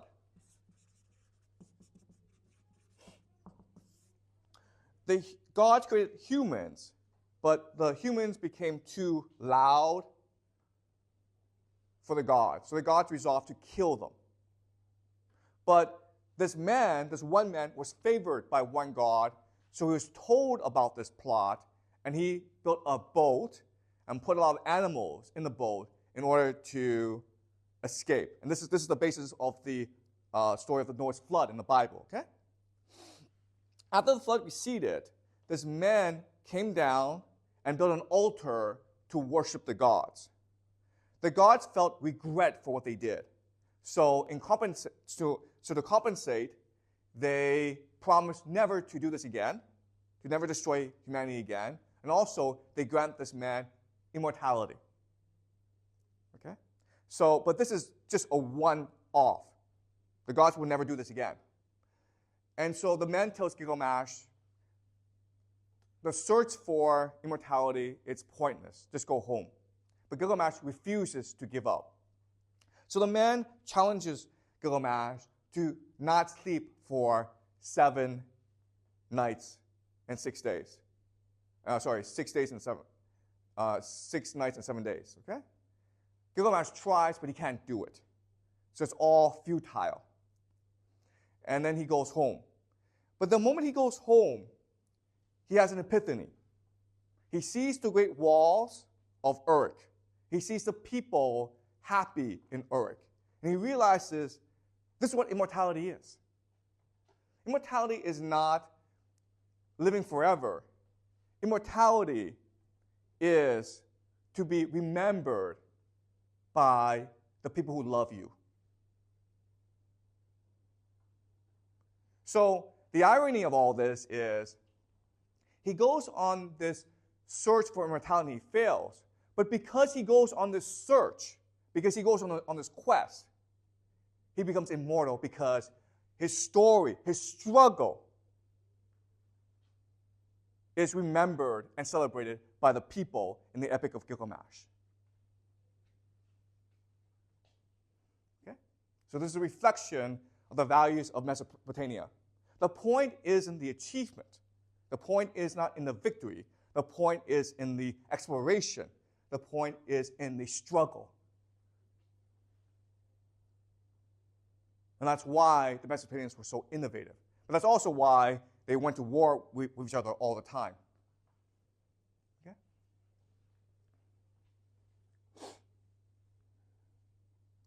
And this is the beginning of the idea of literature, where memories can be shaped in such a way that becomes so beautiful that it becomes implanted in the minds of others for centuries, which will inspire them to greater heights of achievement. Okay? So now we have the beginning of literature, and that is the legacy of Mesopotamia. The legacy of the Egyptians were pyramids, a testament to the tremendous creativity of humans of Egypt, okay? Of the humans in Egypt.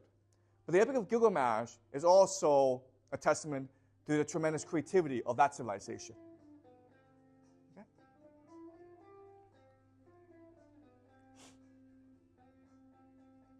And if you think about it, the Epic of Gilgamesh was written because it is in a dialectic with the pyramids, right?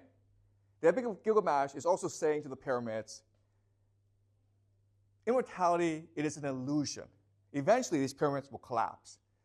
For the pharaoh to seek immortality is an illusion. What matters is for the pharaoh to look after the well-being of his people here and now, because that's why he will be loved and remembered for eternity. He will die if his people die. But if your people live on because of your contributions, then you'll remember forever. You'll become immortal. Okay? And that's the story of Gilgamesh. Okay? Any questions? Is this all pretty clear? Okay. All right. So I will make a final point about these stories, okay? within these stories, we can see the evolution of societies over time.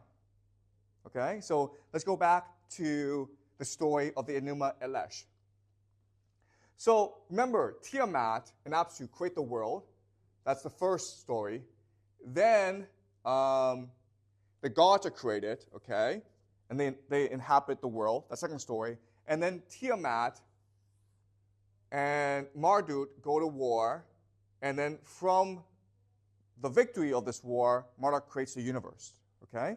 So basically, we're seeing three different mythologies embedded within this mythology, which gives us the idea of social change and evolution in Mesopotamia at this time, okay? So the first story is Tiamat, right? Who is Tiamat? She's the mother goddess, right? She's the one who gives life. So this shows Mesopotamia as an agricultural society. Then you have the emergence of the gods, which the urban people would celebrate. Okay? And then finally, you have the battle between Tiamat and Marduk. And this shows the battle between the old society with the new society, okay? The urban and the agricultural. The agricultural, it is egalitarian, it is peaceful. The urban is patriarchal, right? So how do we explain, or how do you justify the transition from an equal society to a patriarchy? The answer is this. The answer is embedded in the mythology, right? Tiamat represents chaos. Marduk represents order. So even though we are letting go of the old, we're destroying the old, it's to create a more peaceful and orderly world. Okay? So remember, Tiamat is the water serpent. And for the longest time, we believe the water serpent to represent life and divinity. Okay? Why? Because if you think about it, the water serpent, looks like the river. And the river is the basis of all civilization, right? So, and this is true for most civilizations. In China, what do we call the water serpent? What do we call the water serpent in China? Long, right? The problem is the river floods. And if you flood too much, you destroy civilization. So it's chaotic. Okay? And that's why it's important to have a patriarchy or an urban elite, because they can help us, command us to create irrigation, to build walls, which will tame the river and the water serpent. Okay? Does that make sense? So within this mythology, we are seeing the evolution of society from an egalitarian one to a patriarchy. Okay?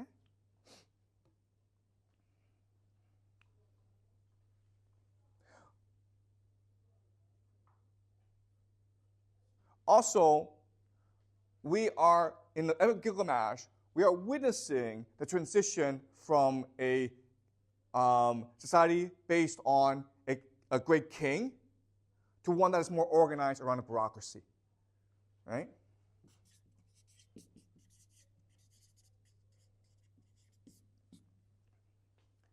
Right? Because remember, the story starts with the king going on all these adventures.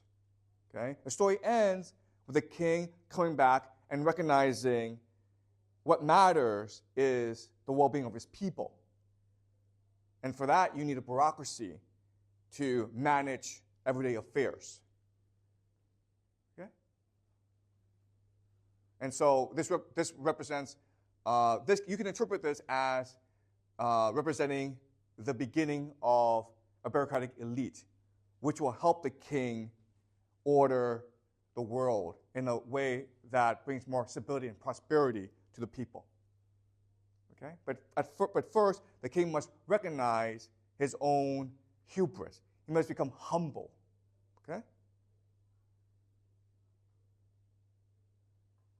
So the great fear of the Mesopotamians is their king will become like the pharaoh who will channel all resources to building this monument, which will create inequality, corruption, and waste in society, which will lead to massive suffering during times of drought. Okay?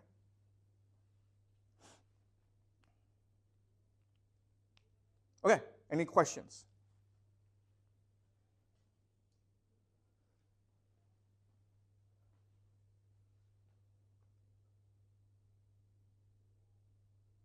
So for the Mesopotamians, do they have very advanced irrigation system? Yeah.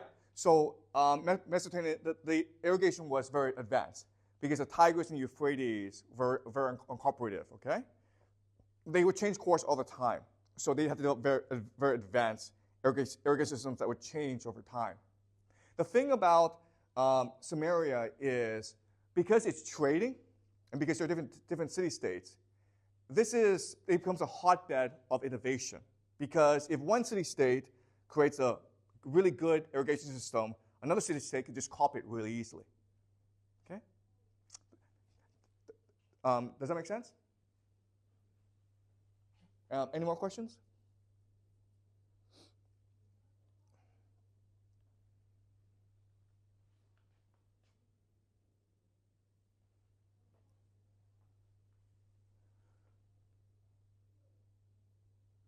Okay, so next class, we'll discuss the Indus Valley civilization. Okay? And the Indus Valley civilization, if we just use the analysis we did today, we're basically geography is destiny. You would think the Indus Valley civilization is very much like the Egyptian civilization, where you have a monarchy, you have centralized authority, and where they build these great monuments. Okay? The irony is, when you look at the Indus Valley civilization, and it's a huge, huge civilization, they have very advanced technology. They have like these big cities that are very well designed. They have plumbing, they have sanitation. They even have air conditioning. They have these towers that sort of like trap hot air. People live for a very long time. Like I think over half of the population will live past 55, which is an incredible achievement. But what is startling about the civilization, the Indus Valley civilization, is it's peaceful and it's egalitarian. So it's a complete mystery as to why they're so different from Egypt and Mesopotamia, okay? Because again, Egypt, it's a centralized empire. Mesopotamia is always at war. Okay? So next class, we will look at the Indus Valley civilization and try to resolve the paradox as to why it is advanced, prosperous, but at the same time, peaceful and egalitarian. Okay? Okay, so good morning. We finished the Bronze Age today with the Indus Valley civilization. So we've done Egypt, we've done Mesopotamia, now we're doing the Indus Valley civilization. And today I'm going to look at 3 questions, okay? First of all, what is it that makes the Indus Valley civilization distinct or different from other civilizations? Second is, why did it decline? They reached their peak about 2600 to 1900 BCE, and then for the next 300 to 400 years, they declined and ultimately disappeared. Okay, why did it happen? The last question is, what is their legacy? What is their contribution to the development of Western civilization? Okay, all right. So let's look at the Indus Valley civilization. To do so, we need to first understand the world at this time. And this is about 2500 to 2000 BC, okay? This is what we call the Middle Bronze Age, because most people were using bronze for weapons, for tools. So over here is Egypt. And as we discussed, by far, Egypt is the wealthiest, most advanced civilization in the Bronze Age. Over here, across the Red Sea, is Arabia. Okay? And even though Arabia isn't really discussed that much in world history, it's still significant because it's part of the trading network. Okay? So the Arabia, it's many nomads who take goods from Mesopotamia over to Egypt and then into the Mediterranean, which accesses all of Europe. This is Sumer, which is the beginning of the Mesopotamian civilization. Okay? Well, up here is Anatolia, the Levant. And then the Indus Valley civilization is over here. And today, it would cover the countries of Afghanistan, Pakistan, and northwest India. Okay? What makes Indus Valley civilization important is it's really by the coast, which allows it to access Mesopotamia and Egypt. Okay? Meaning, during the Bronze Age, these three civilizations, Egyptians, Mesopotamians, and the Indus Valley civilization, were heavily interconnected through trade. And the Indus Valley civilization, what was unique to them are certain products, for example, indigo dye, which was really sought after in Mesopotamia and in Egypt. Their handicrafts, their jewelry were also very famous throughout the world. They usually traded with Sumer and Egypt by trading with the Gulf state nations of Bahrain and Oman and Dubai. Okay? And they actually had a colony by the Persian Gulf. Right? This civilization was so good at trading that we believe they even traded with China, okay? Which is pretty far away, but their ships were huge and they were very good navigators.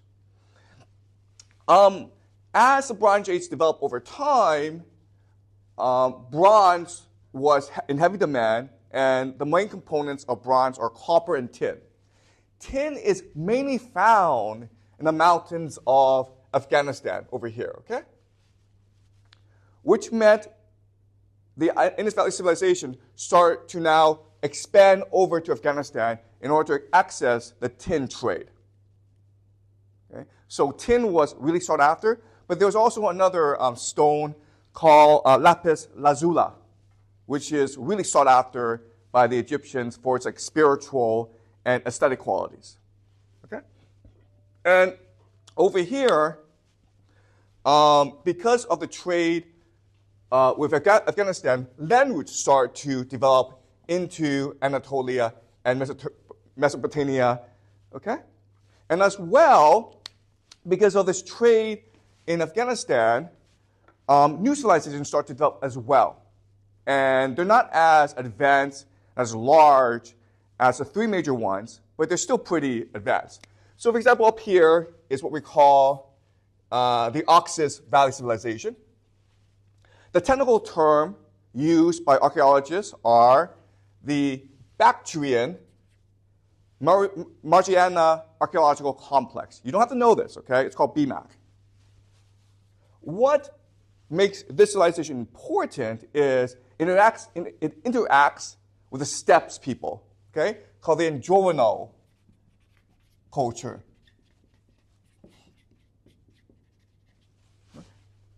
So as you can see, the Indus Valley civilization, through its partners, the Oxus Valley civilization, and its colonies over here, now trade with the entire world. There's no piece of the Western world the Indus Valley civilization does not touch. Okay? Does that make sense? So this is a world about 2500 to 2000 BCE. It's a world that's heavily interconnected. And there are two major sources of demand. The Egyptians are extremely wealthy, and they want these valuable jewelry and handicrafts for their burials, okay? That's one source of heavy demand. The main source of demand is actually Mesopotamia, where the city-states of Sumer are fighting wars against each other. And in wars, bronze makes a huge difference because bronze armor it's much more stronger than copper armor. Okay? So These two places are driving demand, and as such, the Indus Valley Civilization is growing wealthy through trade. Okay? Does that make sense? Any questions so far before I continue? Okay, so even though the Indus Valley Civilization is connected with Egypt and Mesopotamia, it's a radically different civilization. Okay? So the first thing that makes the Indus Valley Civilization interesting is it's a huge area. It's actually, in terms of size, larger than Egypt and Mesopotamia combined. It has a population of, at its peak, about 5 million people. Okay, so this is a huge area. What's really interesting is we have found no evidence of any organized warfare in this region during this time. The reason why is this region is connected through trade. Okay? So what we have found is 5 major urban centers in the Indus Valley Civilization. And these urban centers you can consider to be what we call value-adding processing centers. Okay? These are urban centers that specialize in taking raw goods like metals and agricultural products and turning them into finished products like jewelry, handicrafts, to be shipped, to be traded with mainly Mesopotamia, but also Egypt and possibly China as well. It also goes north to the Oxus Valley Civilization, which then trades with the steppe people, the Asimov culture, okay? What we know as the Yamnaya people. All right? So this trade network, it's very, very complex. And everyone is involved in some capacity in this trade network. Okay? So that's the first thing that's interesting about the Indus Valley Civilization. They trade internally peacefully. They trade externally peacefully as well. We have absolutely no evidence that they ever had organized warfare. We have absolutely no evidence that they have any intention of organized warfare, meaning we have not found any weapons. We have found tools. We found hunting weapons. We have not found, like, maybe armor and helmets. Okay? Yeah? Is there any particular reason that we can speculate that there is no organized warfare in that region? Yeah, great question. So how do we know there's no organized warfare? So we know there's a lot of organized warfare in Mesopotamia and other places because of what we have dug up. So we look at cities, we see parts of the city that have been built on top of or destroyed, meaning there might have been some fires or there might have been some warfare. Okay? But with these 5 urban centers that we've dug up, we have found them pretty intact, meaning they were not built on top of or they were not destroyed when they were around. Okay? So that's the first major piece of evidence. The second major piece of evidence is we've dug up their graves. So if you look at maybe the civilizations of the Asimov culture or Mesopotamia, they tend to bury warriors with their weapons. Okay, so helmets and armor. But when we've dug up the IVC culture people, first of all, we don't find a distinct cast of warriors. Also, we don't find any helmets or armor or weapons. Okay, so that's what led us to believe they don't engage in organized warfare. But there's also evidence to suggest our evidence is not solid. Okay, the first piece of evidence is they don't bury their dead. These people don't have a tradition of burying their dead. Some are buried, okay, but not everyone is buried. Second of all, we don't know where they buried their dead. We assume they buried their dead in the cities, but that may not be true. Okay. So the evidence leans towards they were a peaceful civilization, but as we dig up more and more over time, we may discover this was not true. Okay? But right now the evidence suggests they were peaceful. And also what's really important about the IVC, the Indus Valley Civilization, is this is a new discovery. We've only known about them for the past 100 years. So what's interesting is the Indians themselves never knew they existed.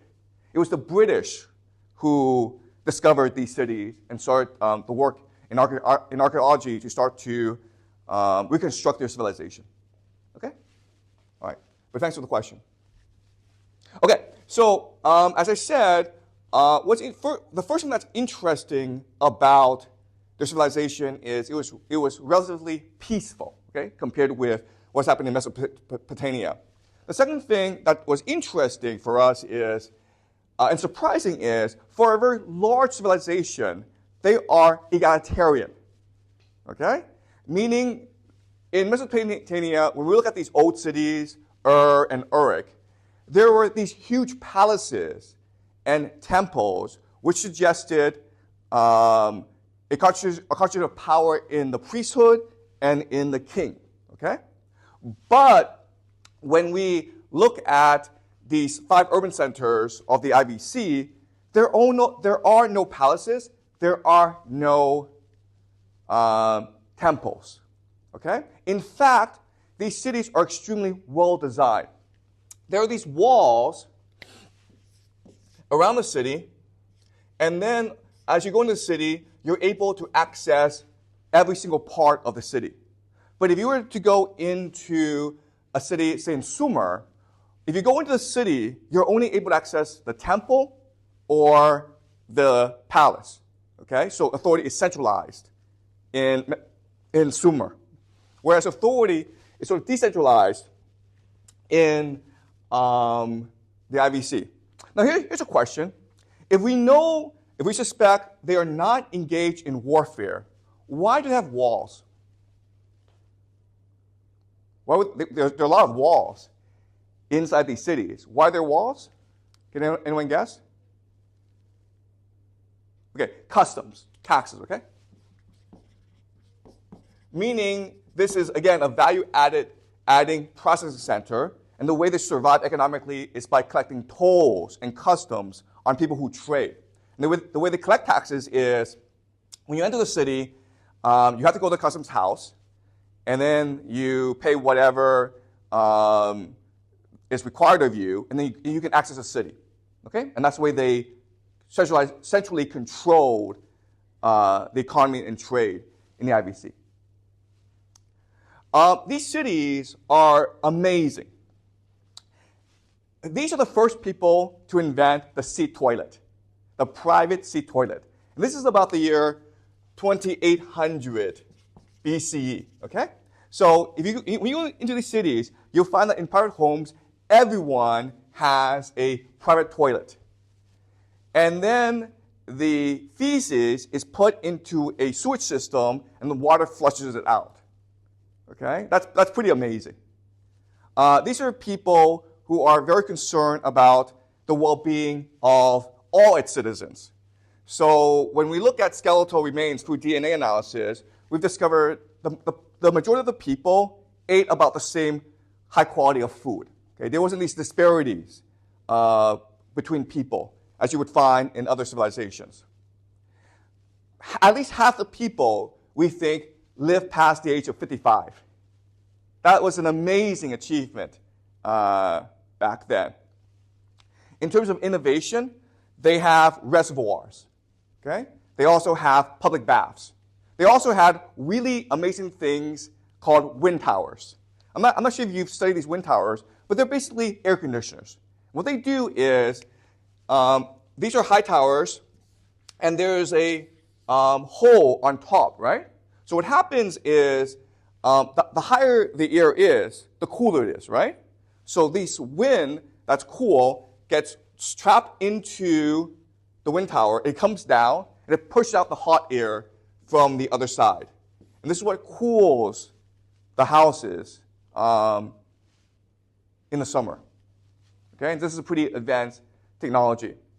Another really cool thing about the IVC is, even though it covers a huge area, they have standardized weights and measurements. Okay, they have standardized weights and measurements, which means that every brick that they have is the same size, which means that their buildings, their structures are extremely stable. and resilient. That's why 5,000 years later, we still have their cities intact. Okay? You can actually go to the cities and live in them. That's how stable the technology was. Okay? So this is a pretty advanced civilization. Unfortunately, we don't know what their writing system is. Okay? So if they had writing, and we can't know for sure if they had writing, it was like Chinese, an ideogrammic language, meaning it is not phonological. The spoken language is not the same as the written language. In other words, it is impossible for us to decipher their written language. We don't have that many artifacts of writing. We have seals with characters written on them, but we don't have anything else. And the reason could be, if you look at Egypt, they use papyrus. Okay, and papyrus is stable, or it keeps in a dry Egyptian air. Okay, if you look at Sumerian culture, Mesopotamian culture, they use cuneiform on clay tablets, which keeps forever. Okay, but if they had a writing system and they did write, it would be on palm leaves, which degrades very easily in the jungle air. Okay, so we don't have access to their writing. This is problematic because without access to their writing, we don't have access to their religion. We don't know what their religion is. And one thing that you've learned in this class that's very important is religion or mythology. It is the operating system of the culture. Okay? It is the collective consciousness, the collective worldview that gives life to their culture. It explains why they do what they do. And unfortunately, we don't know their religion. Okay? But, so, it's a complete mystery to archaeologists, to scholars, as to why this very advanced civilization was very peaceful and very egalitarian. We can only speculate. All right? Any questions so far before I continue? Okay, so I'm going to speculate as to why they were peaceful and egalitarian. So again, the key is the religion. What is their religion? Because that will give us clues as to their mentality, their value system, right? We know that the Mesopotamian people, their religion focused on struggle and achievement. We know that the Egyptians, their religion focused on the afterlife. Okay, this life that we live is what's important is not the here and now. What's important is what happens afterwards. Okay, that's why the Egyptians built the pyramid. That's why they focused so much on funeral rites and on burial goods. All right, so there had to be a religion in the IBC that was different from the belief system in Sumer and Egypt that made it into a peaceful and egalitarian civilization, okay? All right, so what is this religion and why were they different? My speculation is this. The key is to understand that this is a civilization based on trade. And they've been traders ever since they were born as a culture, meaning they were trading for at least 7,000, 8,000 years before they became a civilization. Okay? And if you're a trader, first of all, you're able to access the entire world. So we know for a fact they traded with Sumer and the Persian Gulf states because we have artifacts from the IBC in these places. Okay? We know for a fact. We can speculate it. They also traded with Egypt and with China just based on their technology and their trade networks. So this is a civilization based on trade. And as traders, they're able to see what's going on in Mesopotamia and Egypt. They know they built the pyramids in Egypt. They know there's massive warfare in Sumer. And I would think that if you were a trader and you saw these things, you wouldn't be impressed, okay? In fact, you might be disgusted, especially by the warfare in Mesopotamia. This is the idea called the dialectic, right? And I think this is a very important idea for us to appreciate how history is often driven by the idea of the dialectic. So an example that we have in today's world is, you look at Japan and China, okay? These are two radically different societies that are next to each other. And the question then is, why are they still different? I think the answer is because Japan knows China very well. And a lot of cultural practice Japan developed over the centuries have been in response to what they see as failings or successes in Chinese culture, okay? Another example that Doug will appreciate is Canada and the United States. The United States is probably the most belligerent nation in the world, okay? They cannot get their hands off anything. And then you go north, Canada, and Canada and the United States share the world's longest border.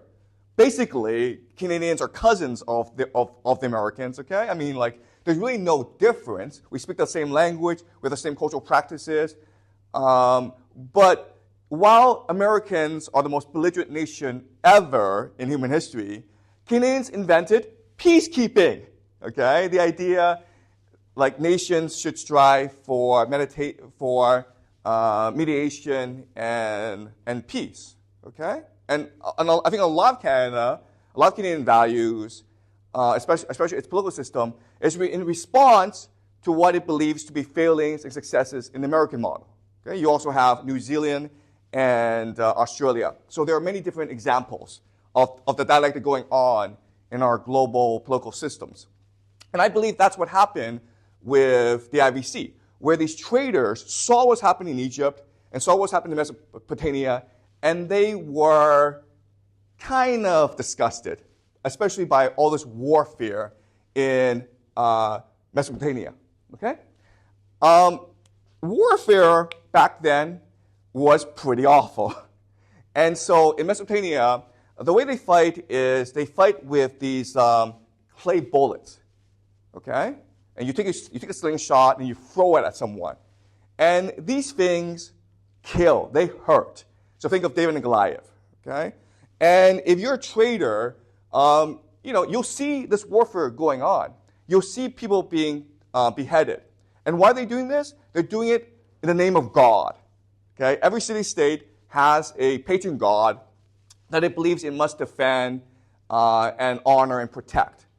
And whenever there's a dispute, it's because they feel their god has been dishonored by another city-state, so they go to war and they kill each other. Okay? And again, if you're a trader and you see this, you don't think this is a good thing. And you go to Egypt and you see these pyramids, and these pyramids are, again, extremely impressive. But at the same time, you also see the consequences of these pyramids, which is just massive inequality, massive corruption, just massive waste. All right? So I think that by trading with these two civilizations and other civilizations, it reinforces the deep cultural values of the IVC people, and it basically compels them towards peace and egalitarianism. Okay? That's what I believe happened. All right? Now, there are other arguments. For example, maybe these people are just genetically peaceful and egalitarian. But I've made the argument in this class that from the onset of early human history, we were a peaceful and egalitarian people, but different geographic circumstances changed our outlook. Okay, so for example, the people in the steppes, who we call the Yanaya people, because of the grasslands, because it is such a poor and rugged and unforgiving environment, they're forced to be cattle ranchers. They're forced to engage in cattle raiding. Okay, and over time, their culture became very aggressive, expansionist, and opportunistic. Opportunistic just means they'll do whatever it needs to survive. If they face they'll trade with people if that's what benefits them. They'll kill people if that's what benefits them. They are not that moral. Okay, they're very opportunistic. And I remember, as I said, these people with their cultural values would go in and conquer all of Europe in about 200, 300 years, okay? And they were called the Yamnaya people. Back in the steppes, these Yamnaya people continued to evolve over time, and over time, they became even more aggressive, more expansionist, and more opportunistic. Okay? Eventually, the Mongols, Genghis Khan and Mongols, will come from this civilization. Okay? So that's my argument to you. And again, it's my speculation. It is because of their interaction with other cultures that convinced them to pursue a peaceful and egalitarian lifestyle. Now, there are still inequalities in IBC. We know there are classes. We know there's wealth inequality. But relative to Mesopotamia and Egypt, it was a relatively peaceful and egalitarian society. Okay? Okay, any questions before I continue?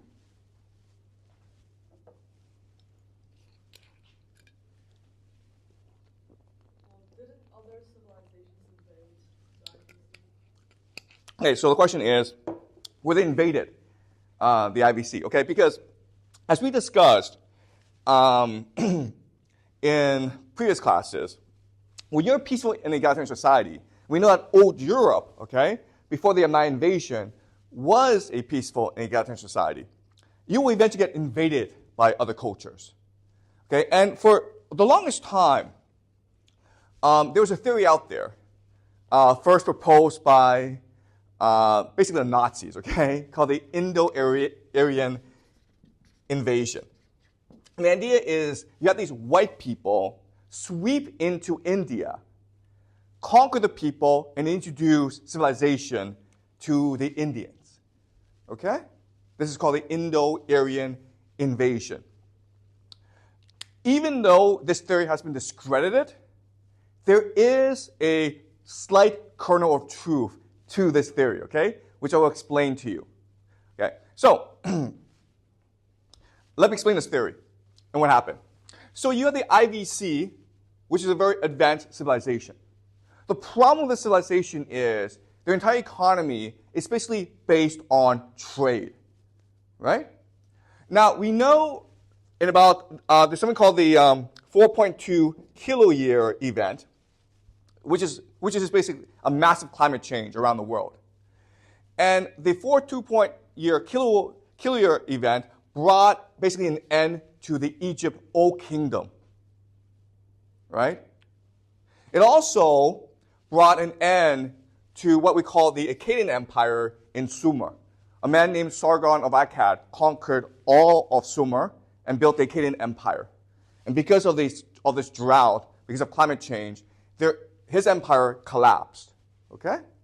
So in other words, trade networks that the IBC heavily depended on start to collapse. Okay? And as a result, their cities now, which are dependent on trade, start to depopulate, meaning a lot of people start to return to the farms where they are from. They start also migrating to the rest of India, to the Ganges, okay?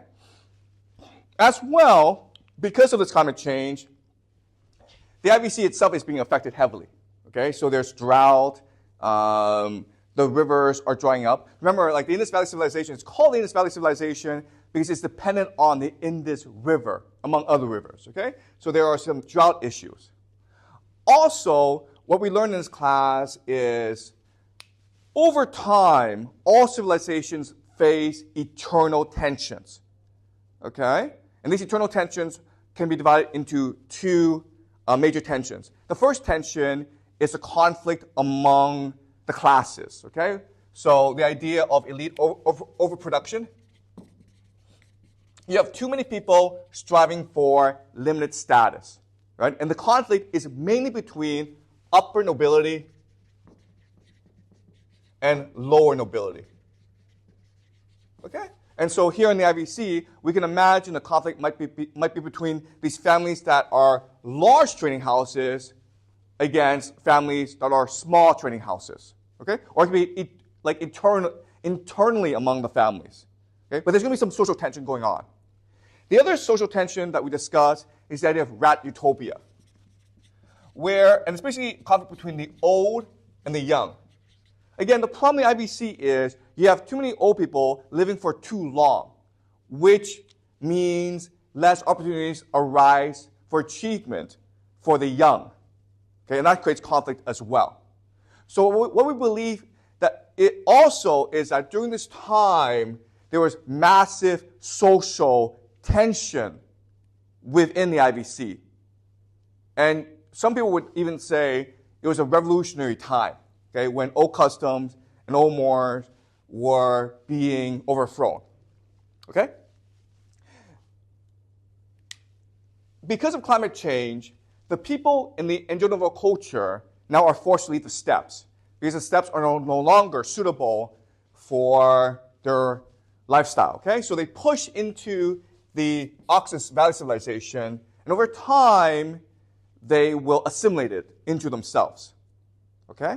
So the idea here is this is not an intentional invasion. Okay? It's not like you have a general in an army and they go into the Oxus Valley civilization and then they conquer it. Okay? It's more opportunistic, where at first you're trading, and as the Oxus Valley civilization declines because of trading networks, because of the declining trading networks, they will start to come in and push out the people.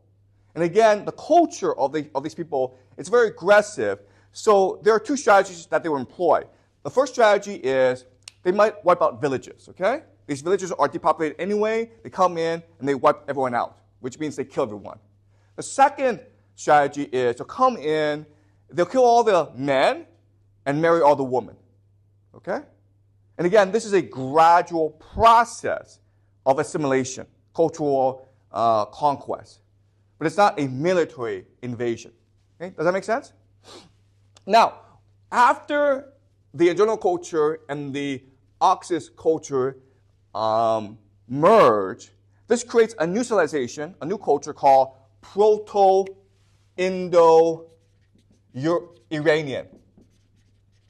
Okay? Why is it called that? Because now what they will do is they'll go south to the Iranian plateau and they will become eventually the Persian people. Okay? And they will invent a new religion that becomes a great world religion called Zoroastrianism. Zoroastrianism comes from this merger of the Proto-Iranian culture into the Iranian plateau. This is a process we call synchronization, by the way. Synchronization, where two major religions merge and share the same gods. And there are three distinct characteristics of the Proto-Indo-Iranian culture that becomes salient in the new Zoroastrian religion. Okay? The first is the use of a ritual drink called soma. Okay, soma. Again, you don't have to know this, but I'm just telling you the cultural impact. Okay, soma comes from the Proto-Indo-Iranian culture. Second is the worship of fire. Okay, fire rituals. Fires are used heavily in the religious practice. Okay, and as we know, Zoroastrianism does use a lot of fire rituals.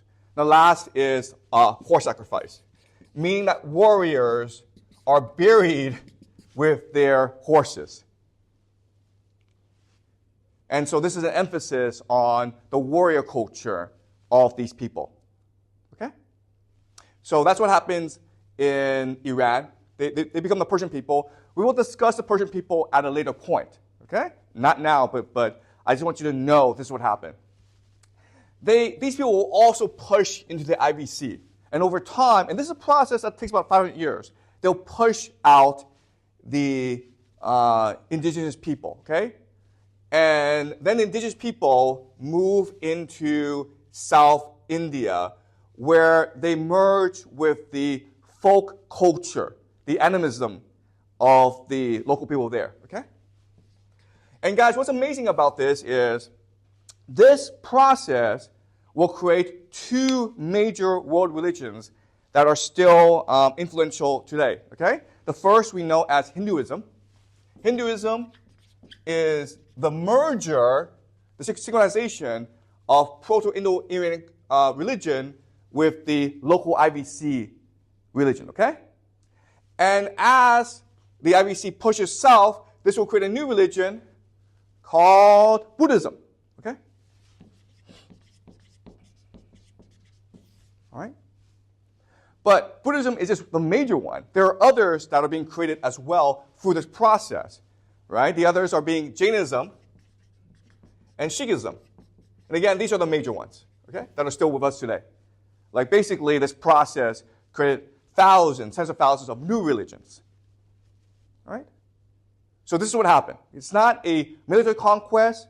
It's not an invasion, but it's a process of, you could argue, cultural genocide, okay? Where new people come in, and over time, because they are aggressive, expansionist, opportunistic culture, they will eventually take over the culture, okay? Mainly by marrying the local woman, because the people who come in are basically males, okay?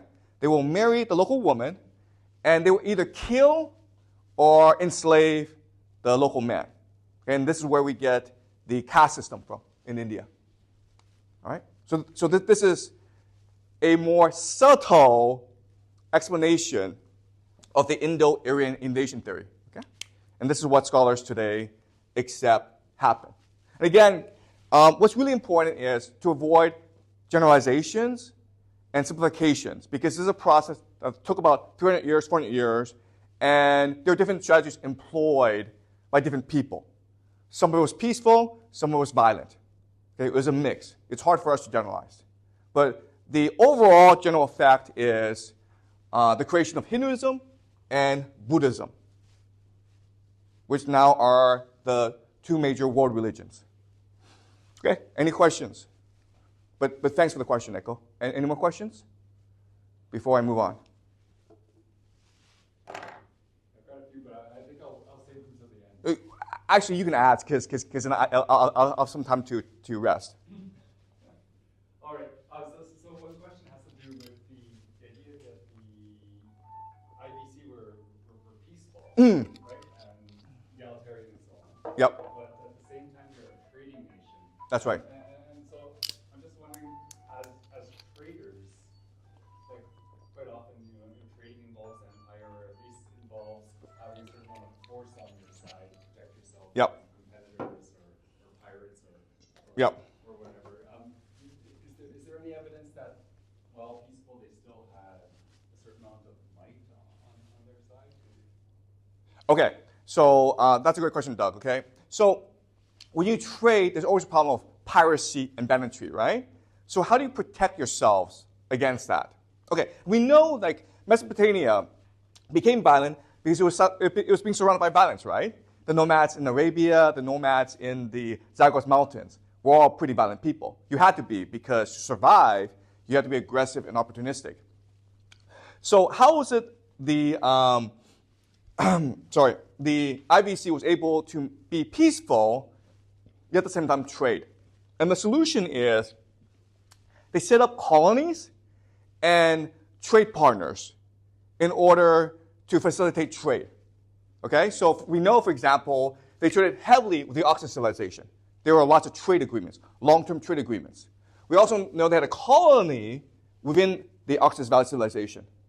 Okay, we know they traded heavily with a place called Dilmun, which is now modern-day Bahrain. Okay, so these are their main trading partners, and so you would think their trading partners were the ones who were responsible for local security. Okay, we can also suspect they also went to other places as well to seek new trading partners. What's important about this world is this is still a relatively peaceful world. There's tremendous violence in Sumer, but that's still rare, right? And there are some unique characteristics about Sumer that make it a violent people. But in this world, and this is about 5,000 years ago, people are still relatively peaceful. Organized warfare is still new and rare in the human experience. And that's why I think the experience in Mesopotamia was so shocking, because the idea that you could sack a city the idea that you could kill hundreds of people at one time, that's like breaking a massive cultural taboo. Okay? So I think, culturally speaking, people at this time prefer to trade rather than to fight. And because they've been trading for such a long time, we're talking like, they start maybe trading about 7,000, 6,000 BCE. They have a lot of trading networks around the world. They have partners they can trust, basically. Okay? Okay, and any more questions before I continue? Maybe one more, but I might be anticipating a little bit, but people here know a bit about Buddhism and stuff, right? Yeah, I'm actually moving into Buddhism. Okay, I'll save it for after. Okay, but any more questions before I continue? Okay, so the last thing I want to discuss is, what is the legacy of the IVC? They were a great civilization.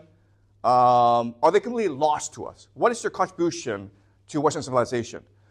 So the legacy of Egypt are the pyramids, right? We know Egypt because of the pyramids. The legacy of Mesopotamia are many. They invented a lot of things, like writing, cuneiform. Also, they introduced world literature, right? The Epic of Gilgamesh. What I want to argue now is the legacy of the IVC is in their spiritual practice, okay? Their spiritual values. So, if you look at Hinduism, okay, it's very different from Zoroastrianism. And that's kind of strange because they're both Proto-Indo-Iranian religions, right? But let's look very quickly at Hinduism. Hinduism believes the reality we live in is false, okay? The real reality is called Brahman, the true, absolute reality. So we live in this false reality. As we live in this false reality, we collect karma. Karma is basically just an accounting of your good deeds and your bad deeds. And guess what? Throughout your life, you're going to accumulate more bad deeds than your good deeds. And your karma means your soul, called the Atman, is stuck here, okay? Because the Brahman, it's pure. You can only return to Brahman, to heaven, if you're a pure person. So it will take many lifetimes for you to cleanse your soul, your Atman, in order to return to the Brahman. This process of cleansing your soul is what they call dharma, okay? Dharma. The right path. If the dharma, over thousands of lifetimes, if your dharma is correct, if you achieve dharma, you will achieve what is called moksha, which is basically liberation. Moksha releases your soul from the physical world and allows you to return to the Brahman, where you will live eternally in paradise. Okay? That is one of the basic ideas of Hinduism. Another really important idea of Hinduism is this entire process is being mediated or gatekept by priests called Brahmins. Okay? So you think being a good person is enough. No, it's not. You have to listen to the Brahmin, because only the Brahmin understands Dharma. Okay? And depending on who you are, your Dharma will be different. So in Hinduism, there's a hierarchy. Okay? At the very top are, of course, the priests, the Brahmin, because they have access to spiritual knowledge. Below them are the warriors and the kings. And then below them are the farmers and the merchants who keep the economy running. And then at the very bottom are the servants and the laborers. Okay? Now, what's really interesting about the system is this system can be differentiated by the color of one's skin, right? Because, remember, the Proto-Indo-Iranians, they have white skin. The IVC culture, the people who call the Pro-Davinians, the Pro-Javanians, okay, they have darker skin. So the IVC people of the lower class don't intermix with the Proto-Indo-Iranians. And so basically the Proto-Indo-Iranians accumulated and centralized power through the idea of Hinduism, okay? They're the priest class. So that's a basic theory of Hinduism. And again, Hinduism is an extremely complex religion. I don't want to oversimplify it, but I have no choice because I want to explain the differences, okay? So in this system, who's really unhappy now in this system? Which group of people are like very upset with this system? Can you guys echo? Can you apply what we've learned in the semester and answer the question, all these four groups, who's the unhappiest? And who most wants change or revolutionary change? Excuse me? The lower nobility. And who's the lower nobility in this system?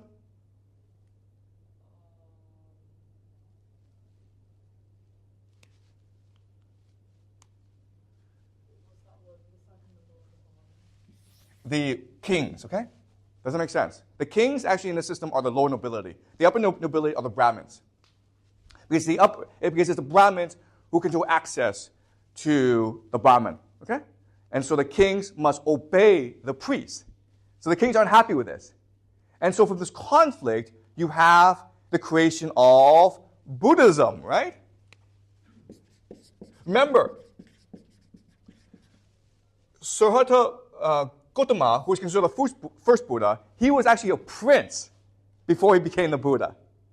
And the man most responsible for spreading Buddhism in India and around the world, his name is Ashoka. He was the king, the emperor of the Mauryan Empire. And he was the one who institutionalized Buddhism as state religion, who sponsored missionary projects to China, to Greece, to Egypt. Okay? So these rulers don't like Hinduism because they see the Brahmin class as a threat to their power. So Buddhism follows this system except for one major difference. You don't need the Brahmins to access nirvana. Okay? You don't need the Brahmins to access spiritual enlightenment. You can do it by yourself through spiritual guidance by monks. Okay? That's a major difference. And as you can see, Buddhism is, in many respects, a revolutionary religion to overthrow the power of the Brahmin class. And in response to Buddhism, what did the Brahmins do? Do you guys know? They create the caste system. Okay? After the rise of Buddhism, Hinduism started to implement what we call today the caste system. Which is to say, these classes must separate from each other. They are not allowed to intermingle. They're not even allowed to touch each other. They're not even allowed to touch each other's food, okay? These people at the very bottom are what we call today the untouchables. And this system was developed by the Hindu priests, the Brahmins, in response to the threat of Hinduism. Now, over time, because Hinduism, like the Proto-Iranian people, are aggressive, expansionist, and opportunistic, they will defeat Buddhism in this struggle, okay? And the one really important way they defeat Buddhism is by adopting most of Buddhism's practices, okay? So like yoga meditation, and also nirvana, okay? The Hindu Brahmins will adopt whatever is popular in Buddhism. Another thing that the Hindu priests will do is they will start basically assimilating other religions as well. So most Indians, throughout its history, believed in their local folklore gods, right? Eventually, all these gods will be assimilated into the Hindu hierarchy. That's why you have like 1 million gods in the Hindu religion, okay? Because they were all, over time, assimilated into the hierarchy. And obviously, these gods are lesser gods. And the higher gods, the Holy Trinity, are Brahmin gods. Okay? All right, so now's the chance for Doug to ask his question about Buddhism before I continue. Yeah. So maybe it's a good chance. I want to go back to the point about the IBC of us not knowing their religion. Yeah. So way back months ago, you were talking about the Proto-Indo-European languages. That's right. Right, and there's been a lot of archaeological work. That's right. Put that back together. Right? Yep. Do you know if there's been a similar process looking at the different Indian religions like Hinduism, Buddhism, Jainism? Yeah. And is there a certain common denominator that perhaps could be traced back to the IBC? Okay, great question. Okay, so what is the IBC religion, the proto-religion? Okay, I want to make an argument, and again, it's speculation.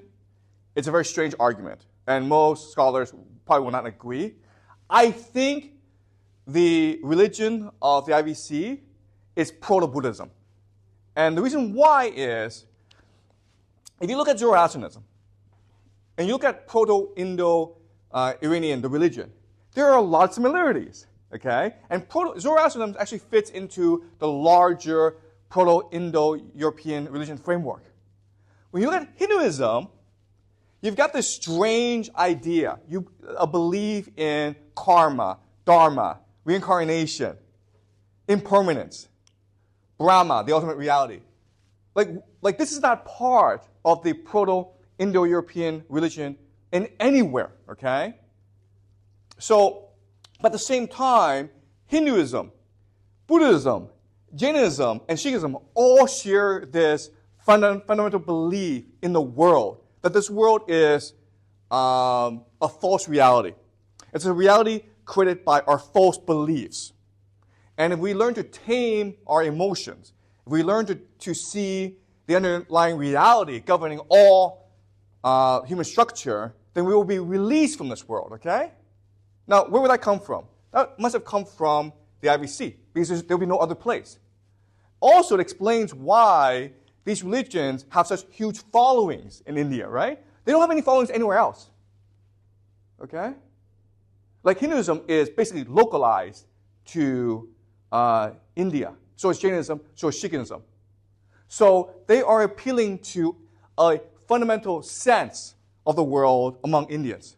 They're basically appealing to a nostalgia, right? And where is this nostalgia from? It must be from the IBC.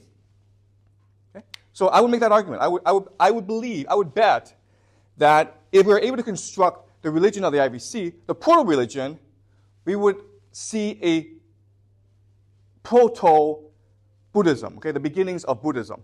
It would be very different, okay, because Buddhism evolved over 1,000 years. But the underlying assumptions about the world, basically the idea of oneness, okay? Okay? The idea of false reality. I think these two ideas would be very apparent in the IBC, as they are apparent now in all four major Indian religions: Hinduism, Buddhism, Jainism, and Sikhism. Okay? Do you want to continue, or? No, I'm finished, but do you want to respond to my argument? No, it makes sense to me. Okay. And are you guys following along? Does this make sense to you guys?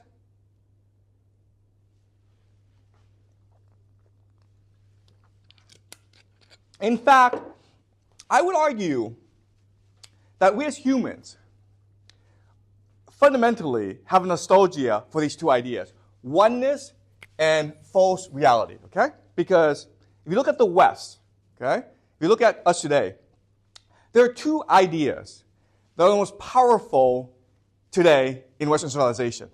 The first idea is Plato's allegory of the cave, right?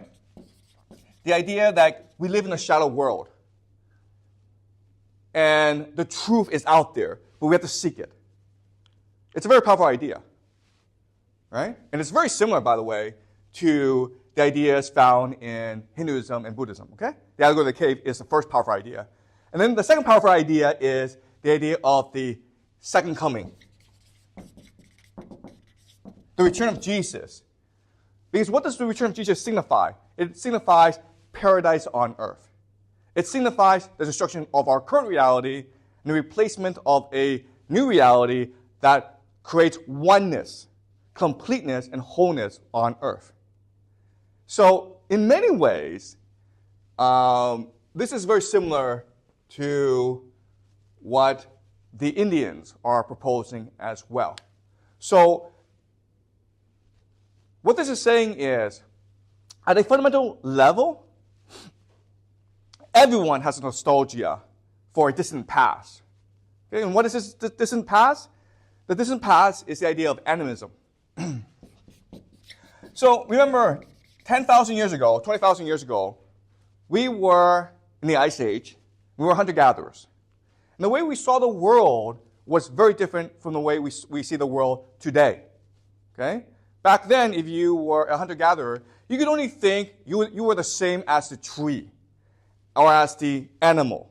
Okay? It's the idea of oneness. We're no different. We're all part of the life cycle.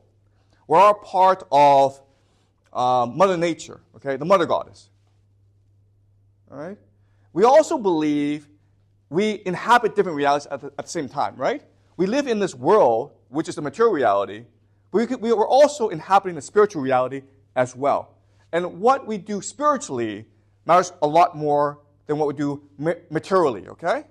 So we can hunt and kill animals as long as we pay the proper respects to the animals we kill. As long as we contribute spiritually to the cycle of life and death. Okay? So I think that's where Buddhism comes from. It comes from animism. And this Buddhism became reinforced and became much more concrete because it was experiencing a reality in Mesopotamia and Egypt that was abhorrent to the people experiencing it, okay? War goes against the human experience. Inequality and corruption in ways goes against the human experience. We fundamentally believe this to be evil and wrong. Okay? So that is my argument about the IBC. Any questions?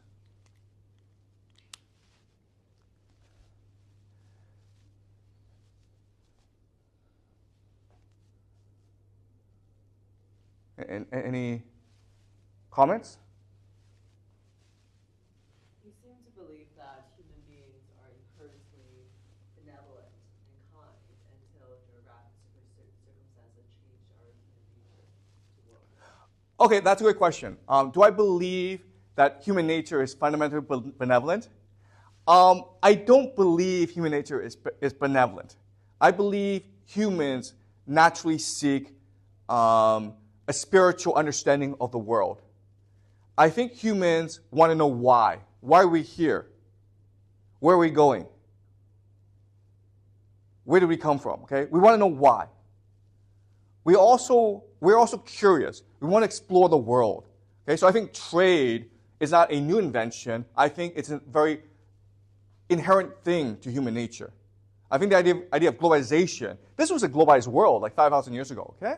Extremely sophisticated, complex, globalized world.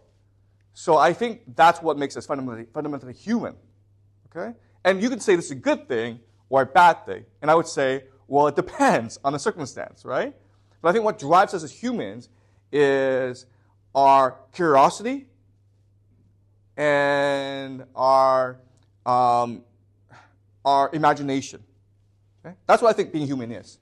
And sometimes this is a good thing. Sometimes this is a bad thing, okay?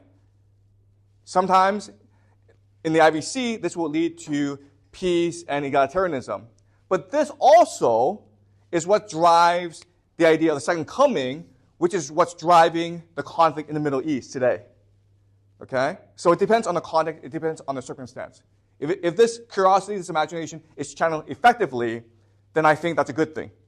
If it's channeled opportunistically, then it's a bad thing.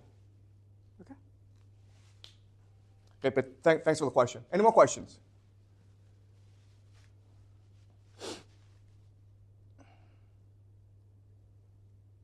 Okay, so this ends our Bronze Age unit, okay? So we looked at the three major Bronze Age civilizations, Egypt, Mesopotamia, and IVC. Next class, we'll start the Bible, okay? The Hebrew Bible. All right. Good morning. So today we start the Bible, which will be the final unit before the semester break. Hopefully, this will be the most interesting section we do. It's certainly the most important because the Bible is the most important book ever. And it is driving a lot, it has driven a lot of history, it's driving a lot of history today. So if you want to fully understand the conflict in the Middle East, what's happening between Israel and Iran, what's happening in Palestine, you cannot do so without a full understanding of the Bible.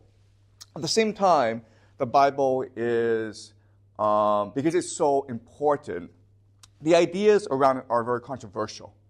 There are billions of people around the world who believe the Bible is the Word of God. It's Holy Scripture. Every word in the Bible comes to us from the divine, the divinity himself. And obviously, that's not what I believe.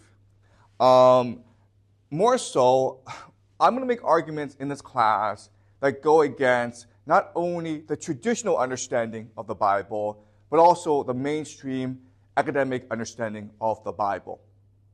So, to be fair to you, I want you to be very skeptical of what I say. Okay? Come to class with doubting my authority, doubting my understanding of the Bible. Okay? So feel free to challenge me, and I want you to challenge me because what I will say in this class will be extremely controversial. Okay? So, let me give you a brief introduction to the Bible, and then I'll explain some of the history behind the Bible. Okay? And this overview is going to be very broad, very general, but it will help structure our understanding of the Bible for the next few classes. Okay? All right, so the Bible. The Bible is Greek for books, and it really means library. So the first thing you need to understand is the Bible is a collection of different works by many different authors. So there's no worldview or consistency or continuity in the Bible. You can find whatever you want in the Bible because it's a library. It's a huge collection of ideas. There's about 2,000 pages. Okay? So there's very few people who actually read the Bible in its entirety. There are people who might read certain sections of the Bible, okay, but most people will receive their understanding of the Bible from authorities like priests or rabbis. Okay? The Bible itself is divided into two major sections. The first section is what we call the Hebrew Bible. And so this was originally written in Hebrew, and this is the book of the Jews, okay? What do the Jews believe? They believe in the Hebrew Bible. The Hebrew Bible itself is divided into three major sections. The first is, so the Hebrew term for the Bible is the Tanakh, okay? So you may hear some people say the Tanakh. It just means the Hebrew Bible, okay?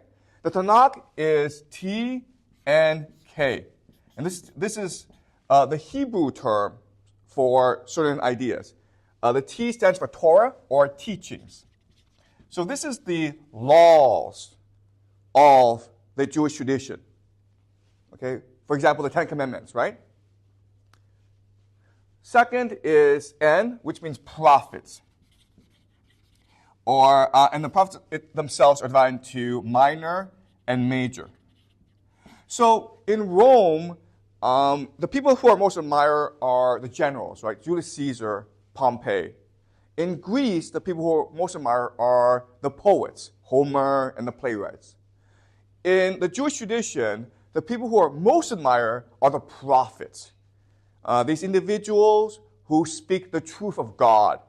They're social critics, And there are people who challenge the authority of the kings in order to promote the laws and teachings of God. Okay? Does that make sense? The prophets are the people who are most admired in the Jewish tradition.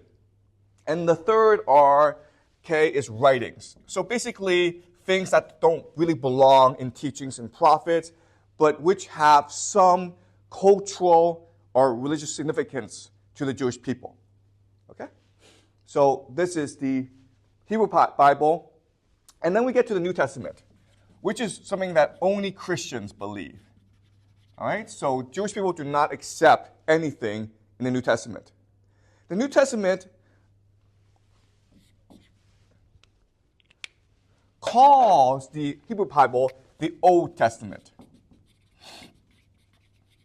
Okay? Why? Because the Old Testament is the promise of salvation. Okay? The promise of Jesus Christ. The New Testament is the deliverance or the fulfillment of this promise in Jesus Christ. Okay? It's a coming and the work of Jesus Christ. The New Testament itself is divided into many different works. It's a lot smaller than the Old Testament. So there are the Gospels.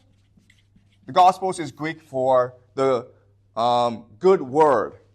And the good news is that Jesus is on earth. And he's here to deliver us from our sins and our suffering. There's letters, mainly by someone named Paul. And these are the work of Jesus' apostles after the death of Jesus. They go around the world and they promote the gospel of Jesus, the good news. Okay? And this is about what they do. And then there's some other books as well, but the major one is called Revelation, which is about the end of the world. And it's the idea of the second coming. How even though Jesus is dead, he will return and he will bring peace, eternal peace, to the world. Now, from the Bible, an interpretation of the Bible comes the Quran. And this is the basis for Islam. Okay? So eventually we'll do all three. The Hebrew Bible, the New Testament, and the Quran. But we'll start with the Old Testament, the Hebrew Bible. Okay? So the Old Testament, the Hebrew Bible, is what we'll start with. And to do so, I will have to teach you a lot of history. And this history will be extremely broad. Okay? But over time, I will be more precise. I will go into specific details about this history in order for you to better understand the Bible. Okay? There are three ideas about the Hebrew Bible that Jews believe, the Jews today believe, which are not true. Okay? The first idea is the Hebrew Bible, the Jewish religion, has always been monotheistic. Meaning, the Jews have always believed in one God. His name is Yahweh. And he is the God of the Jews since Abraham, who is the patriarch of all Jewish people. Okay, that's what Jews believe. I will show you this is not true. In the beginning, Jewish people, like everyone else, were polytheistic. Okay? Monotheistic is a modern idea that has been retroactively put back into Jewish history. Okay? So that's the first myth that I will correct. The second myth that I correct is that Jewish history, or the Jewish religion, has been continuous for at least 3,000 years, possibly 4,000 years. Okay? And what I will show you is that's not true. So there have been many major changes to the religion, and these changes are so drastic that you can argue these are very different people, okay? So the Israelites, the people who founded the religion, are very different from the people we call Jews today. And I will show you why in the next few classes, okay? That's one really important idea you need to understand. The history of the Israelites and the Jewish people are not continuous. All right? Okay? Does that make sense? Okay, any questions so far? Are you guys following along? Okay. Yeah, so and the last idea is the Bible, or the Hebrew Bible, it's a historical record. And what I will show you is we've been trying for at least 300 years, 200 years to prove that the Bible is a historical record. Okay? There are archaeologists who've spent fortunes their entire lifetimes looking for things like Noah's Ark, looking for people like Moses. Can't find them, okay? And this tells us pretty conclusively that the Bible is not a historical record. It is a work of our imagination. Okay? It is a literary work. Now, it's a very powerful literary work, and that's what explains its relevance and its power today. Okay? I'll explain why it's powerful, but I want you to remember, it's not historical work. It is a literary work. It's a work of our collective imagination. All right? Okay. Now, I'm going to talk a little about the broad history of the Israelite people. Okay? So, in the Bible, what it tells you is, maybe about 2000 BCE, there's a man named Abraham. And he's from the city of Ur, okay? In Mesopotamia. Or is it Ur? Okay, it's one of the two, sorry. And then God, Yahweh, thought Abraham was the best man in the world. So God, Yahweh, made a covenant with Abraham and said, you are the most righteous and dignified man I've ever seen in the world, and I will make you a father of a new nation called Israel. Okay? And these people will become eventually the Israelites. And the greatest king of the Israelites is named David.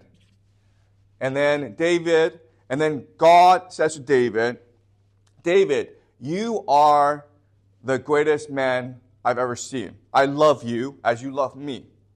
Therefore, I will make your house, the house of David, eternal. Okay? You, the house of David, will reign over Israel for all of eternity. I will make Israel into the mightiest of nations. Okay? So that is what it says in the Bible. The historical record is a lot more complicated. All right? So let's start in the year 1200 BCE. And this is towards the end of the Bronze Age, right? We're about to enter the Bronze Age collapse, which lasts about for 100 years. At this time, let's look at the world. Israel is in a place called the Levant.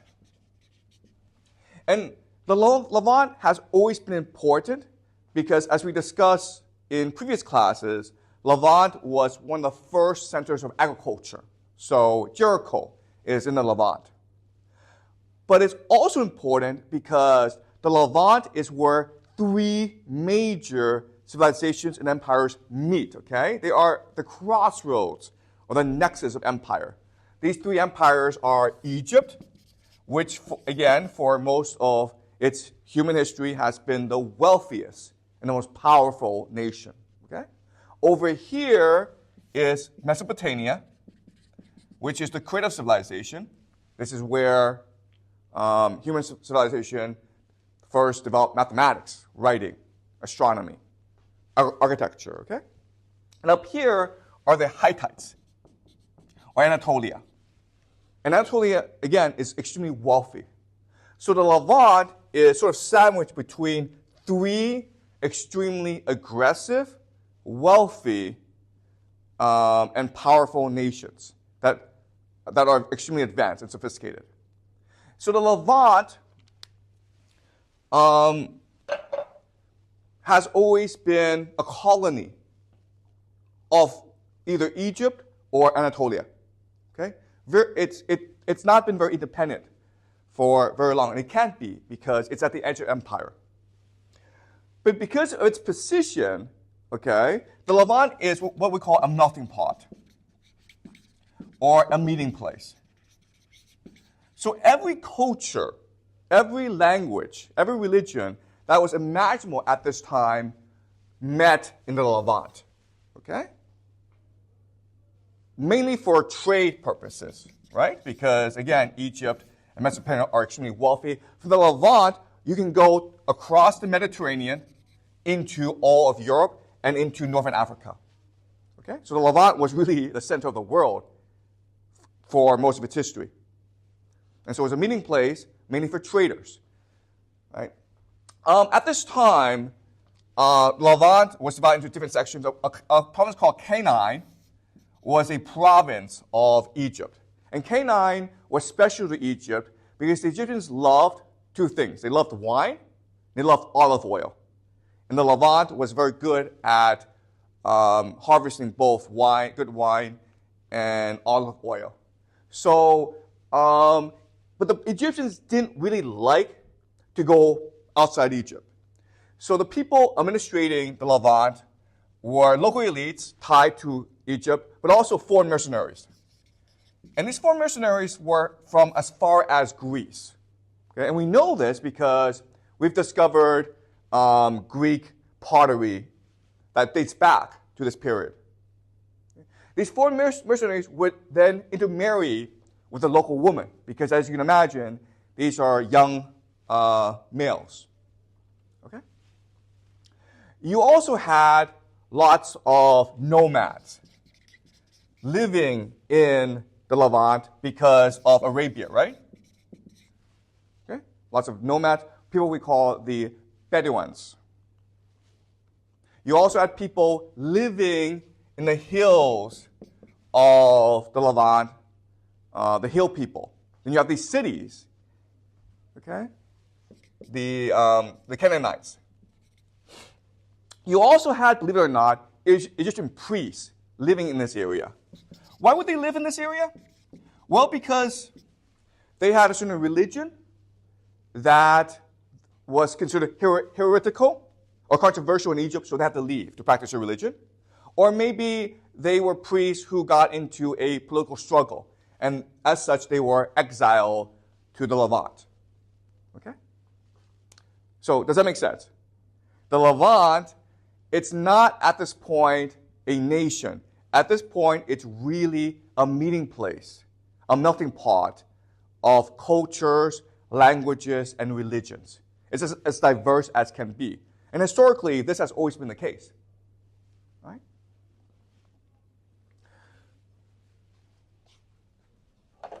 Then what happened, of course,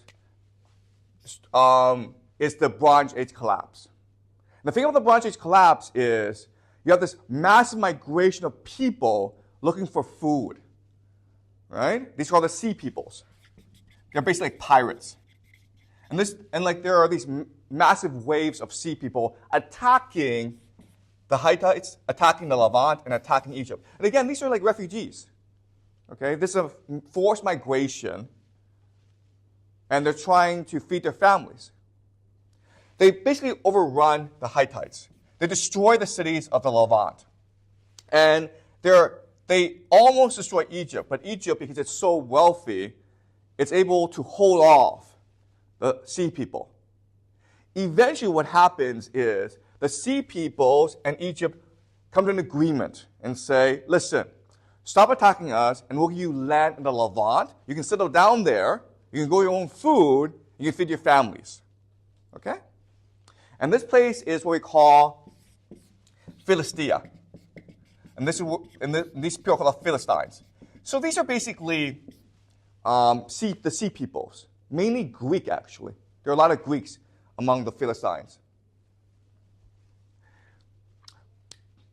But this creates a problem for everyone in the Levant, because now you have a foreign presence that is very aggressive and expansionist. So now the people in the Levant need to come together and fend off this threat from the Philistines. They also have these neighbors as well, these other cultures that keep on attacking them. Okay? So these are extremely diverse people, and so what they agree to do is elect a king to lead them in war against the Philistines.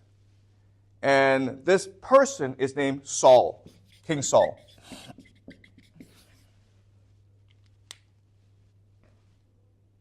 All right?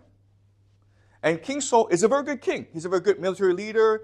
He's helping the people in the Levant fend off the Philistines and aggressive neighbors. Okay, so this is a military alliance. King Saul employs a lot of mercenaries. And one of these mercenaries is named David.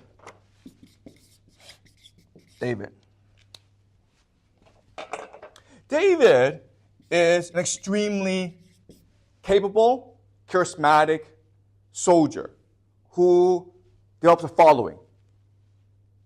David, as you can imagine, because he's very charismatic, is also very ambitious. And eventually, he has a falling out with Saul, okay? David is Saul's best general, best soldier, but David is too ambitious. And Saul sort of suspects David. So what David does is he runs off and joins the Philistines. Okay? He's not fighting for the Philistines. What's really important for us to understand, and I know it's a hard concept, okay? But borders and alliances and allegiances are extremely fluid at this time. If it benefits me, I'll fight for you. But if it doesn't benefit me, then I'll betray you. Okay? There are different factions within all alliances. Okay, so the Philistines are divided among different ethnic groups. The people in the Levant are divided into different political factions. You have these hill people, you have these nomads, you have these foreign missionaries, and they're fighting for different reasons. So these alliances are always shifting, okay? So David goes off and fights for the Philistines. King Saul and his sons are eventually killed in battle. And David sees a political opening. So he turns back into Levant, and he starts to politically maneuver to be the new king. Okay? And his power base is in a place called Hebron, or in south the Levant. But the house of Saul is still around. And so there's a civil war now going on. And eventually David triumphs. And then David's able to unite these people, and he creates a new nation called Israel. All right? And then Israel is able, under David's leadership, is able to basically put down any aggressions from its neighbors. And they're able to build an empire, a small empire, okay? Nowhere near Egypt, but it's an empire. All right? So this is what we know from the archaeological record. But David is so charismatic that when he dies, his son Solomon is not able to hold the empire together. So what happens is Israel divides into the northern kingdom and Judah, which is where the house of David is. Okay. Now again, the Levant is a very important strategic location. So as these empires, major empires, start to consolidate the power, they want to take over the Levant. Okay? So the Syrian Empire comes in and destroys the northern kingdom. And then eventually, the Babylonian Empire will come in and destroy Judah. Okay? The Babylonians will take the Israel elite, basically the royalty, and force them to go to Babylon, where they will be held as hostages or captives. Eventually, what will happen next is the Persian Empire will come and defeat Babylon. And what they do next is very interesting. They decide they will release these Israelite elite, have them return to Jerusalem and Israel, and have them govern the Levant based on, and have them govern the Levant. Okay, does that make sense? And it is only at this point that we get the term Jews. Okay, this is a Persian idea, the Jews, before they're called the Israelites. And this is about 500 BC, okay? 500 BC.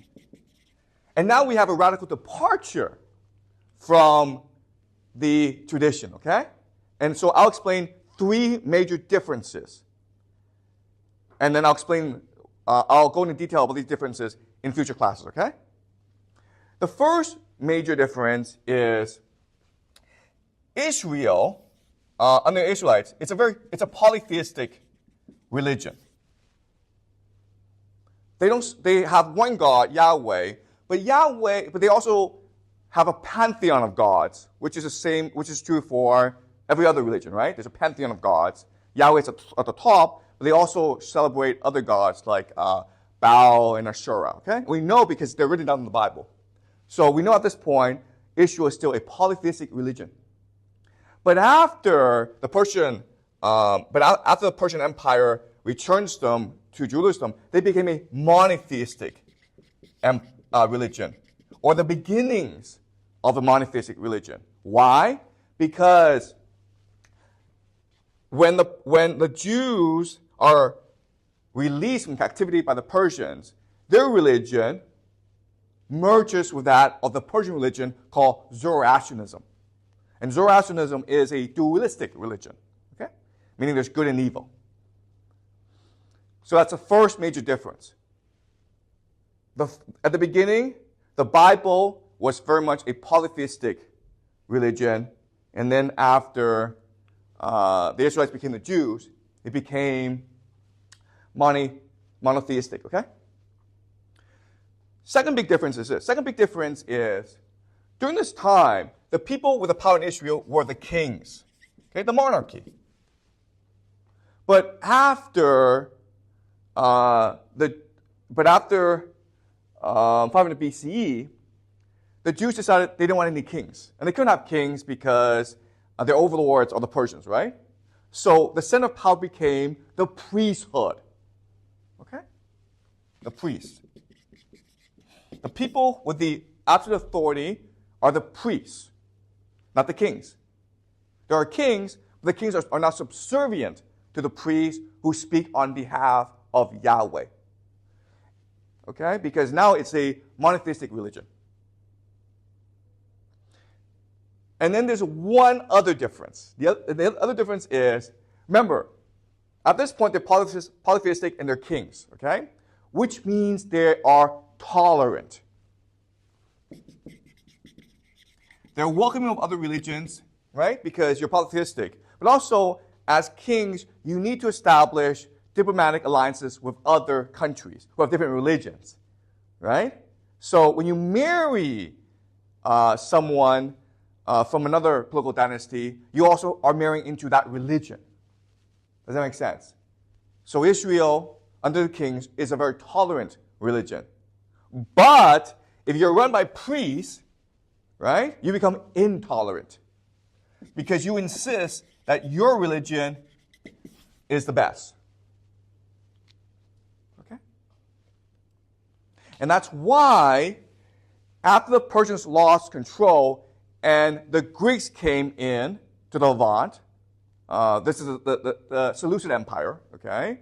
The Jews rebelled against the Greeks because the Greeks were polytheistic and the Jews considered themselves monotheistic, okay? They refused to acknowledge the culture and the religion of the Greeks. And then things got really bad when the Romans came in, okay? Does that make sense? Okay, so this is the history of the Jewish people up until the birth of Jesus, okay? Any questions so far? Do you guys understand what's happening?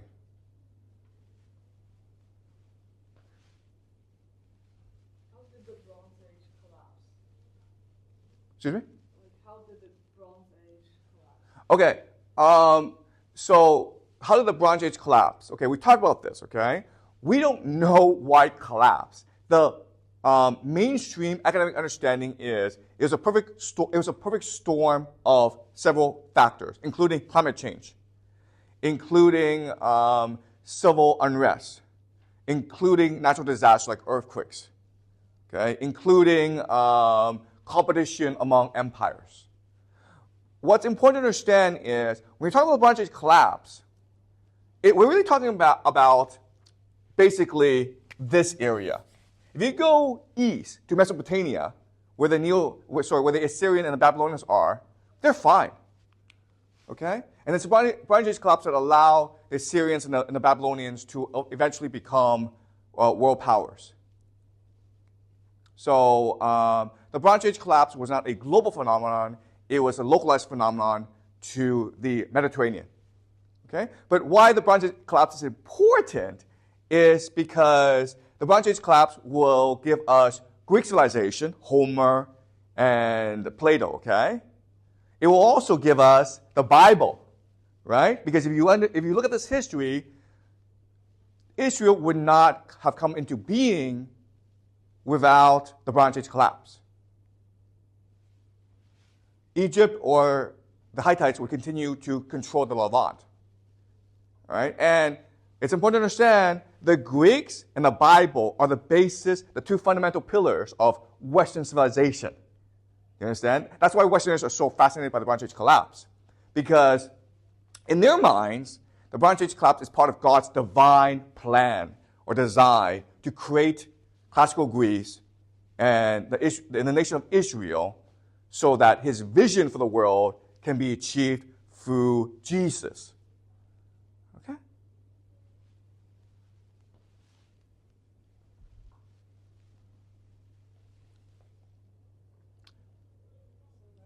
Yep. The part with your God, have a That's fine. Yeah. with Abraham, that's totally imagination. Okay. So that's a good question. So the argument I'm trying to make to you is the Bible says Abraham is a patriarch of the Israelites. But the historical record, the archaeological record is we barely have evidence of David. We have absolutely no evidence of anything before David. Okay? So I think David is the founder of the nation of Israel, not Abraham. Next class, I'll explain to you why they constructed this mythology, okay? All right? But first, I want to give you a broad overview. All right? Next class, I will explain to you where these ideas, Abraham and Moses, came from.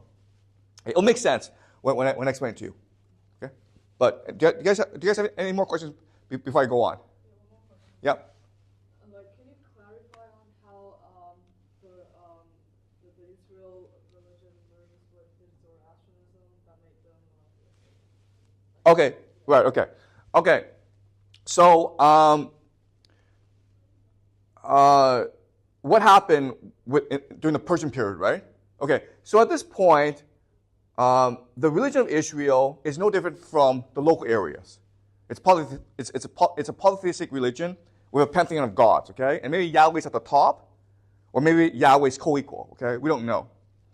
And at this point, there are many divergent religions, okay? But what happens is Babylon conquers Jerusalem, and then the Jews are sent in exile. So now the religion is sent overseas. And the religion is detached from the culture and the people. Does that make sense? And what we know is when you do that, when you detach the religion and you put it into a place that has no interactions with the local people and the culture, it becomes much more fanatical. It becomes much more focused and fanatical. Okay, do you understand? Okay? Do you understand? Because if it's in Israel and there are different cultures, the religion has to be tolerant and police different factions among the people. Okay? Does that make sense? But once this religion goes off to Babylon, it's now divorced from the people, from local reality. So the elite can design in a way that they think is most appropriate.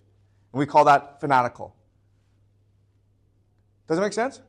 So an example of this, okay, it's a bad analogy, but maybe this will help you.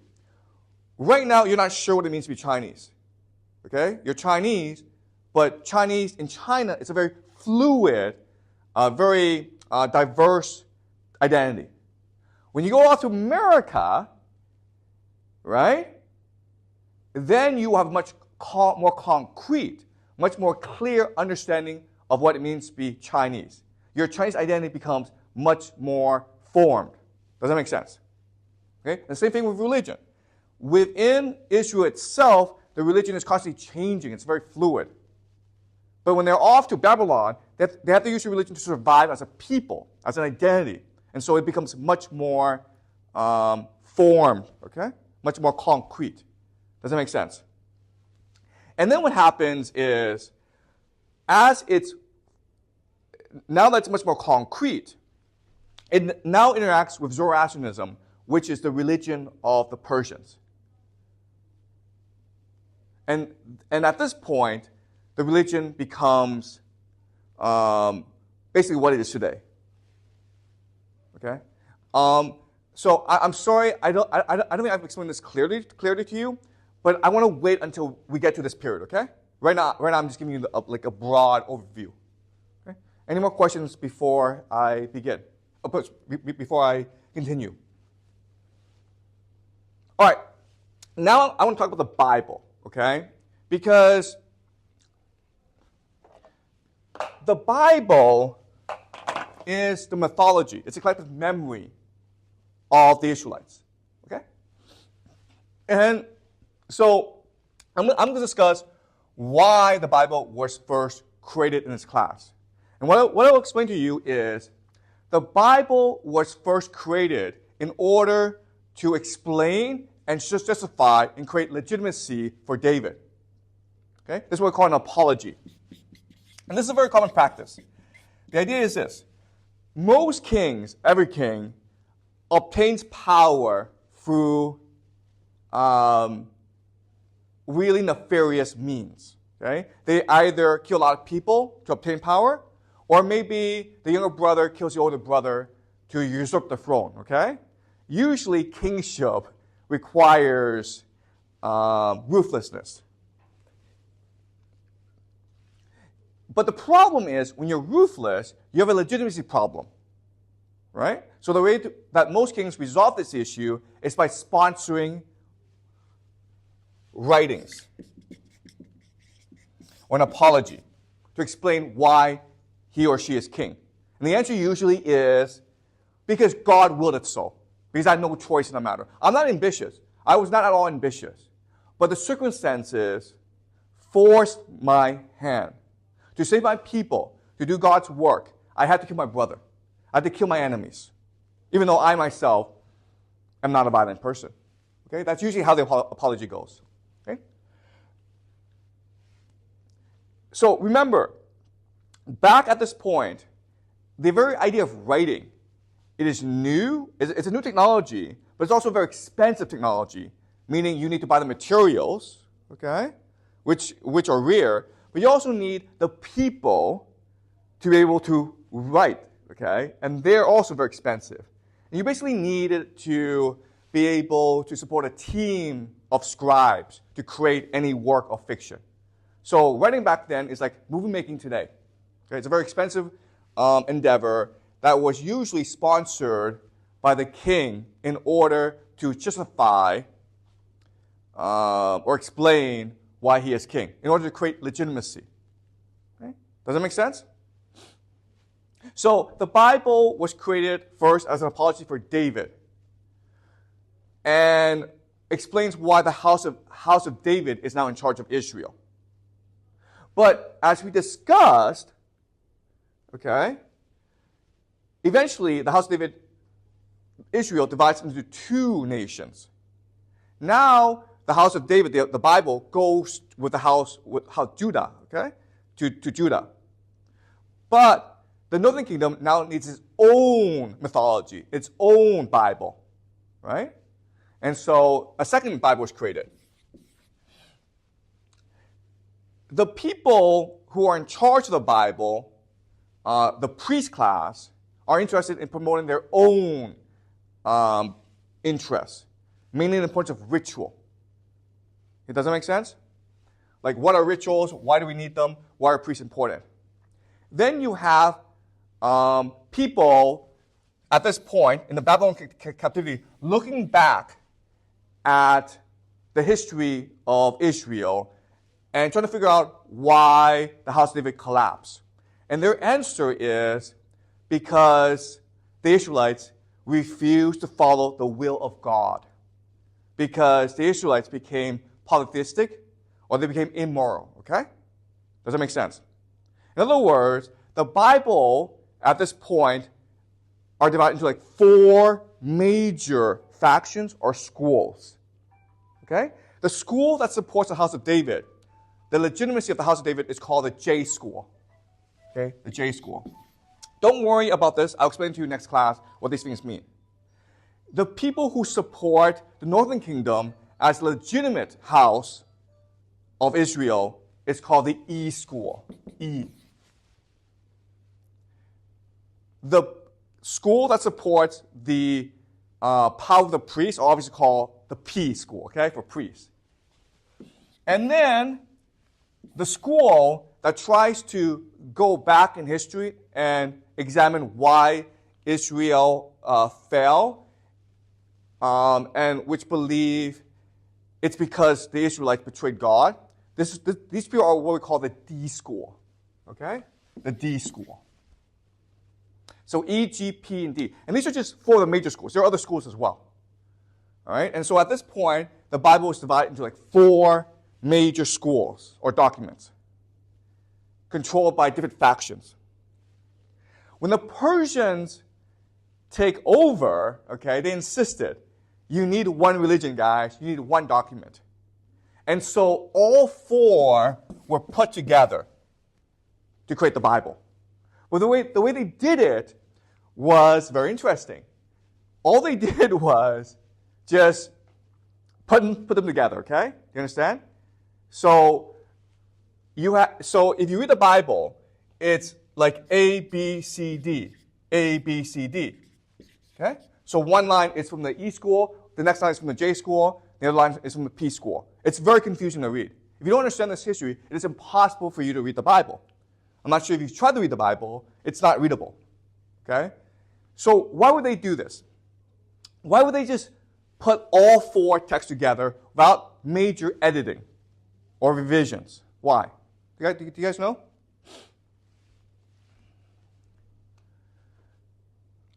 Why would they do that? They just made a complete mess of the Bible. But why would they do that? Okay, so let me explain. The first major reason is most people didn't read or write back then.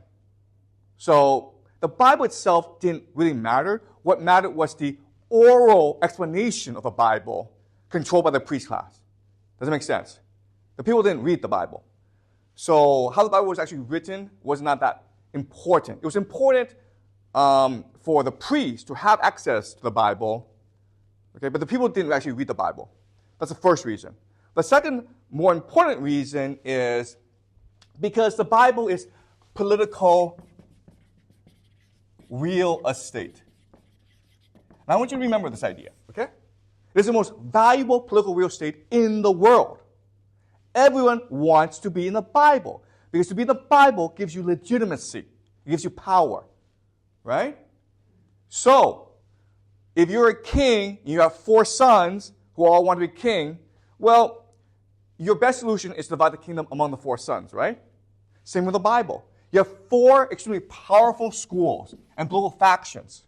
So the best way to resolve the issue is just to say, listen, we'll put you all in the Bible, together, okay? Like, and when you merge them, it's a lot easier than if you just try to do it by order, okay? Like E school goes first, and J school, then P school, then D school, okay? They just put them all together. Does that make sense? Okay, so this is a very important idea. The Bible is the most valuable political real estate in the world.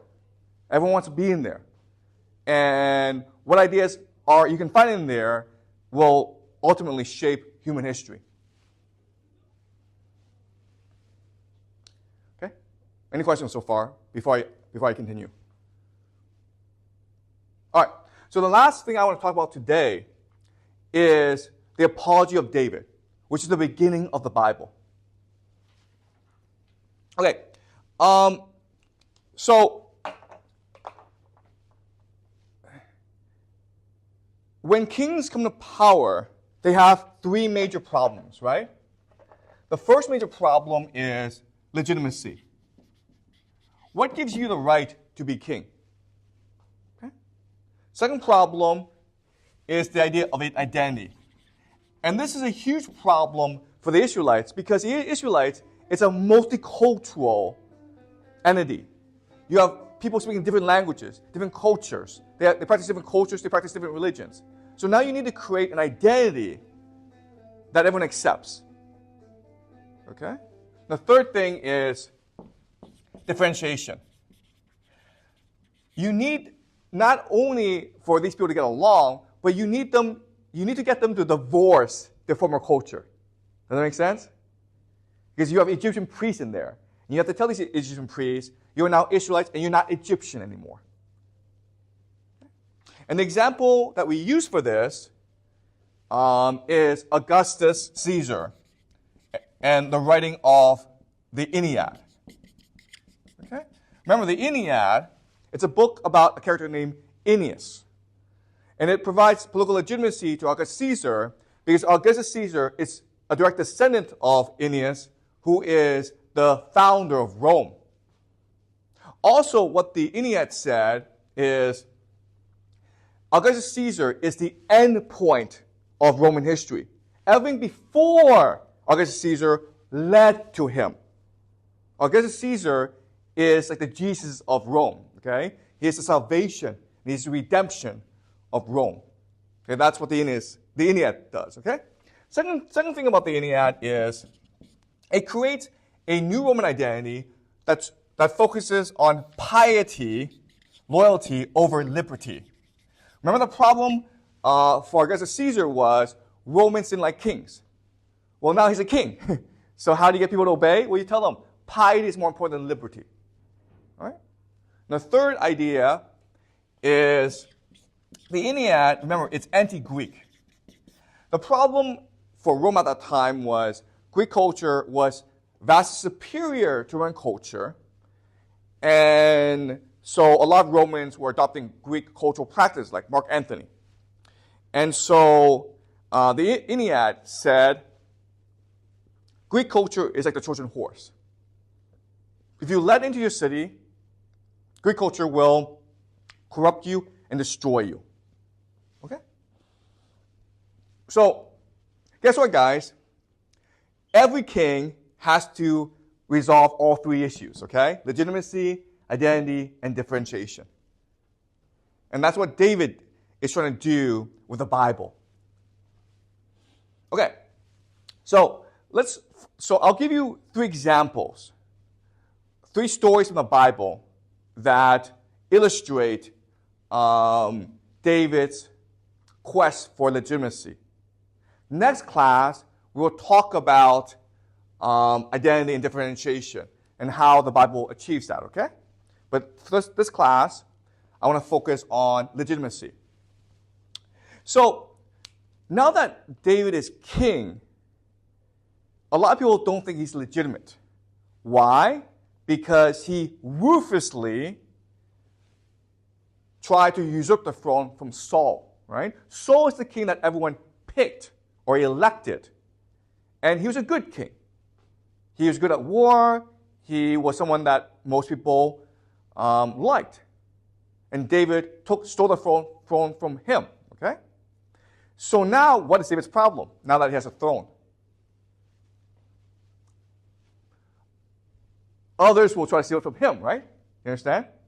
Because if you, David, if you set the precedent, if you steal the throne, then others are now empowered to steal the throne from you as well. Okay? So the first thing the Bible does, the apology for David does, is show us David loved Saul. He was not at all ambitious.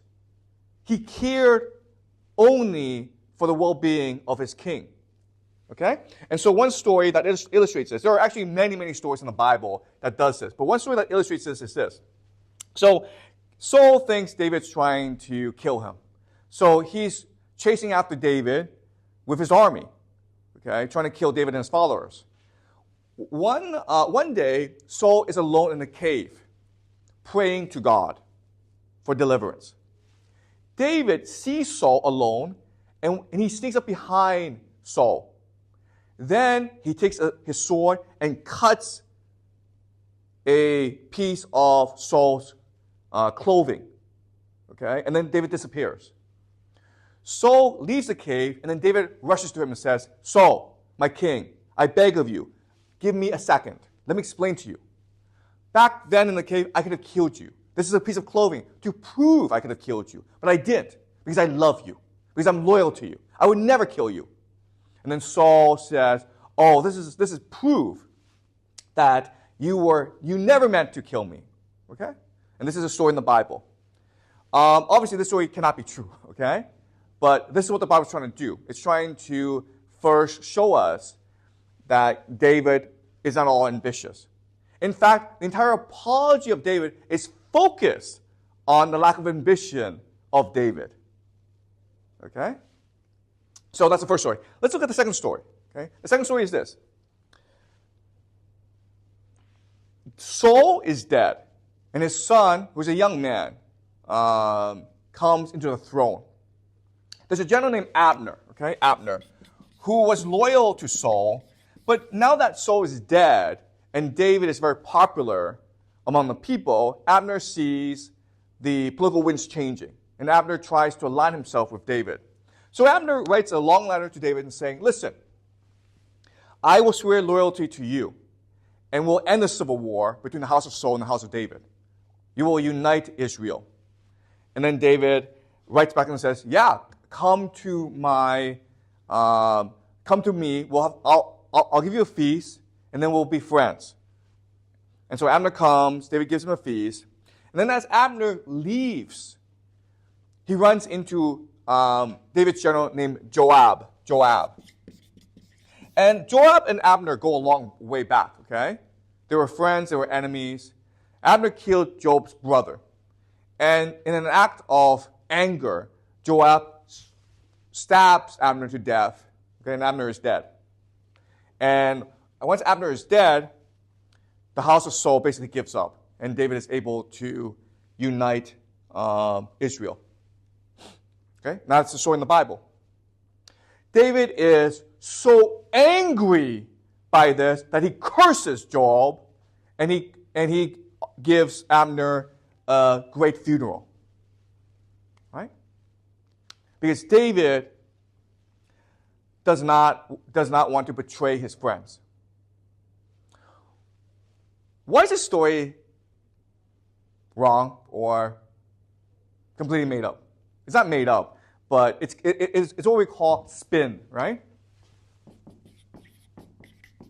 Clearly, Abner and David had a feast together, and clearly Joab killed Abner. But why is the Bible version of this event wrong or incorrect? It can't be true. You guys know?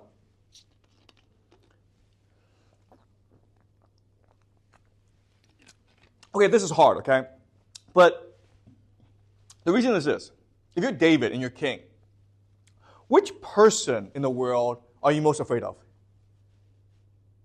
If you're the king, there's a person in this world you're most afraid of, or you're most suspicious of. Who is that person? Abner. Okay, yeah, he is suspicious of Abner. But in general, you should be suspicious of Joab, right? Because Joab has access to your army. Abner is your enemy, but Joab has access to your army. So if Joab wants to betray you, he could. Okay? So in other words, because David is most suspicious of Joab, if Joab were ever to act independently, then David would need to kill him. Does that make sense? And in this circumstance, Joab acted independently. David told Joab Abner was an honored guest. And Joab didn't care. He was angry about the death of his brother, and he kills Abner. This cannot possibly be true. You understand? Joab had to kill Abner because he was ordered to by David. Right? Now why would David want Abner to be killed? Because in his mind he thinks, oh, if Abner can betray the house of Saul, he can also betray the house of David. He is an ambitious man. And why would he think like that? Why would David come to this conclusion? Because he himself is like that. Do you understand? He himself betrayed Saul. So he's very, very careful or cautious about people who betray their leaders. Right? Abner betrayed the house of Saul, and it was very likely that he would betray David at some point as well. And so David had to have him killed. Right? But he could not say this publicly. Because if he were to say this publicly, then it would show he, in fact, knew this because he betrayed Saul. Does that make sense? The logic of this? Okay? But you can see how wonderful the spin is. It's almost impossible to see the truth from this, right?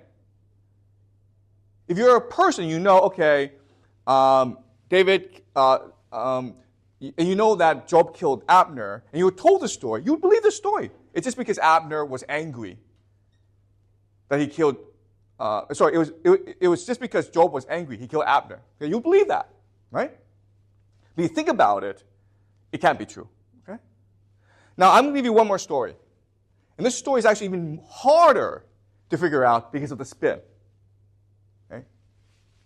Now that David is king of Israel, Israel has many enemies, so his armies are always at war. Okay? One day, David is on the rooftop of his house. So, and Israel's not a very rich place. Okay, so these are not palaces; they're just houses. Okay, and so David is strolling on his rooftop, and across from him is a woman named Bathsheba.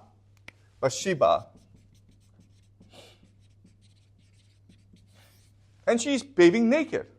And David is overcome with lust. He's like, I must have this woman. Okay, and he's king. He orders his servant to go get her. She comes. They have sex. Okay. The problem is, we have sex, but she gets pregnant. Okay. The problem now is, Bathsheba's married to a man named Uriah, the Hittite. And Uriah the Hittite is one of David's best soldiers, and he's fighting for David and Israel somewhere else. So David's like, oh, this is a problem because once Uriah comes home and he finds Bathsheba has a new child, he's going to know it's not his. So either he's going to kill her or he's going to figure out it's David to come kill him. Okay? So David, being very clever, has a solution to this. He invites Uriah back home. Okay? So Uriah comes home from the war, and Uriah thinks, oh, the king has called for me. Therefore, it's an emergency. Okay? So he rushes back, and David meets Uriah at his house, and David says, listen, Uriah, you've been doing such a great job. You're such a great soldier. You're so loyal. I want to give you a vacation. Go home and be with your wife. And Uriah's like, my king, my comrades are dying. They're starving out in the battlefield. I cannot abandon them. How can I find pleasure in my wife when my friends are suffering? I refuse to go home. I will not go home until the battle is won. And David tries his best, but he can't convince Uriah to go home. So then David tells Uriah, you're such a great soldier, you're so loyal, I'm so happy and proud that you fight for me. And he gives Uriah a letter to his general Joab, okay? And the letter instructs Joab to kill Uriah. Joab will send Uriah with his soldiers out in the battlefield. And then at the last minute, Joab will recall his soldiers, leaving Joab by himself. At this point, the enemies will swarm Uriah and kill Uriah. Okay? And that's what happens. And once Uriah is dead, David marries Bathsheba. And they're about to have a child together. At this point, David is visited by a prophet named Nathan. And Nathan says to David, I want to ask you a question. And David says, sure, go ahead. Nathan says, let's imagine there are two shepherds. There's a rich shepherd with 100 sheep, and there's a poor shepherd with 2 sheep. There's a traveler, a foreign guest, who comes into town, and the rich shepherd wants to honor him with a feast. The rich shepherd steals the poor man's shepherd to feed the traveler. Who's in the wrong? And David says, of course the rich shepherd is in the wrong. He's indignant. He's angry. How could a man be so unrighteous as to steal another man's sheep? And then Nathan says, you, David, are the rich shepherd. You have violated God's law. You are in the wrong. And as punishment, God will take away your son or your child with Bathsheba. And that's what happens. And David goes into mourning, okay? He is distraught, he's depressed. And he writes a lot of poetry. Okay, so this is a very powerful story. And this is a story that has captured the imagination of everyone for 1,000 years. But it's complete spin. This is not what happened, okay? How do we know? Okay, first thing is this. Nathan says to David, you have stolen a man's you have stolen a man's wife. Therefore, you're in the wrong. What's the problem with this logic? What is David's crime? Real crime.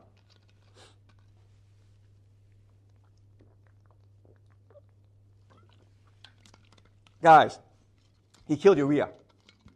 Right? You understand? You've forgotten this fact. He had Uriah killed. That's the real crime. He killed Uriah. Yeah, he slept with Bathsheba. That's bad. But it's much worse if you murder someone, okay? So another question then is, why would he murder Uriah? Why not just talk to him honestly and says, Uriah, I'm sorry, I love your wife. I had sex with her. I'm sorry. Why did David have to get Uriah killed? Why was Uriah killed?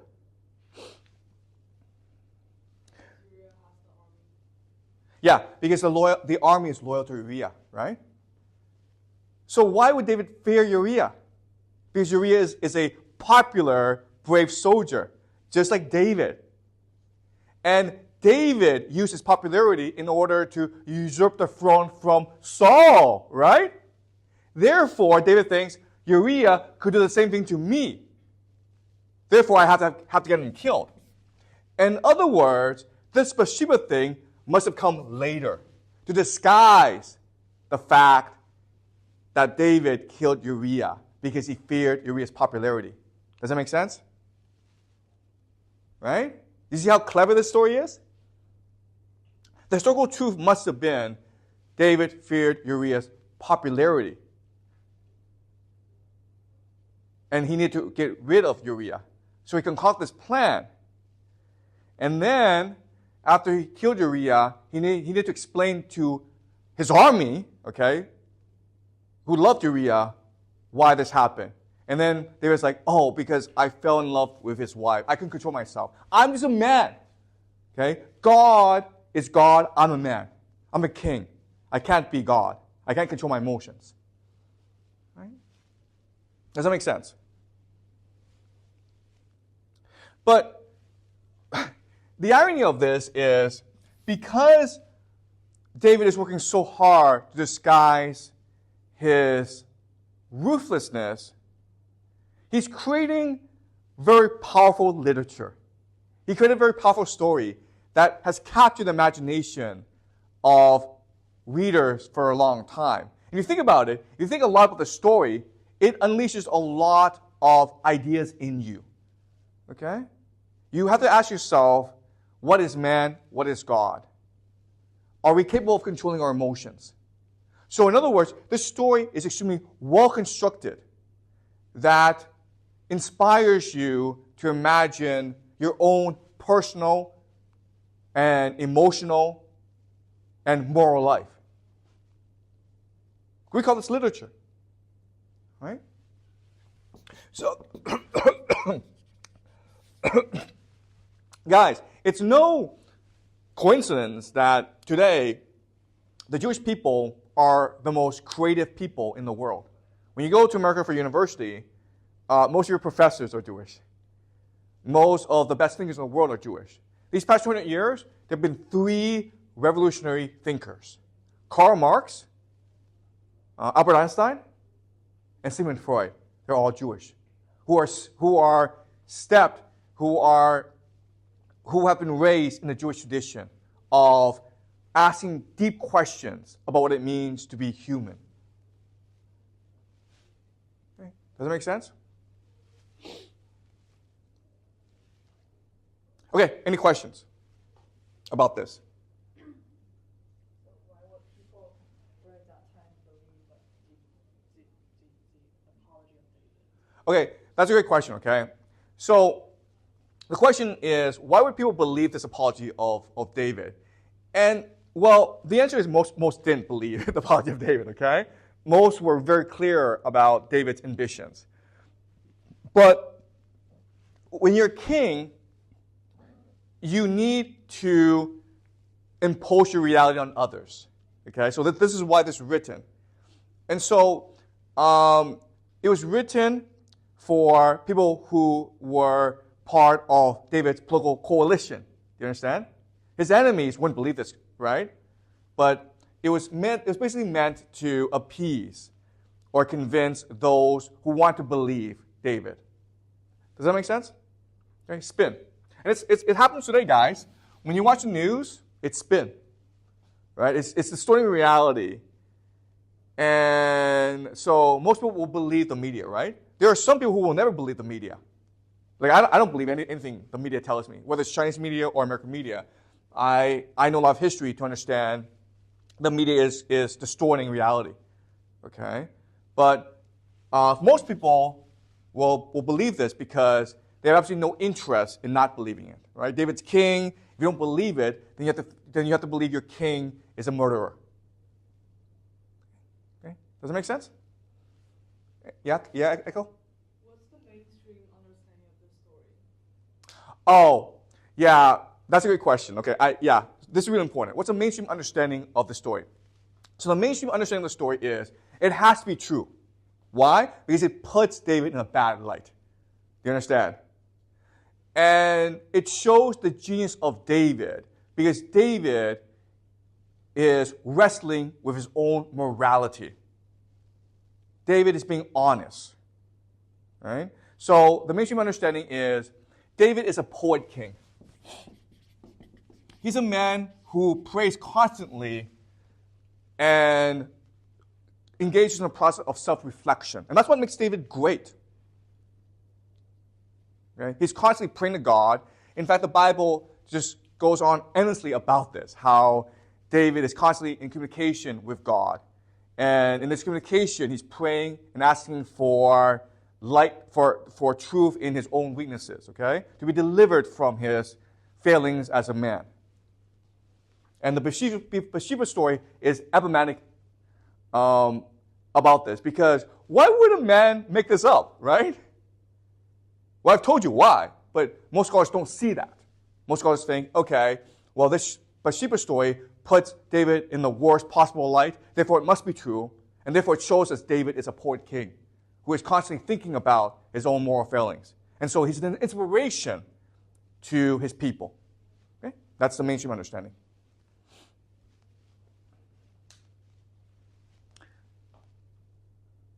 Okay. Any other questions? Yep. People at the time were mostly illiterate. That's right. So how would they know literature? Oh, okay. So the question is, if people at that time were mainly illiterate, why was this written down? Or how would they know the story? Okay. So the idea is this. First of all, this was written for the elite, for the people around David, to know what story to tell people. Does that make sense? Okay. This was for internal consumption. And this was to basically preserve David's historical legacy. So maybe 20 years from now, when everyone's dead, when people who knew Uriah and Bathsheba were dead, well, what is truth now? The truth is what's been written down, okay? That's why they're saying history is written by the writers, right? History is not written by the winners. History is written by the writers, right?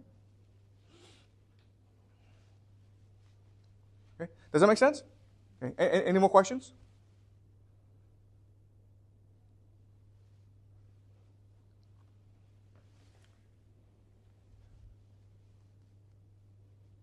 Okay, great. So next class, we'll continue the Hebrew Bible, okay? Because it starts off as an apology for David, but it evolves into a much larger mythology, right? So that's next class.